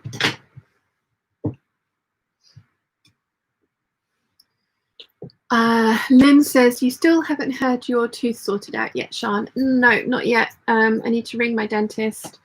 They've referred me to have my wisdom teeth taken out under sedation, but obviously with everything that's going on, the person that does that comes over from the mainland to do that once a month, and I haven't had an appointment scheduled for that yet. I need to go and see the hygienist, and then I have an appointment with the maxillofacial surgeon and the orthodontist at the end of this month, which has been rescheduled pretty much every month since January so far this year. And again, for obvious reasons, and I do understand, but I am getting kind of to the end of my tether with levels of pain and trying to manage that, because it's, you know, this next appointment with the surgeons is not going to be a fix it, it's going to be a what we do next. And the painkillers that they've offered me do not work, and I, you know, there's a certain amount of just like grinning and bearing it and coping with it. This wasn't the only reason that I've been ill for the last couple of days, but it was one of the contributing factors to it. So I am very much looking forward to moving forward with a treatment plan for this, because it is ridiculous. But I do try not to talk about it too much, because I could talk about it every day and that would get very boring very quickly. And, you know, that's not what you guys are here for. So, yeah.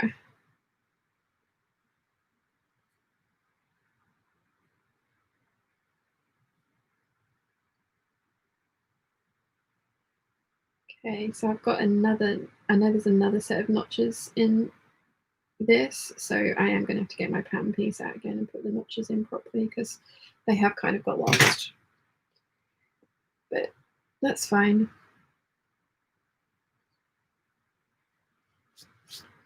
That's totally fine. The scissors are really rubbing on my rings on my thumb. I think I'm gonna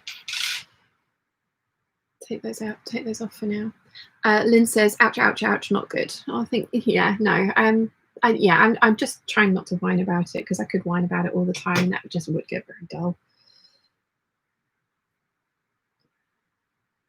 So, but yeah, there's been a whole kind of like new development. This is it's started hurting when I move my mouth in certain ways, which is not something that I've had to worry about before. And it's just kind of like the last couple of months it's started doing that. So, you know, I'm wondering if it's been on the move again. I hope they don't need more x-rays and CT scans and molds and stuff taken, because it's been so long since I had the last lot done. But yeah, again, we'll see. I have an appointment at the end of this month, which so far they haven't changed, which is very good. So we'll see what they say and how that goes. It's like a mini MDT, because it's two different disciplines meeting to try and discuss a treatment plan for me. So I'm really, really hoping that I can have my braces fitted sooner rather than later, because I think that's going to help a lot. Although braces, I'm not looking forward to wearing them, but I am looking forward to the end results. So yeah, getting there.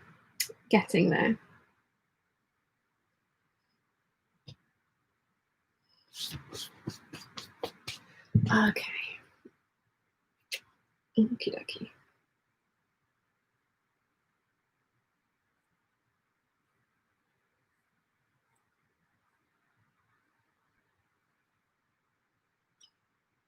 How long have we? Oh, just 4 hours and 10 minutes so far. We're doing all right. I'm feeling productive. My giant pile of fabric has got smaller, which is good. I probably ought not to like push my glasses up on my nose with scissors open in my hand like that. But I suppose I have glasses on to protect my eyeballs, so.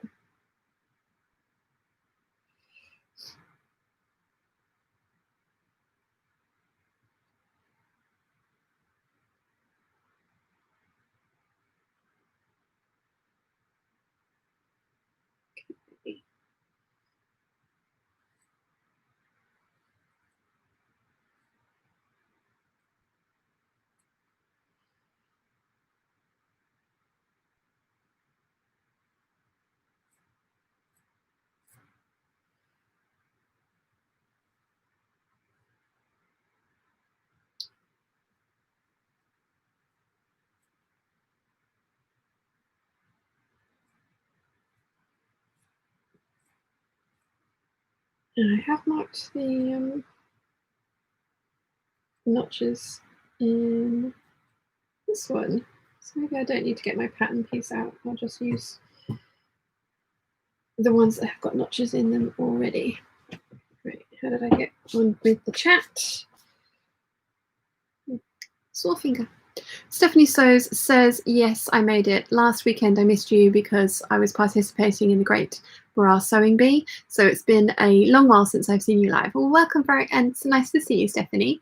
And Debbie says, the co-COVID videos are fun to watch. I hope you get some distractions until your jaw is sorted. I have been very much enjoying the co-COVID videos, for sure. For sure. Right, let's put these back on, because otherwise I will lose them. They don't usually hurt, but today they were not good.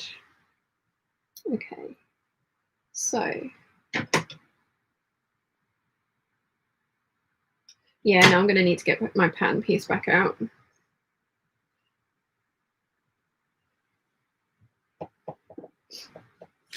Okay, so snip in my notches. And up here. And then the same for my Carline ones. Duvalet says, I was just watching some Coco videos. They're awesome. Yeah. Dagmar says, everything dentist makes me want to run for the hills every single time. Same. And I think that's why I've let it get so bad, is because I was so scared of the dentist for so long, but it got to the point where the pain was worse than the fear of the dentist. So, yeah. And then the very lovely Candy came up with a method that if you behave yourself in the dentist's chair, you get to reward yourself with fabric afterwards, which I very much enjoy and take full advantage of. So, yes. Right, now I need to try and remember how these pocket pieces go together, because it has been a while since I have sewn one of these. So I want to stay stitch the front, and then I want to stitch remaining pocket band, interface along inner curve, trim as shown. Right, okay, so probably ought to press these flat as well. Let's go and do that quickly. Hopefully the iron is still sort of warm. It is. That is good.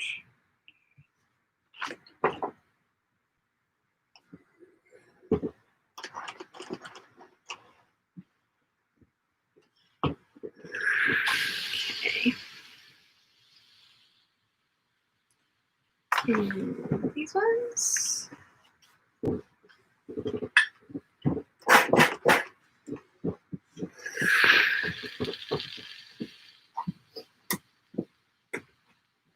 And I'm going to need my pink shears. Okay, so I want to sew these together into pairs, and I want to match, and I'm sewing the inner single notched edge. So like that. Let's do these ones. And there we go. So I'm going to sew the inner curve, pin them all together.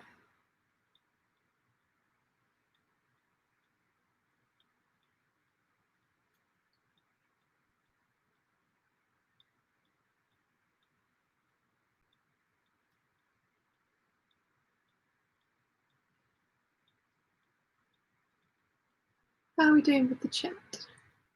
Yeah, does anyone else have coping mechanisms for things that they find scary, or like a reward system for things that they find scary? Oops, just pinned it to my skirt. Did not mean to do that. So one. Because we were talking with Julie last week about how she was struggling to sleep at the moment, and visualization of like your body getting heavier and things. I find it works really well for me to visualize what I'm going to do with the fabric that I'm going to buy. So I tend to go and look for a fabric to reward myself with first, and then whilst I'm in the chair, I will start planning out how to make that thing. And again, a lot of the time I will pre-read a pattern so that I have a pattern to kind of go over in my head when I'm sitting in the chair. Having said that, Jennifer says I have to have nitrous with the dentist. For extractions, I am completely unconscious. I'm completely knocked out. I have zero recollection of having my wisdom tooth out. Like zero. I remember sitting in the chair, having an IV put into the back of my hand, and then waking up. And I filmed myself. And I am hilarious on coming out of that induced forgetful state. But yeah, for like fillings and things like that at the dentist, and even teeth cleaning and things like that, I tend to need to kind of be able to really go through something in my head. When I was having my face tattooed, my eyebrows and my eyeliner and my lip liner done, I had to listen to my audiobook, and because that was a way of concentrating on something other than the thing that was happening at the time. Not that it didn't hurt. I wouldn't have been able to sit there for like 3 hours and have it done if it was agony. It wasn't comfortable. The numbing cream works, but they're not licked on by kittens, as Rachel would say. But yeah, having my audiobook was really helpful, and I might try that the next time I'm at the dentist, having an audiobook on to listen to and concentrate on that, because yeah, but like I say, the pain got to the point where it was worse. The pain was worse than the fear, which is why I started going to the dentist again. And I shouldn't have left it so long. I shouldn't have done. That was my own fault. Sarah says, I treat myself to a latte after work anytime I have a stressful day. Yep. Good reward system. Jennifer says, but with the amount of dental work I've had done, it's no wonder I have a room full of fabric as a reward. Very, very, very true, Jennifer. Eileen says, one of my biggest learning points for dentists was to keep my eyes open. It reduces input to the other senses and definitely makes things more comfortable. That's a very good, because I do tend to close my eyes. That's yeah. Eileen says, that's why so many video players have video players on the ceiling these days. Very good point, Eileen.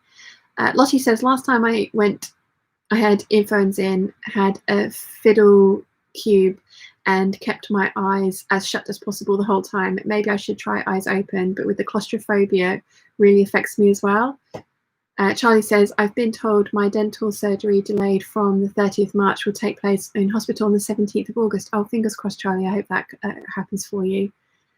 Jennifer says, I have the nitrous just for cleanings, but I give thanks for all the things A-list during the procedure, and going over the list over and over helps me ignore the procedure. I can't listen to a book because I can't pay attention. Yeah, I different things work for different people. So yeah. Eileen says, I have lots of little treat mechanisms. I have Pizza Express margarita every time I drive out for my weekends, my week's shopping. It's always a bit of an ordeal these days. Yeah, I can imagine. I think that's a positive reinforcement is a really good way of coping with difficult situations and things that you have to deal with. Thought I had my cardigan on inside out then. I don't. Right. Let's start sewing these pocket bands. Oh, I knew I was going to do that.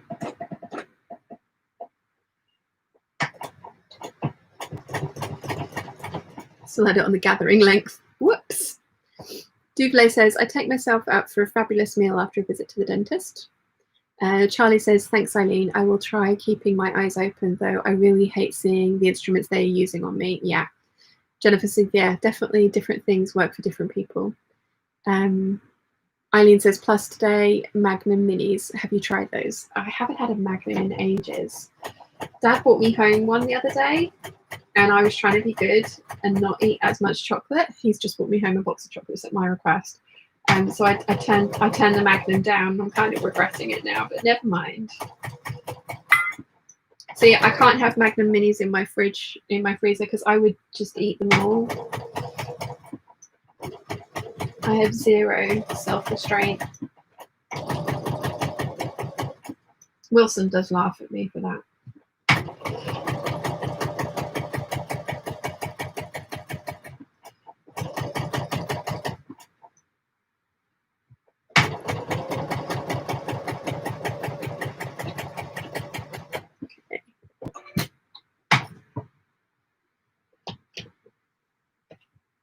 There's one done. Nimue says, I have 5 correctly placed snaps. Awesome. Fry says, I knit when I'm at the dentist. I think a fidget spinner or something like that, a fiddle cube would be the extent of the things that I could actually do with my hands whilst I was sat in the chair. Michelle says, when I used to go for chemo, I would take scrapbooking projects with me and make a scrapbook while sitting there. So something beautiful came out of the agony of what I was going through. Yeah. Eileen says, yay, Nimue, very impressed. Nimue says, and I need the dentist not to tell me when they're about to inject the local anesthetic. Put it into a spray on, put it into a spray on there and do what you want. Do what you must. Promise I won't bite. Dagmara says, my dentist will not put me under. I wish that was an option. I think the worst is the noise of the tools, etc. Maybe try an audiobook next time. Nimue says, icing spray. Ah, right, okay. Charlie said, I hug an imaginary palm tree on a beach and my ideal holiday destination, possibly French New Caledonia. Nice. And Cecilia says, I'm good on the self-restraint with chocolates, but my hubby will eat them all before I've even had one when they finally feel like it. Oh. See, Wilson, that's the problem for Wilson, is I'm your husband and you're Wilson. He's got such good self-restraint. It's not even self-restraint. It's just like if he fancies some chocolate, he has it in the house. I can't. I'm just terrible.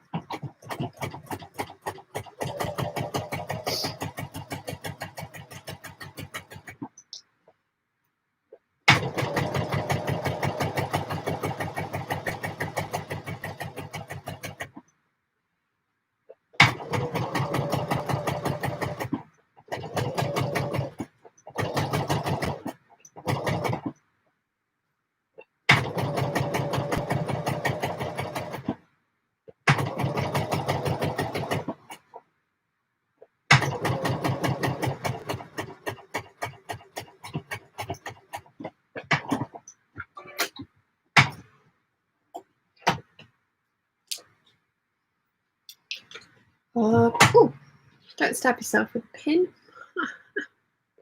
Not good. Not good.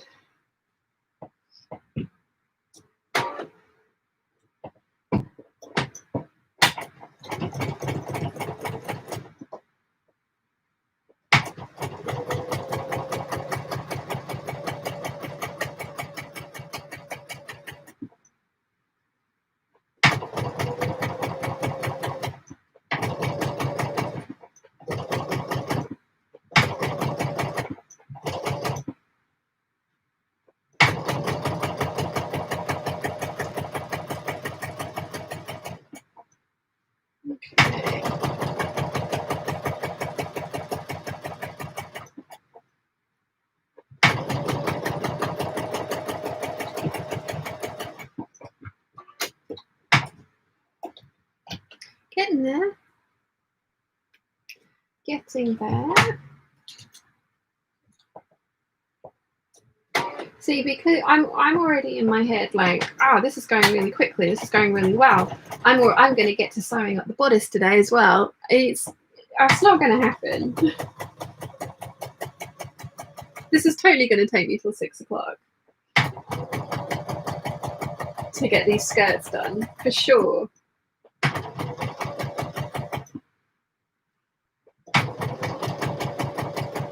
But I'm like, yeah, let's get the bodices done as well. It's not going to happen.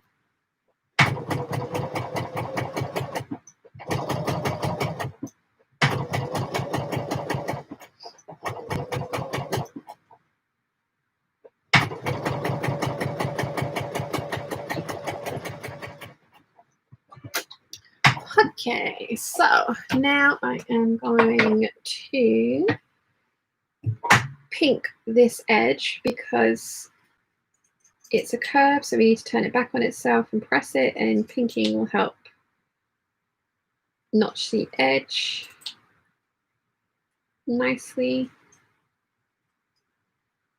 At least I hope it will. It has in the past. So why it wouldn't work now, I don't know.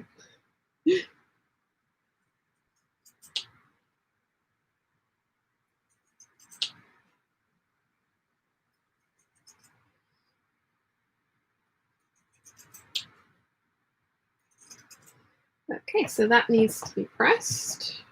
I think I'm just going to reach over and turn the iron on so that it's ready for when I cut the rest of these. Where did I get to say? Where did I get to? Is that for the 8557, Sean, you're sewing? Yes, I'm sewing 8577's. I'm sewing this. So it's the pocket bands, these bits. Is what I'm doing now. Faye says, when I have fillings, I try not to have any injections as I have adrenaline in and trigger my anxiety. If I have to have them, I have to have this stuff for pregnant patients, but it does last long, so they have to work quick. Oh, ouch.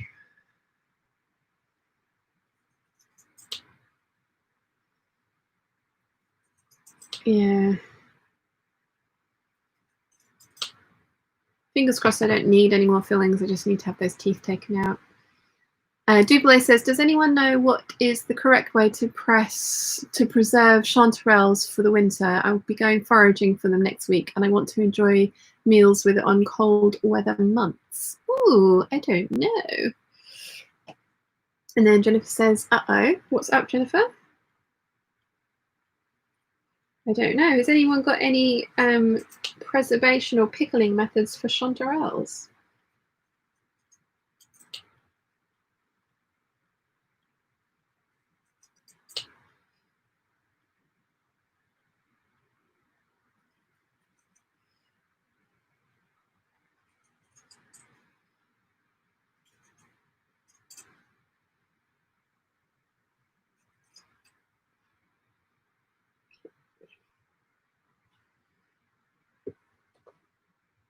More pocket bands. Lynn says, sorry, I meant the 8577. Yes. I was reading it and I was like, that number doesn't sound right. Yes, these are the pocket bands for the 8577.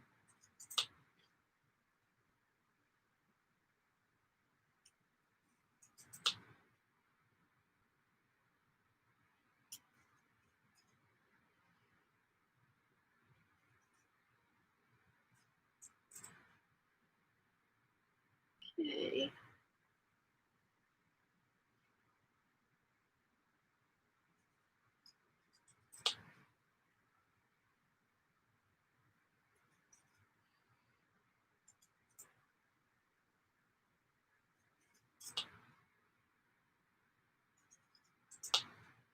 I'm really excited to have both of these finished. Hopefully I'll get them done before the end of the week.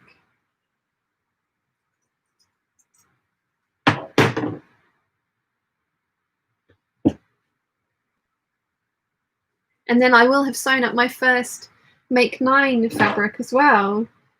Halfway through the year, more than halfway through the year.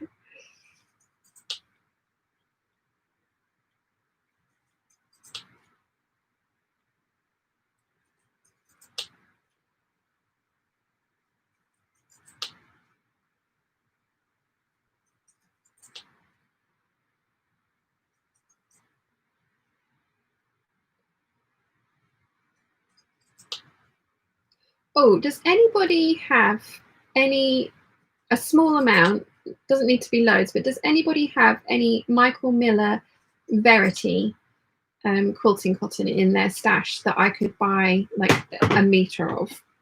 Because I am coming to the realization that I am going to have to alter or remake some of my dresses if I want to wear them anymore. And that's one of the ones that I absolutely love.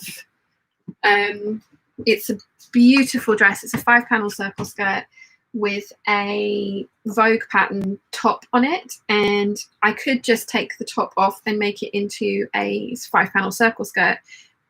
But if I can find any more of the Verity fabric to make a new bodice, I want to.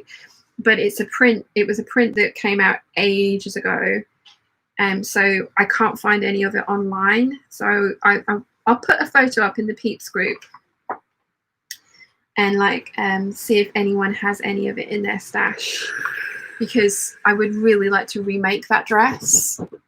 And because it's a circle skirt at the moment, all I'd need to do is take a little bit off of the length of the top of the circle skirt to make it fit my current waist. But I can't finagle the bodice to fit, because it's one of those cupped bodices, and it's a B cup, and I need a C, if not the D cup, for that. So yes, the rest of them, my skirts, I've either got enough fabric to remake a new bodice and just play around with the skirts, because a lot of them are gathered skirts or pleated and gathered skirts, or just make it into a skirt straight out. So that is an option, but I really, the Verity one, I would really like to get my hands on some more of that fabric if I can, so that I can make a new bodice for that skirt, because it is one of my favorites. We have first pocket band. So once I have pressed these together, I then need to baste around the edge.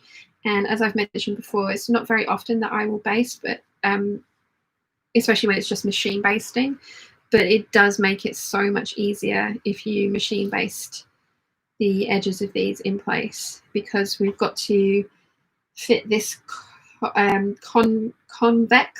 concave curve into a convex curve, and yeah, it's just so much easier if you baste this one into place. Again, ask me how I know.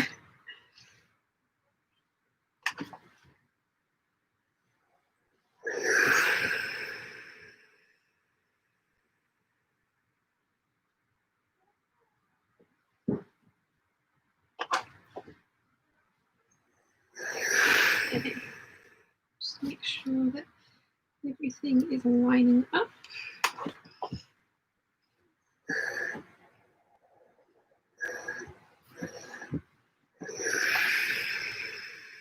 Okay. Second pocket band.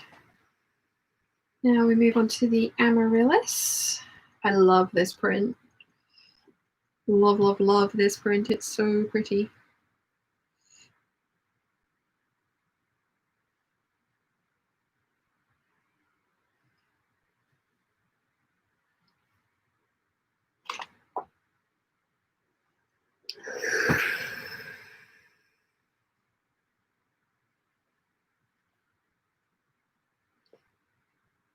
And I'm turning this round on itself is working really well. The clipping with the pinking shears has really helped.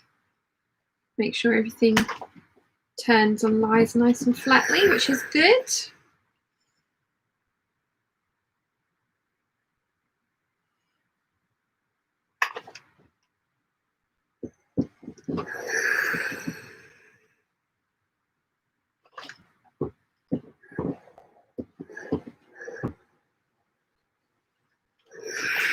There we go. We have another pocket band. Let's just get this last one done.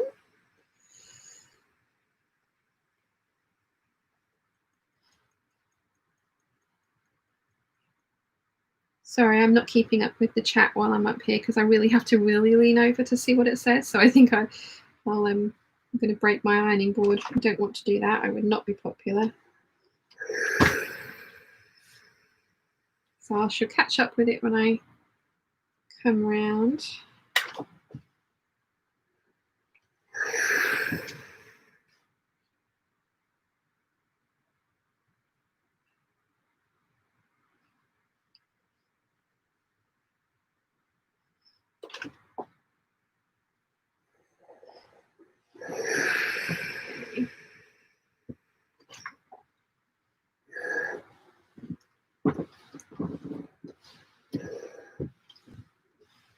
And final pocket band is done. Now I need to place them together around the raw edges. So let's get that done. I should catch up with the chat first, I think, though. Caroline says, Duvalet, there's a website called Mushroom, the journal that talks about preserving mushrooms. Try there. Ah, cool. Duvalet says, I'll check that out. Thank you.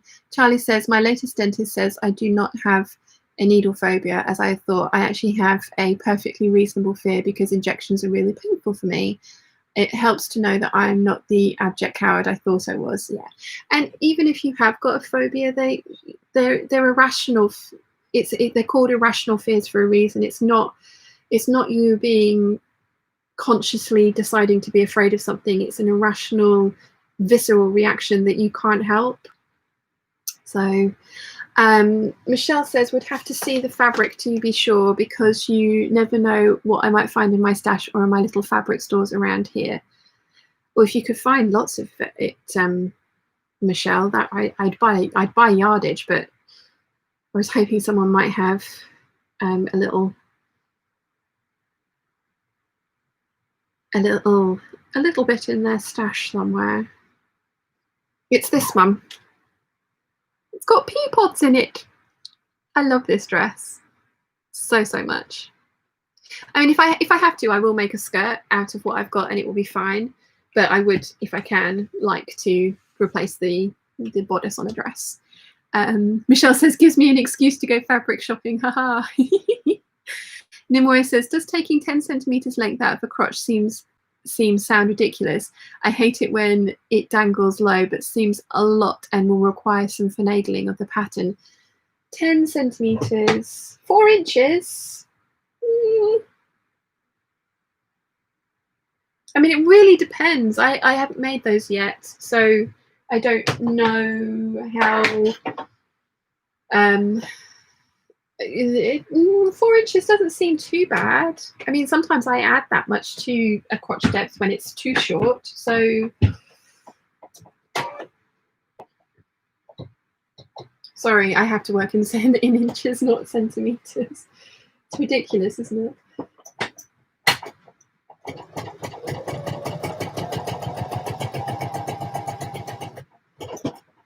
Okay, so I'm gonna baste all the raw edges of my pieces together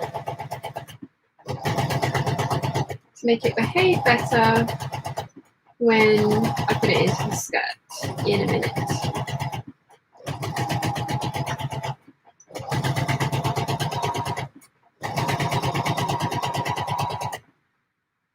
It's making it quite familiar. Don't like that.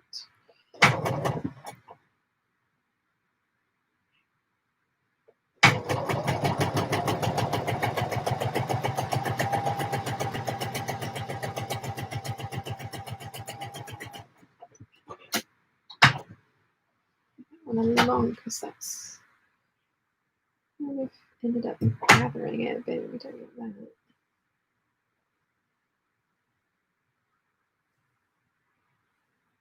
Okay, one done.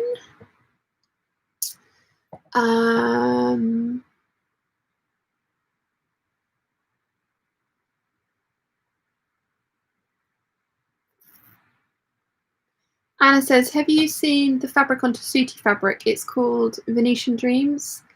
It is decadent, not that I'm enabling or anything. I haven't, Anna. I'm trying to avoid looking at beautiful new prints because I am trying to work my way through my stash and sew up what I have already. I have not looked. I shall try and behave and not look, although now I'm intrigued.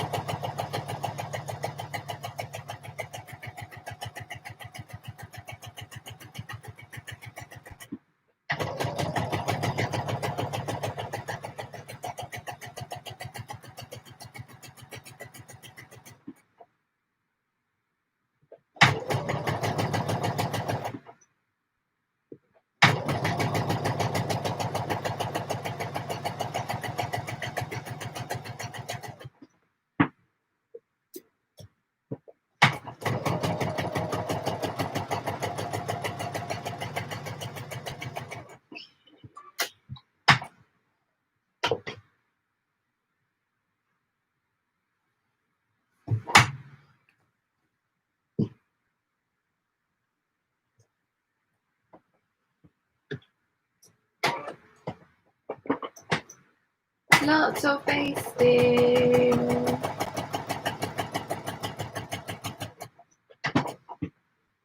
Lots and lots of basting.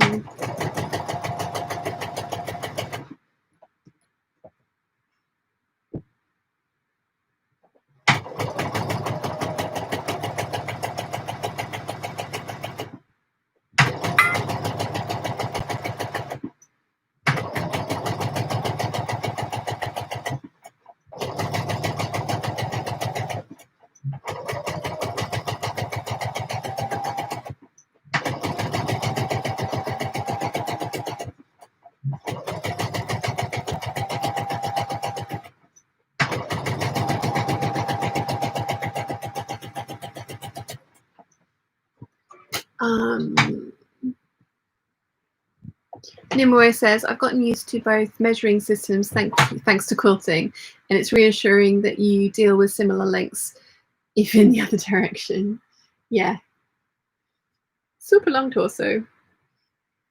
Anna says, I sent you a photo. That's not helpful, Anna. Una says, hello, I'm back. Been on a gathering, now sewing sleeves on my Rita blouse. Is that collar you're doing, Sean? No, these are sleeve bands, pocket bands. Sorry, Una, pocket bands for the 8577. Although they do look like collar pieces, but no.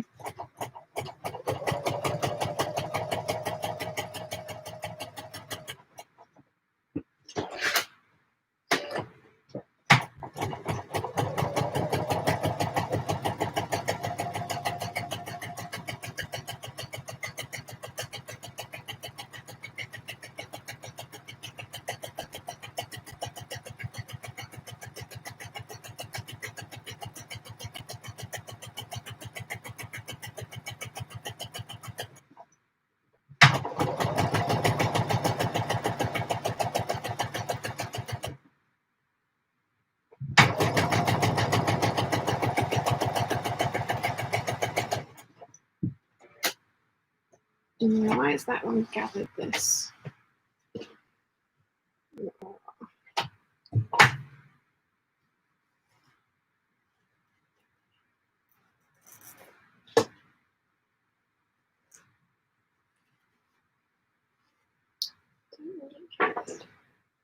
That's annoying.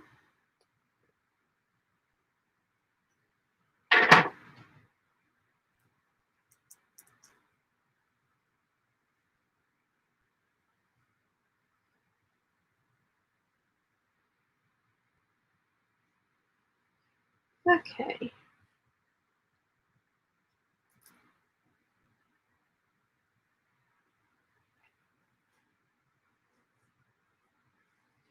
Okay, pocket bands are basted into place. Let's chop off all of that thread so that that doesn't get in the way, because that would be annoying. Then I need to stay stitch the edge where this band goes into place on pockets, on the skirt fronts even.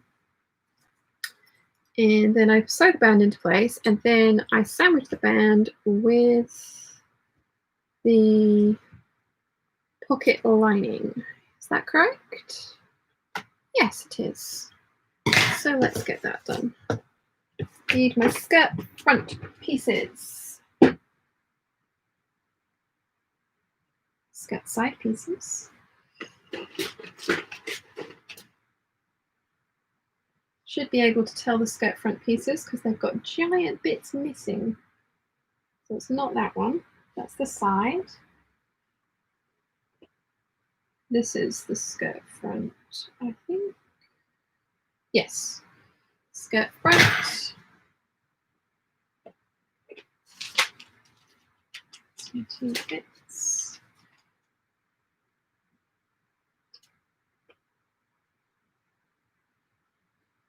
It's the skirt side, I think. Nope, that's the skirt front. So that's where the pocket's going in, that big thing there, and that needs to be stay stitched into place. So let's do that now. Where did I get to? Duvalet says, I have to go. I have to chat with my grandma, so I'll see you. Have a good one, everyone. Thank you for hanging out with us, Duvalet. It was lovely to see you. Anna says, I've sent it to you on Instagram. Thank you, Anna. If I buy it, it's your fault. Lottie says, did you make an 8577 skirt only at some point, or did I dream that? No, I did. I made it out of the Cafe Facet Shell Bouquet fabric. And I have worn it once now that I have made a pink t-shirt to go with it. Right, let's make sure that I stay stitch the correct part of this. We want to stay stitch at 1/2 inch. So let's get the stay stitching in, and that's because you definitely have to clip to get this to fit the pocket band that we've just sewn.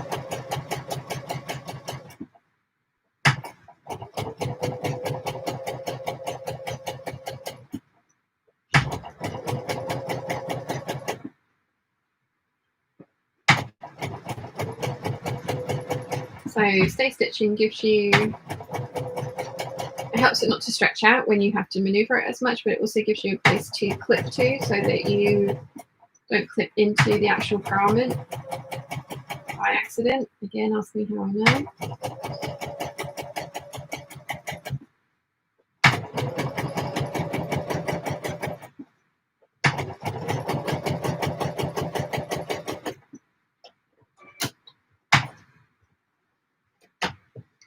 Okay, 1 down, 3 to go.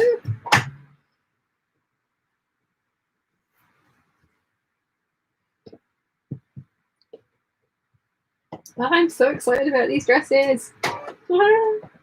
They're gonna be awesome. Lottie says, thank you. We'll go back and look for that video later. It is March 2018 lookbook, Lottie. The really, really long one, the 47-minute long one.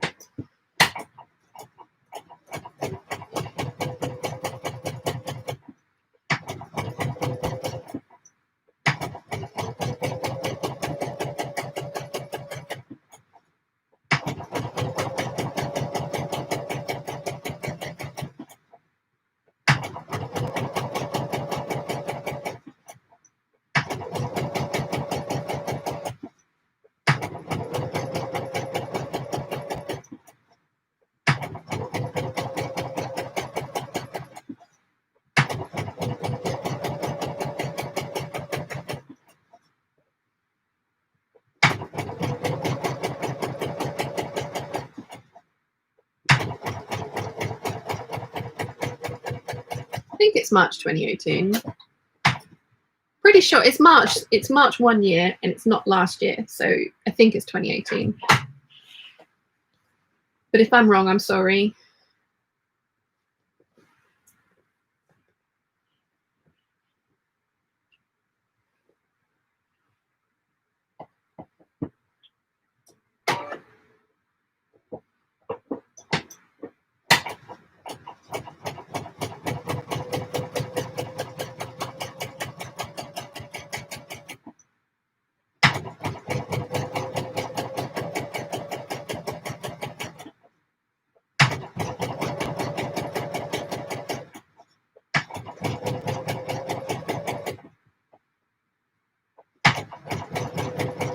think the first time I made this dress, I tried to put the pocket band in the wrong way around, and they got very confused why it wouldn't fit.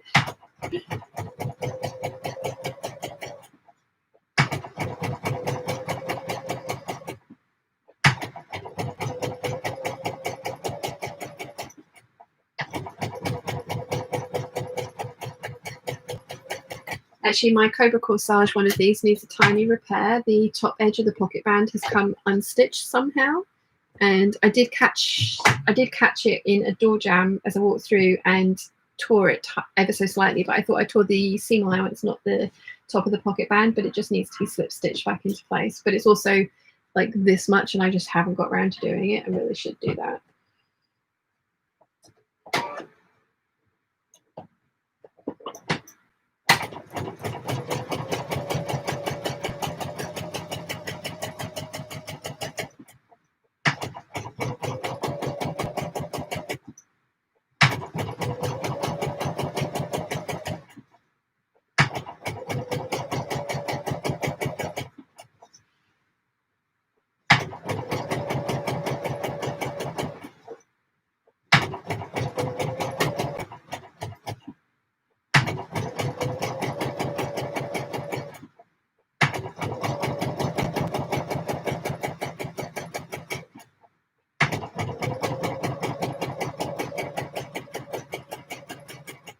Okay, so all the stay stitching is done.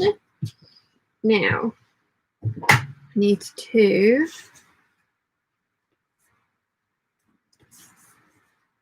so pin pocket band interface side down to upper curved edge of skirt, clipping skirt front where necessary. So, which is my interface side? That's my interface side. That's the wrong way around. Is it the wrong way around? No, this is right sides together. Yeah, that's my interfaced side. See, this is what I mean. Okay, right. So I'm going to match up the notches and then pin that into place. Definitely got that the right way around. Yes. So that's one done.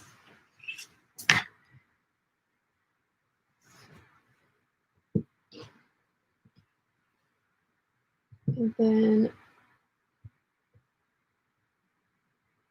just double checking. So there's the notches. There's the notches. That can get pinned into place. And then put that to the side. And now we need to do the Carline ones. So this is the right way around.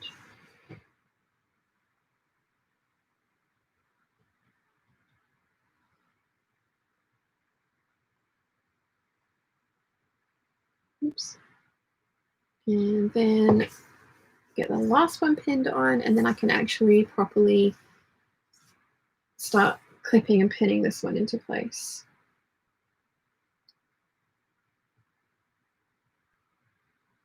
Yeah, so that goes up there. Yeah, yeah, yep, yep, yep, yep, yep, yep, yep, yep, yep, yep, yep, yep, yep.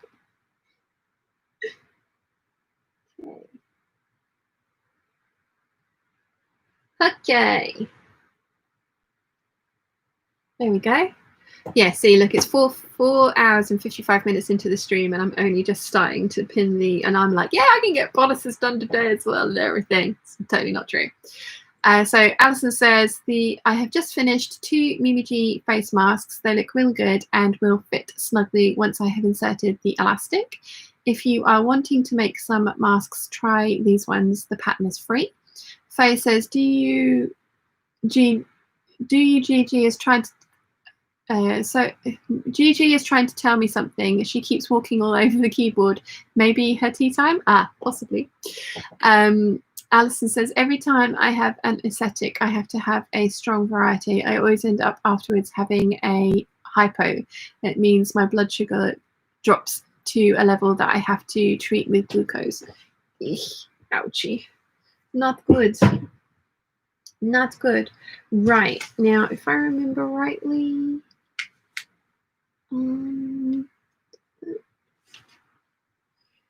okay, so let's try and pin this in place, and we're going to do it with the skirt side up because that's the side that's going to need to curve around the, it's the side that's going to misbehave. So this always takes me ages to get this pinned into place because there's a lot of finagling with this bit, and this is why I say this part is the most difficult, because it's not difficult, it's just fiddly, and you have to kind of keep working at it.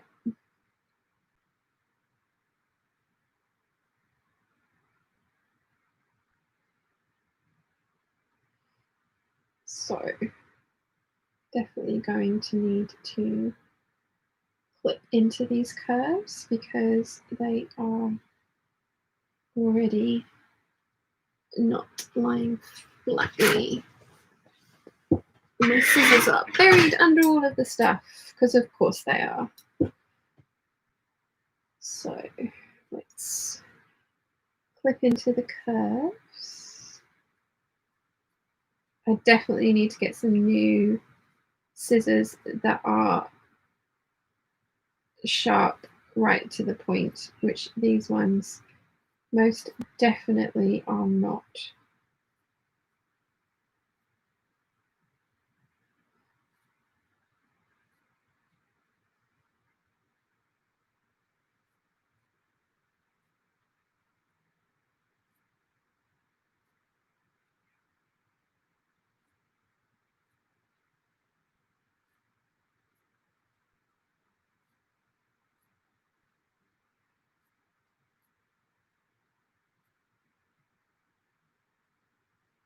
Okay, I'm just going to do one side to start with.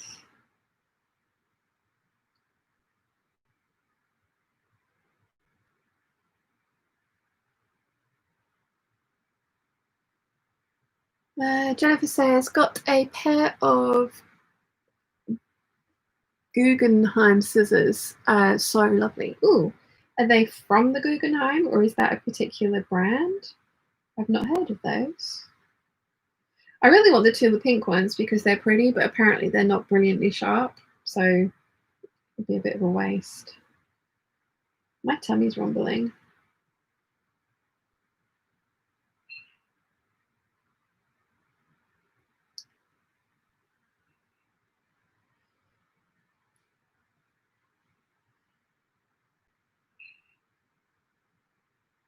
Like I say, this bit always takes me ages to do because you have to finagle it around corners and it's frustrating.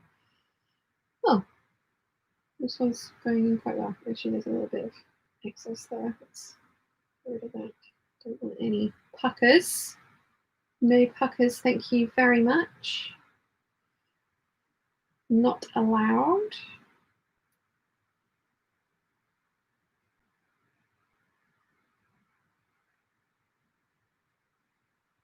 Many, many pins.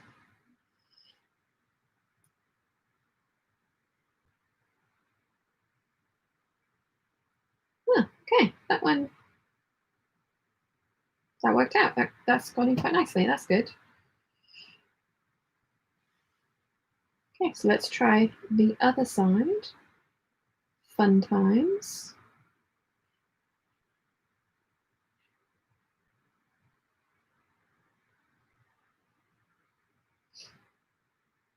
And I'm just going to start clipping into the curves on this one because I know I'm going to have to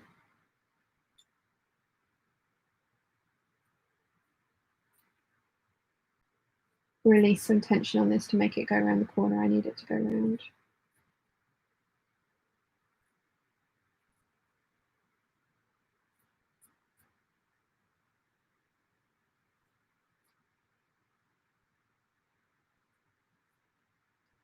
Where did I get to with the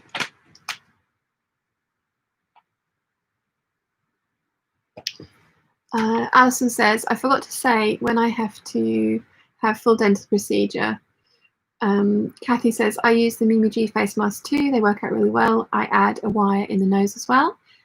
And Jennifer says they are the brand of scissors found on Instagram and they are so sharp, using them now to cut out masks. Nice. Alison says to Kathy, I'm waiting for the wire to arrive. I ordered on eBay. I have left a gap to insert a little filter too. Laurie says, I have been looking at the ads for those scissors and I've held off on buying them. I love them because they are black. Now I may get them. Ooh. So far, my favorite scissors ever are these Kai scissors that I was gifted by KK. They are amazing. My mum steals these all the time as opposed to using her ones. And I want to have a look and see if Kai do little scissors like this, because these Fiskars ones are not sharp right to the tip. I mean, they're working okay for this, but it's not fabulous. But I shall have to have a look at that brand, Jennifer and Laurie. Sounds interesting. It does.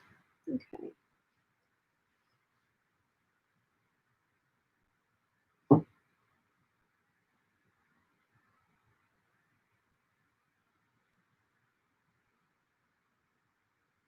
Dad's making yummy food. I think that's why my tummy started rumbling, because I can smell their food. Oh, it smells really good. Smells very yummy indeed. What's everyone else having for dinner this evening? Go on, make me even hungrier. Let's talk food. I'm having HelloFresh. Is that a shock to anyone? I have to say I am really enjoying the HelloFresh boxes. I really am enjoying the entire experience of it, having it delivered, the meals that I'm picking, the using the app, the actual results of the food that I'm making. I'm really enjoying it, which is why I keep banging on about it so much. I think I'm going to have teriyaki beef tonight, which I'm looking forward to, although I do have the second half of the chicken and bacon Waldorf salad in my fridge as well, which was really good. I've never had a Waldorf salad before, and it was yummy. Dad and Mum are having a roast lamb dish of some description, which sounds good. Smells amazing. That's why my tummy's rumbling. Okay, well that went in a lot easier than I thought it was going to, so that's good. So many pins, and I'm going to sew with this side up, and I think I'm going to do it one at a time just so that I don't have to use all my pins.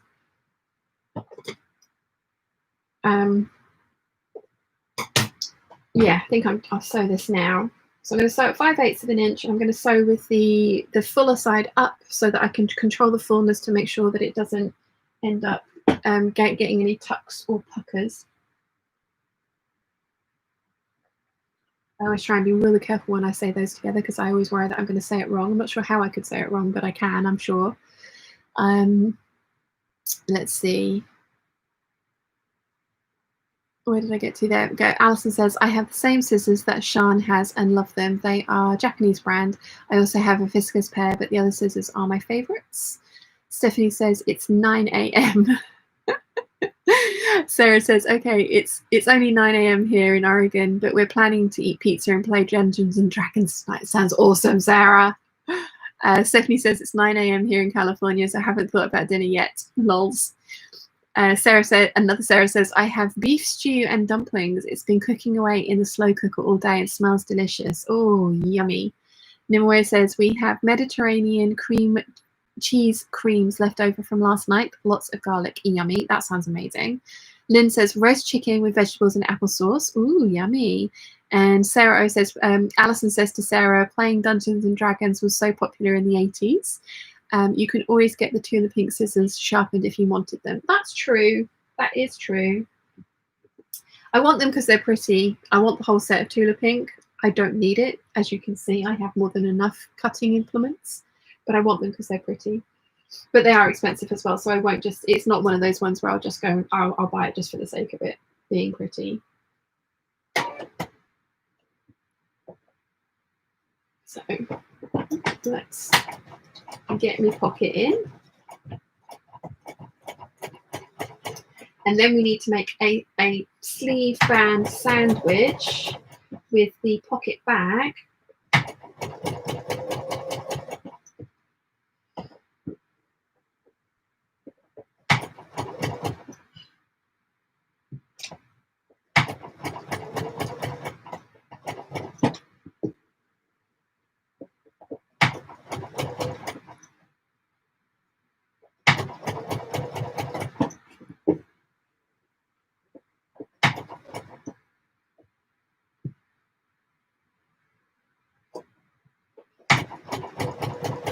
This is proper concentration face here, so I don't get any, as I say, tucks or puckers anywhere that I don't want them.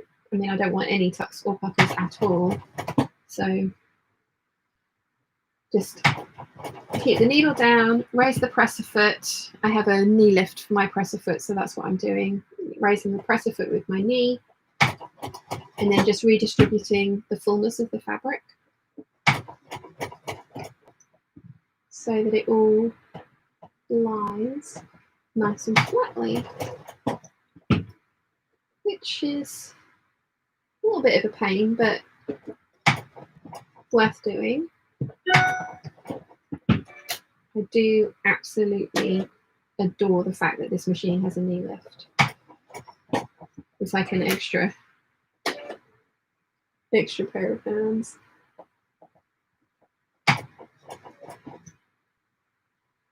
And this is, I'm sure there's lots of machines that allow you to do this, but this is one of those ones where you can tell it that you want to finish with the needle up or down.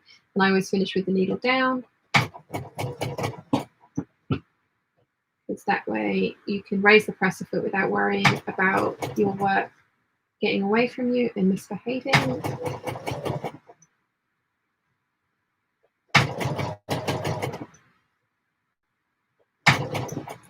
Okay.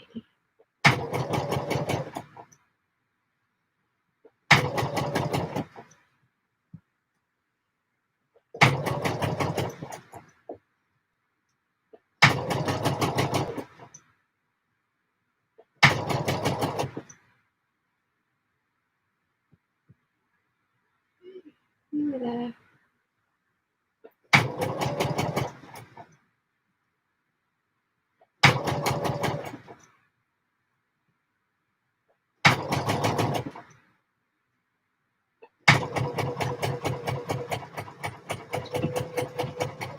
Okay, first one done.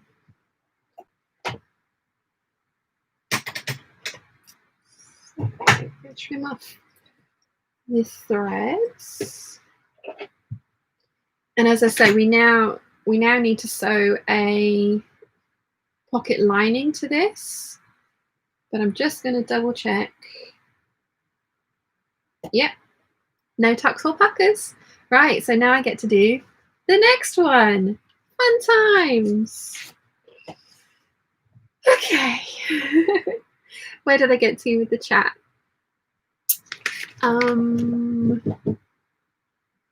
Alison, oh yeah, I've read that one, sorry. Sarah says to Alison, we play online via Tabletop Simulator now, so we can play with friends who are far away and be socially distant. Oh, that's lovely.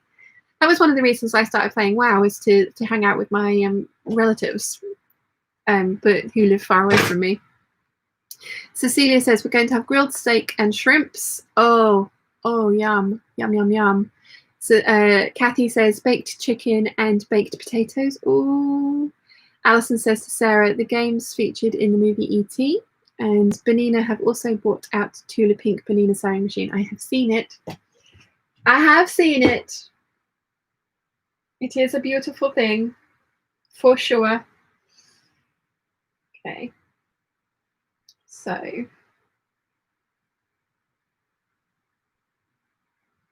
skirt band numero dos.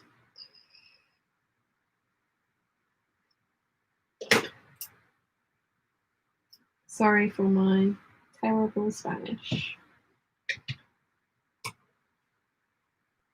Okay. Let's get this one pinned into place. And then I can start clipping my curves.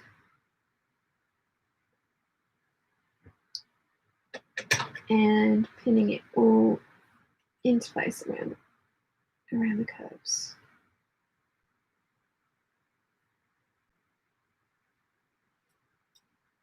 Yeah, I really need some new scissors.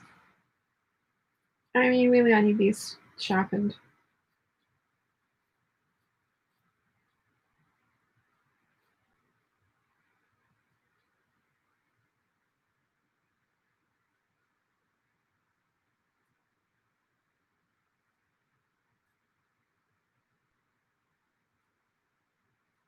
So I've pinned in I've matched up the notches, and then I've matched up the two edges, and then I clip into the curves, and that way I know how much I have to make it bend around the convex and concave curve to make them match up. That's just my preferred way of doing it.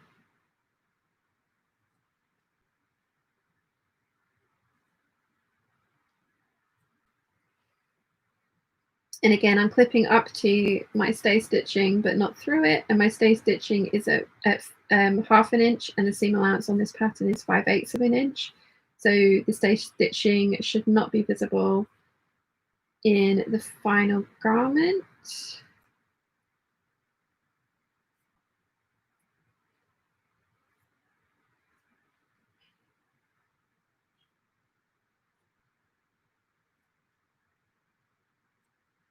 Okay.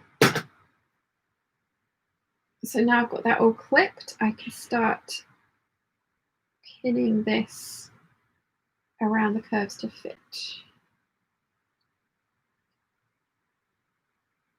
I'm kind of just sort of like talking through what I'm doing, because otherwise I'd be sitting here kind of just muttering to myself.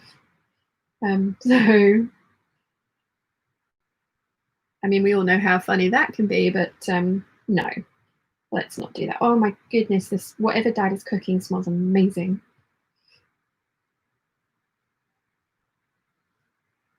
Smells so good.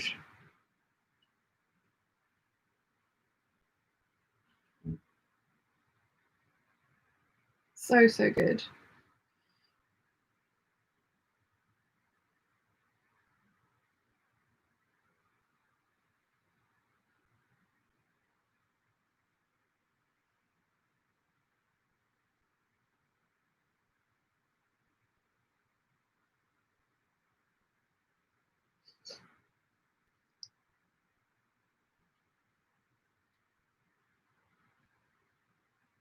So that one went in nicely. And we can do the other side.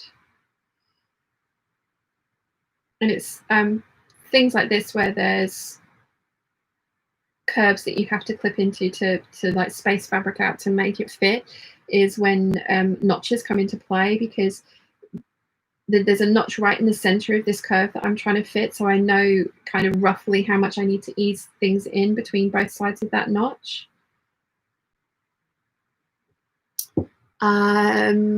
Johnny says, hey, it's Sarah's annoying husband back, still not got my Lego room. How's the mankini going? Mankini's looking a lot like a skirt at the moment. You've still not got your Lego room. She's still not giving it to you. That's just, oh, she's had like at least 2 hours. What's going on?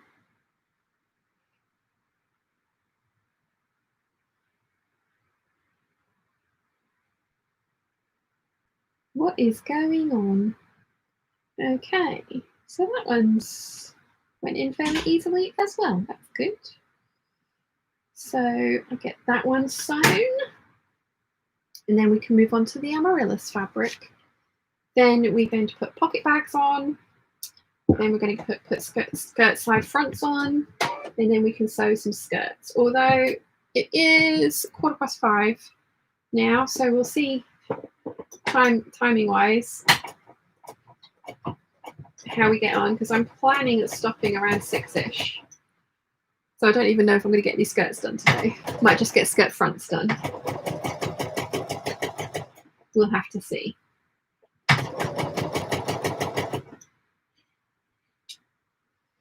We shall have to see. Because my tummy is starting to rumble. So I am hungry.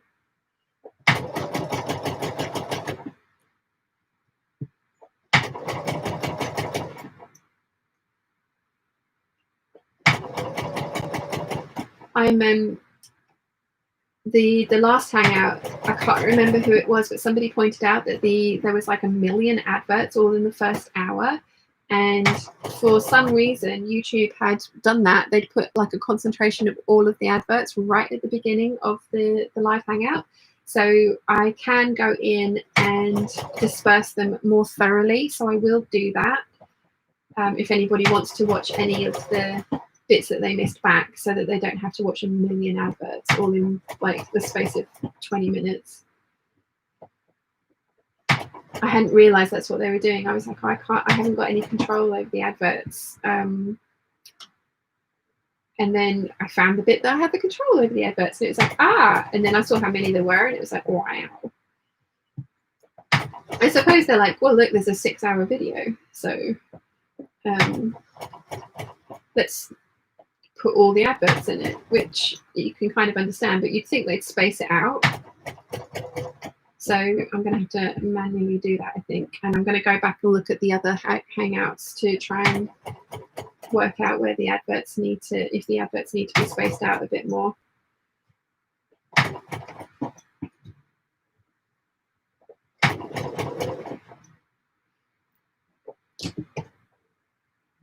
Getting there.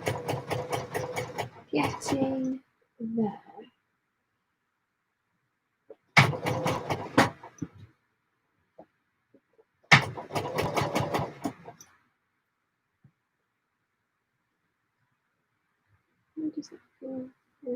That's right.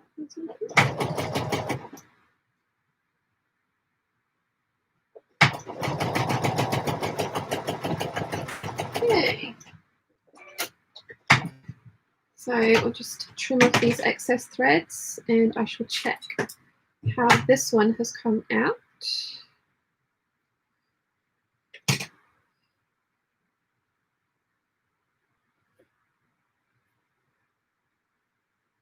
That's looking good. Yeah, looking good. There was just a little crease in the fabric. I thought it might have been a pucker and I was going to be upset, but it wasn't. It was a crease in the fabric. So that's fine. So there's those two done. So I can work on the amaryllis now. It's going to be a beautiful dress. So excited. Where did we get to? Cecilia says, what's the danger of living in close proximity to good cooks? I'd weigh so much more if hubby cooked more often. Yes, definitely. Johnny says she's trying to get me to buy a motorbike. She thinks she knows about my life insurance policy. Sarah O says, I'm currently knitting a pair of Halloween socks, but later today I'm hoping to finish a So Different scoop pinafore and start a closet core Charlie caftan. Ooh, nice. And Jennifer says, I'm trying to decide if I want Italian or steak and shrimp. I kind of want steak and shrimp now. You guys have been talking about it. I don't have steak and shrimp though. I don't have that available to me. That's not one of my options. I do have a prawn dish, actually, a creamy prawn spaghetti dish.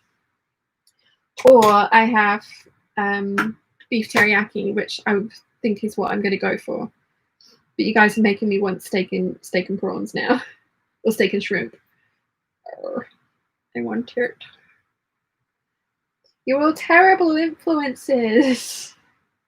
You blame me for being a bad influence. You're terrible influences. I love you all. So. Right. Clip into me curves with me not sharp scissors. Fun times.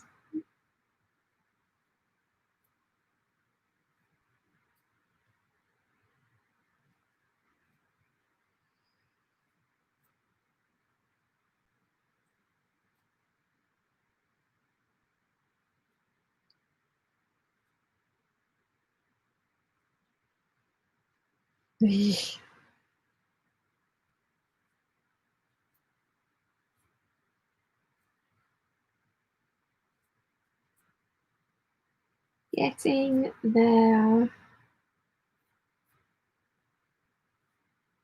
I do think the sound, I think we talked about this last week as well, because we were talking about Foley artists, weren't we?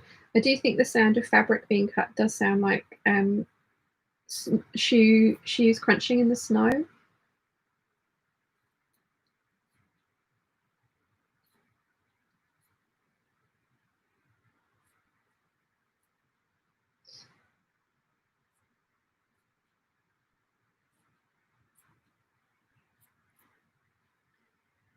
Okay.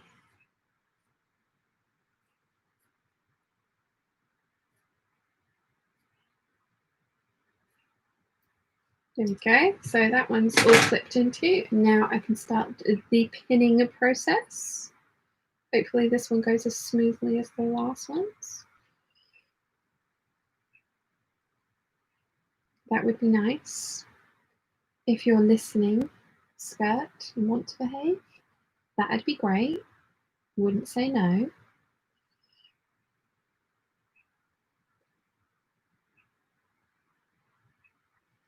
I've got this pinned in the right way, haven't I? Yes, I have.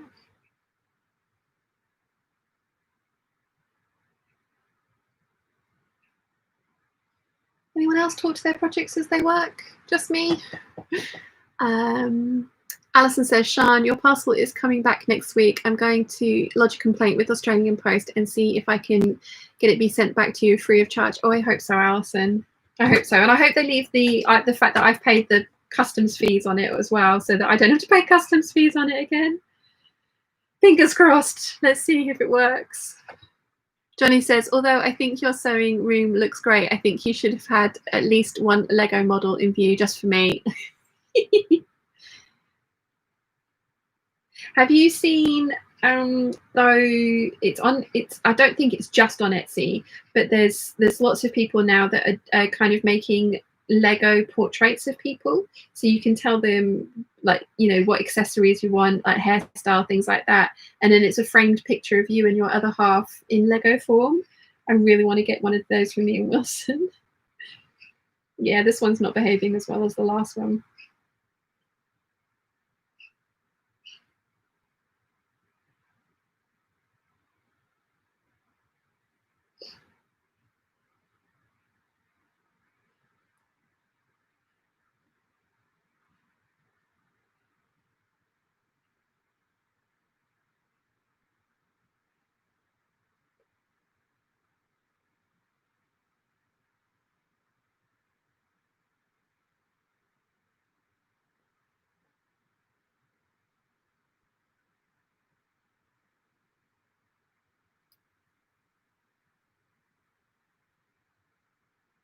This one really doesn't want to behave.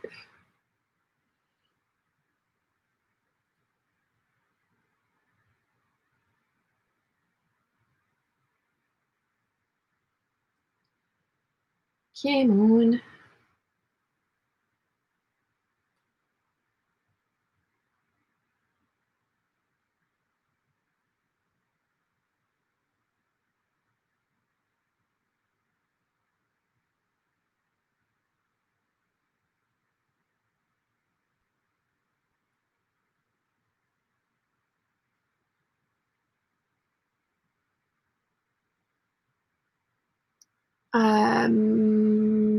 Kathy says, steak and shrimp sounds good. Not available for me either. I'm going to have that at some point this week, though.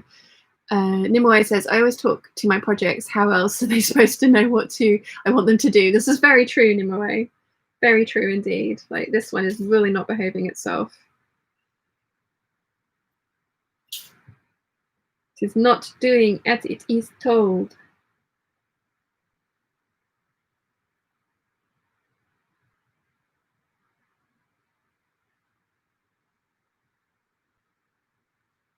Caroline says, I'm so glad that the parcel is on its way to being sorted. Yes, thank you for your help, Caroline. And Johnny says, yeah, I saw them. Those are amazing. They also releasing new Lego portraits of Iron Man, Darth Vader, Boba Fett, and a few others. They look really good and would be blend into the living room. I wouldn't mind I wouldn't mind those as little Lego figures. I would totally have those. Lynn says, I'm going to say bye for now, Sean. I'm going to have my dinner. Hope you're feeling better soon and have a good week. Thank you, Lynn. And thank you for hanging out with us. Alison says, good night, Sean and Peeps. It's really late here and I've enjoyed your company immensely. Stay safe and well. Love to Chiana and Susie, Binks and Maya, send purrs and headbutts. Thank you for hanging out with us, Alison. Good night. And Jennifer says, shrimp and steak 1, and then bye to Lynn and Alison. I'm not surprised. Shrimp and steak 1, Jennifer. Oh, you guys are making me hungry. Hungry. So let's see if this side's going to behave itself a little bit better. It'd be nice if it did.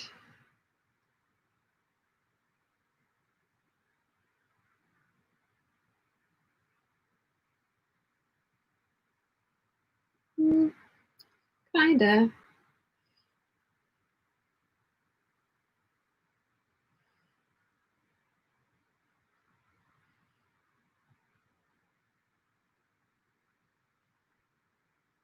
Getting there.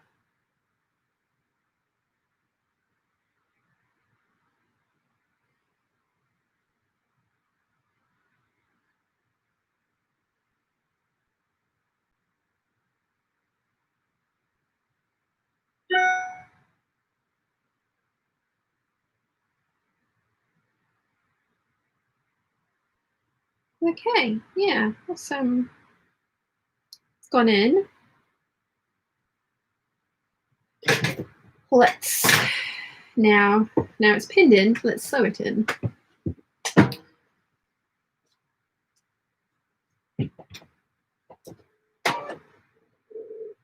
Okie dokie.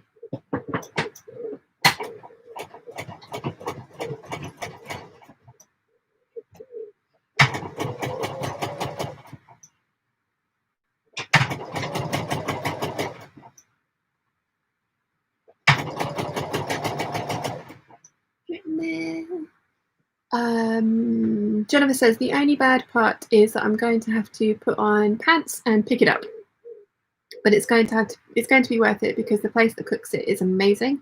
It sounds really good. Eileen says, I have just finished my Yanta overalls. I wanted something to mooch about the house in and also get some practice in for trouser making. It couldn't be much more different than your dress, Sean. Do you like them? Are they comfy?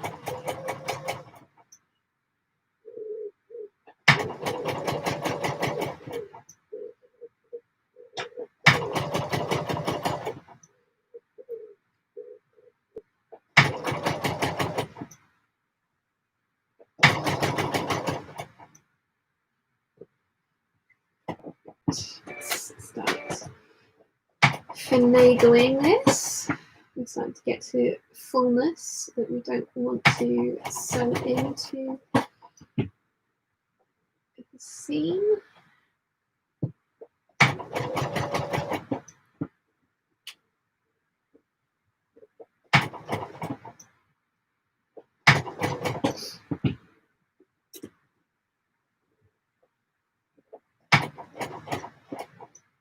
As I say, this is the fiddliest part of this dress. And you totally don't have to put these pockets in if you don't want them. You can cut the front lining panels as the outer fabric and ignore all the pocket panels and then put in inseam pockets instead. I absolutely love these pockets. They are giant and awesome and fit everything in them, and I love them. So for me, it's worth the hours that this bit takes.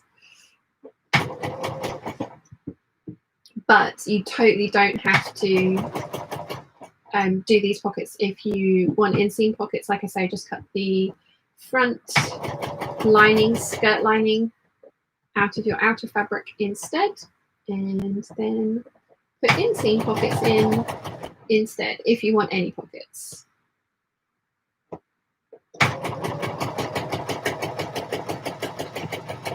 I haven't ever made this dress out of like a rayon or a really floaty fabric. I know Liz from Liz Sews has, and I think she said it wasn't her favorite because it kind of, there was a lot of volume in the skirt, but there's no poof because it's a really floaty fabric.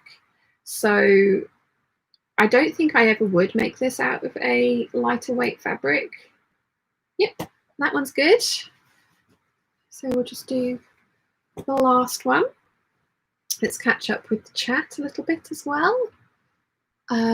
Eileen says, quite pleased with them, though not used to baggy clothes and will need to get used to that. They're in a lovely black linen and plan to wear with colourful tops underneath. Ooh, nice. Alison says, before I go, on the subject of Lego, here is the YouTube video of the scene of the Blue Brothers movie where they drive through the shopping centre and it's been recreated all in Lego. Oh, amazing. I'll need to watch that. Right, let's get this last pocket band clipped and pinned into place. And it's 5:30. I was thinking I might call it a day after this because, like I say, my stomach is really rumbling. I'm very hungry. And I don't want to get a food mood on. Food mood would be bad. Somehow managed to gather this bit. I don't want this bit gathered. Let's just release that.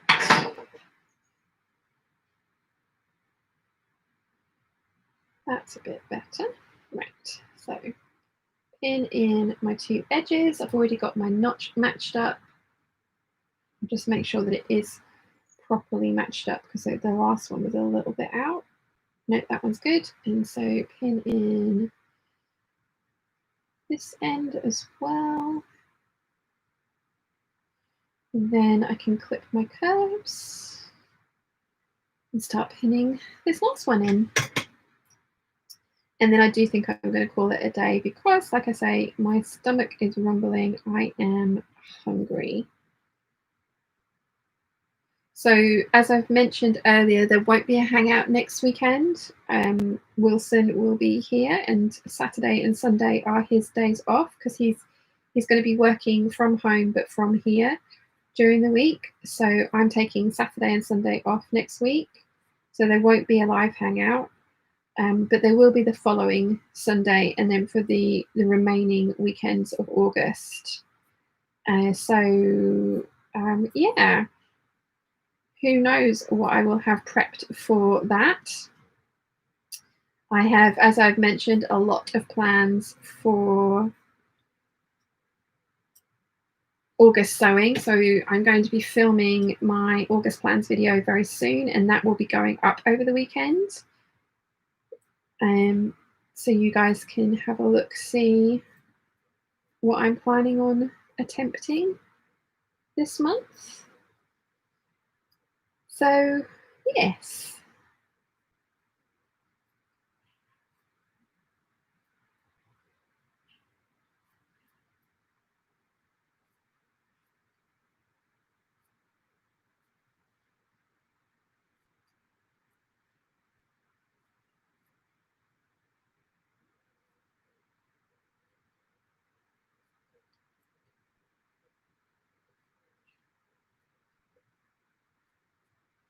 Okay, so that's all clipped. So now I'm going to try and pin this one into place. Hopefully this one behaves itself a little bit better than the last one.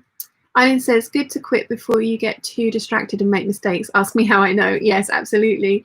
And Eileen says, yay for Wilson. So glad you're having time with him. Me too, Eileen. It's going to be lovely to see him. I haven't seen him since the 13th of July. So yeah, not as long as it has been, but it's still been a while. Una says, I'm supposed to be cooking dinner with my husband, but we decided to make do with what's in the fridge so I can keep sewing and he can keep gaming. Oh, that's nice. Jennifer says, all right, going to get food. Have a good day, y'all. Thank you for joining us, Jennifer. Michelle says, I will be getting ready for 2 craft fairs in the month of September. Ooh, nice. Very nice.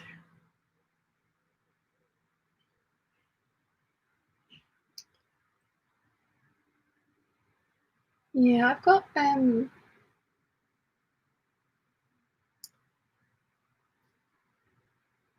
like I said, I've got lots of plans for August sewing. We'll see how many of them I get done. I've actually not done too badly in July. I think I've got 8 woven things done, which is quite a lot. Definitely more than June. June was a bit of a write-off.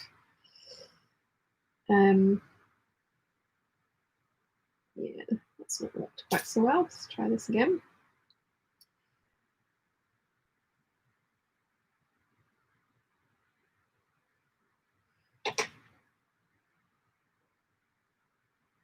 Yeah, given that I had like nearly 15 days off in July, I think I've done pretty well. Especially as some of them are new patterns and some of them are sew-alongs. So I'm pleased. I'm pleased with my July's output. And I am looking forward to the next batch of things to get made, because there's some really pretty things in there, I think.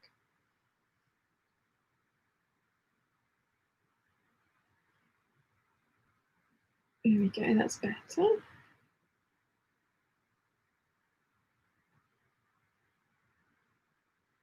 So that's all in. Now let's just do the other side.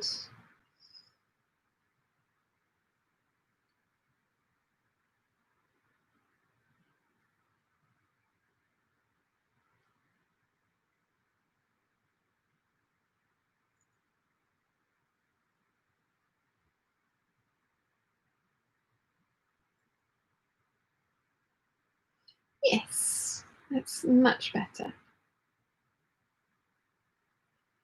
Okay.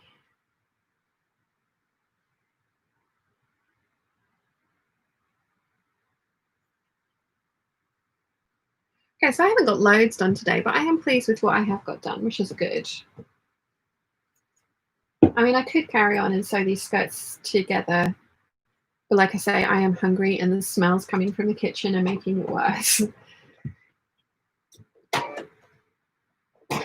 I'm suddenly very, very aware that I've not had anything since lunchtime, which was only about 4 hours ago, but it was just 2 pieces of toast. And now I want more.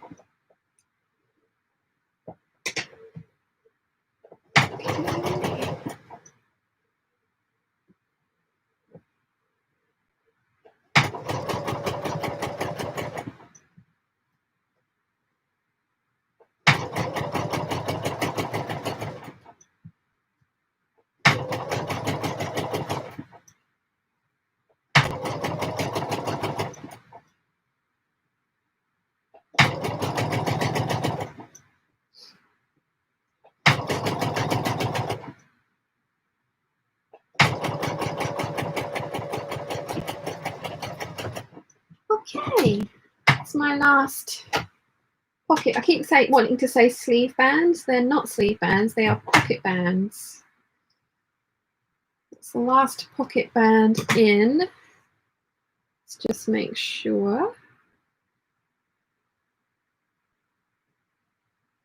Oh, yeah, it's all beautiful. Beautiful. So we have pocket bands. Okay, So like I say, I think I'm going to call it a day there because I am hungry. Very, very hungry.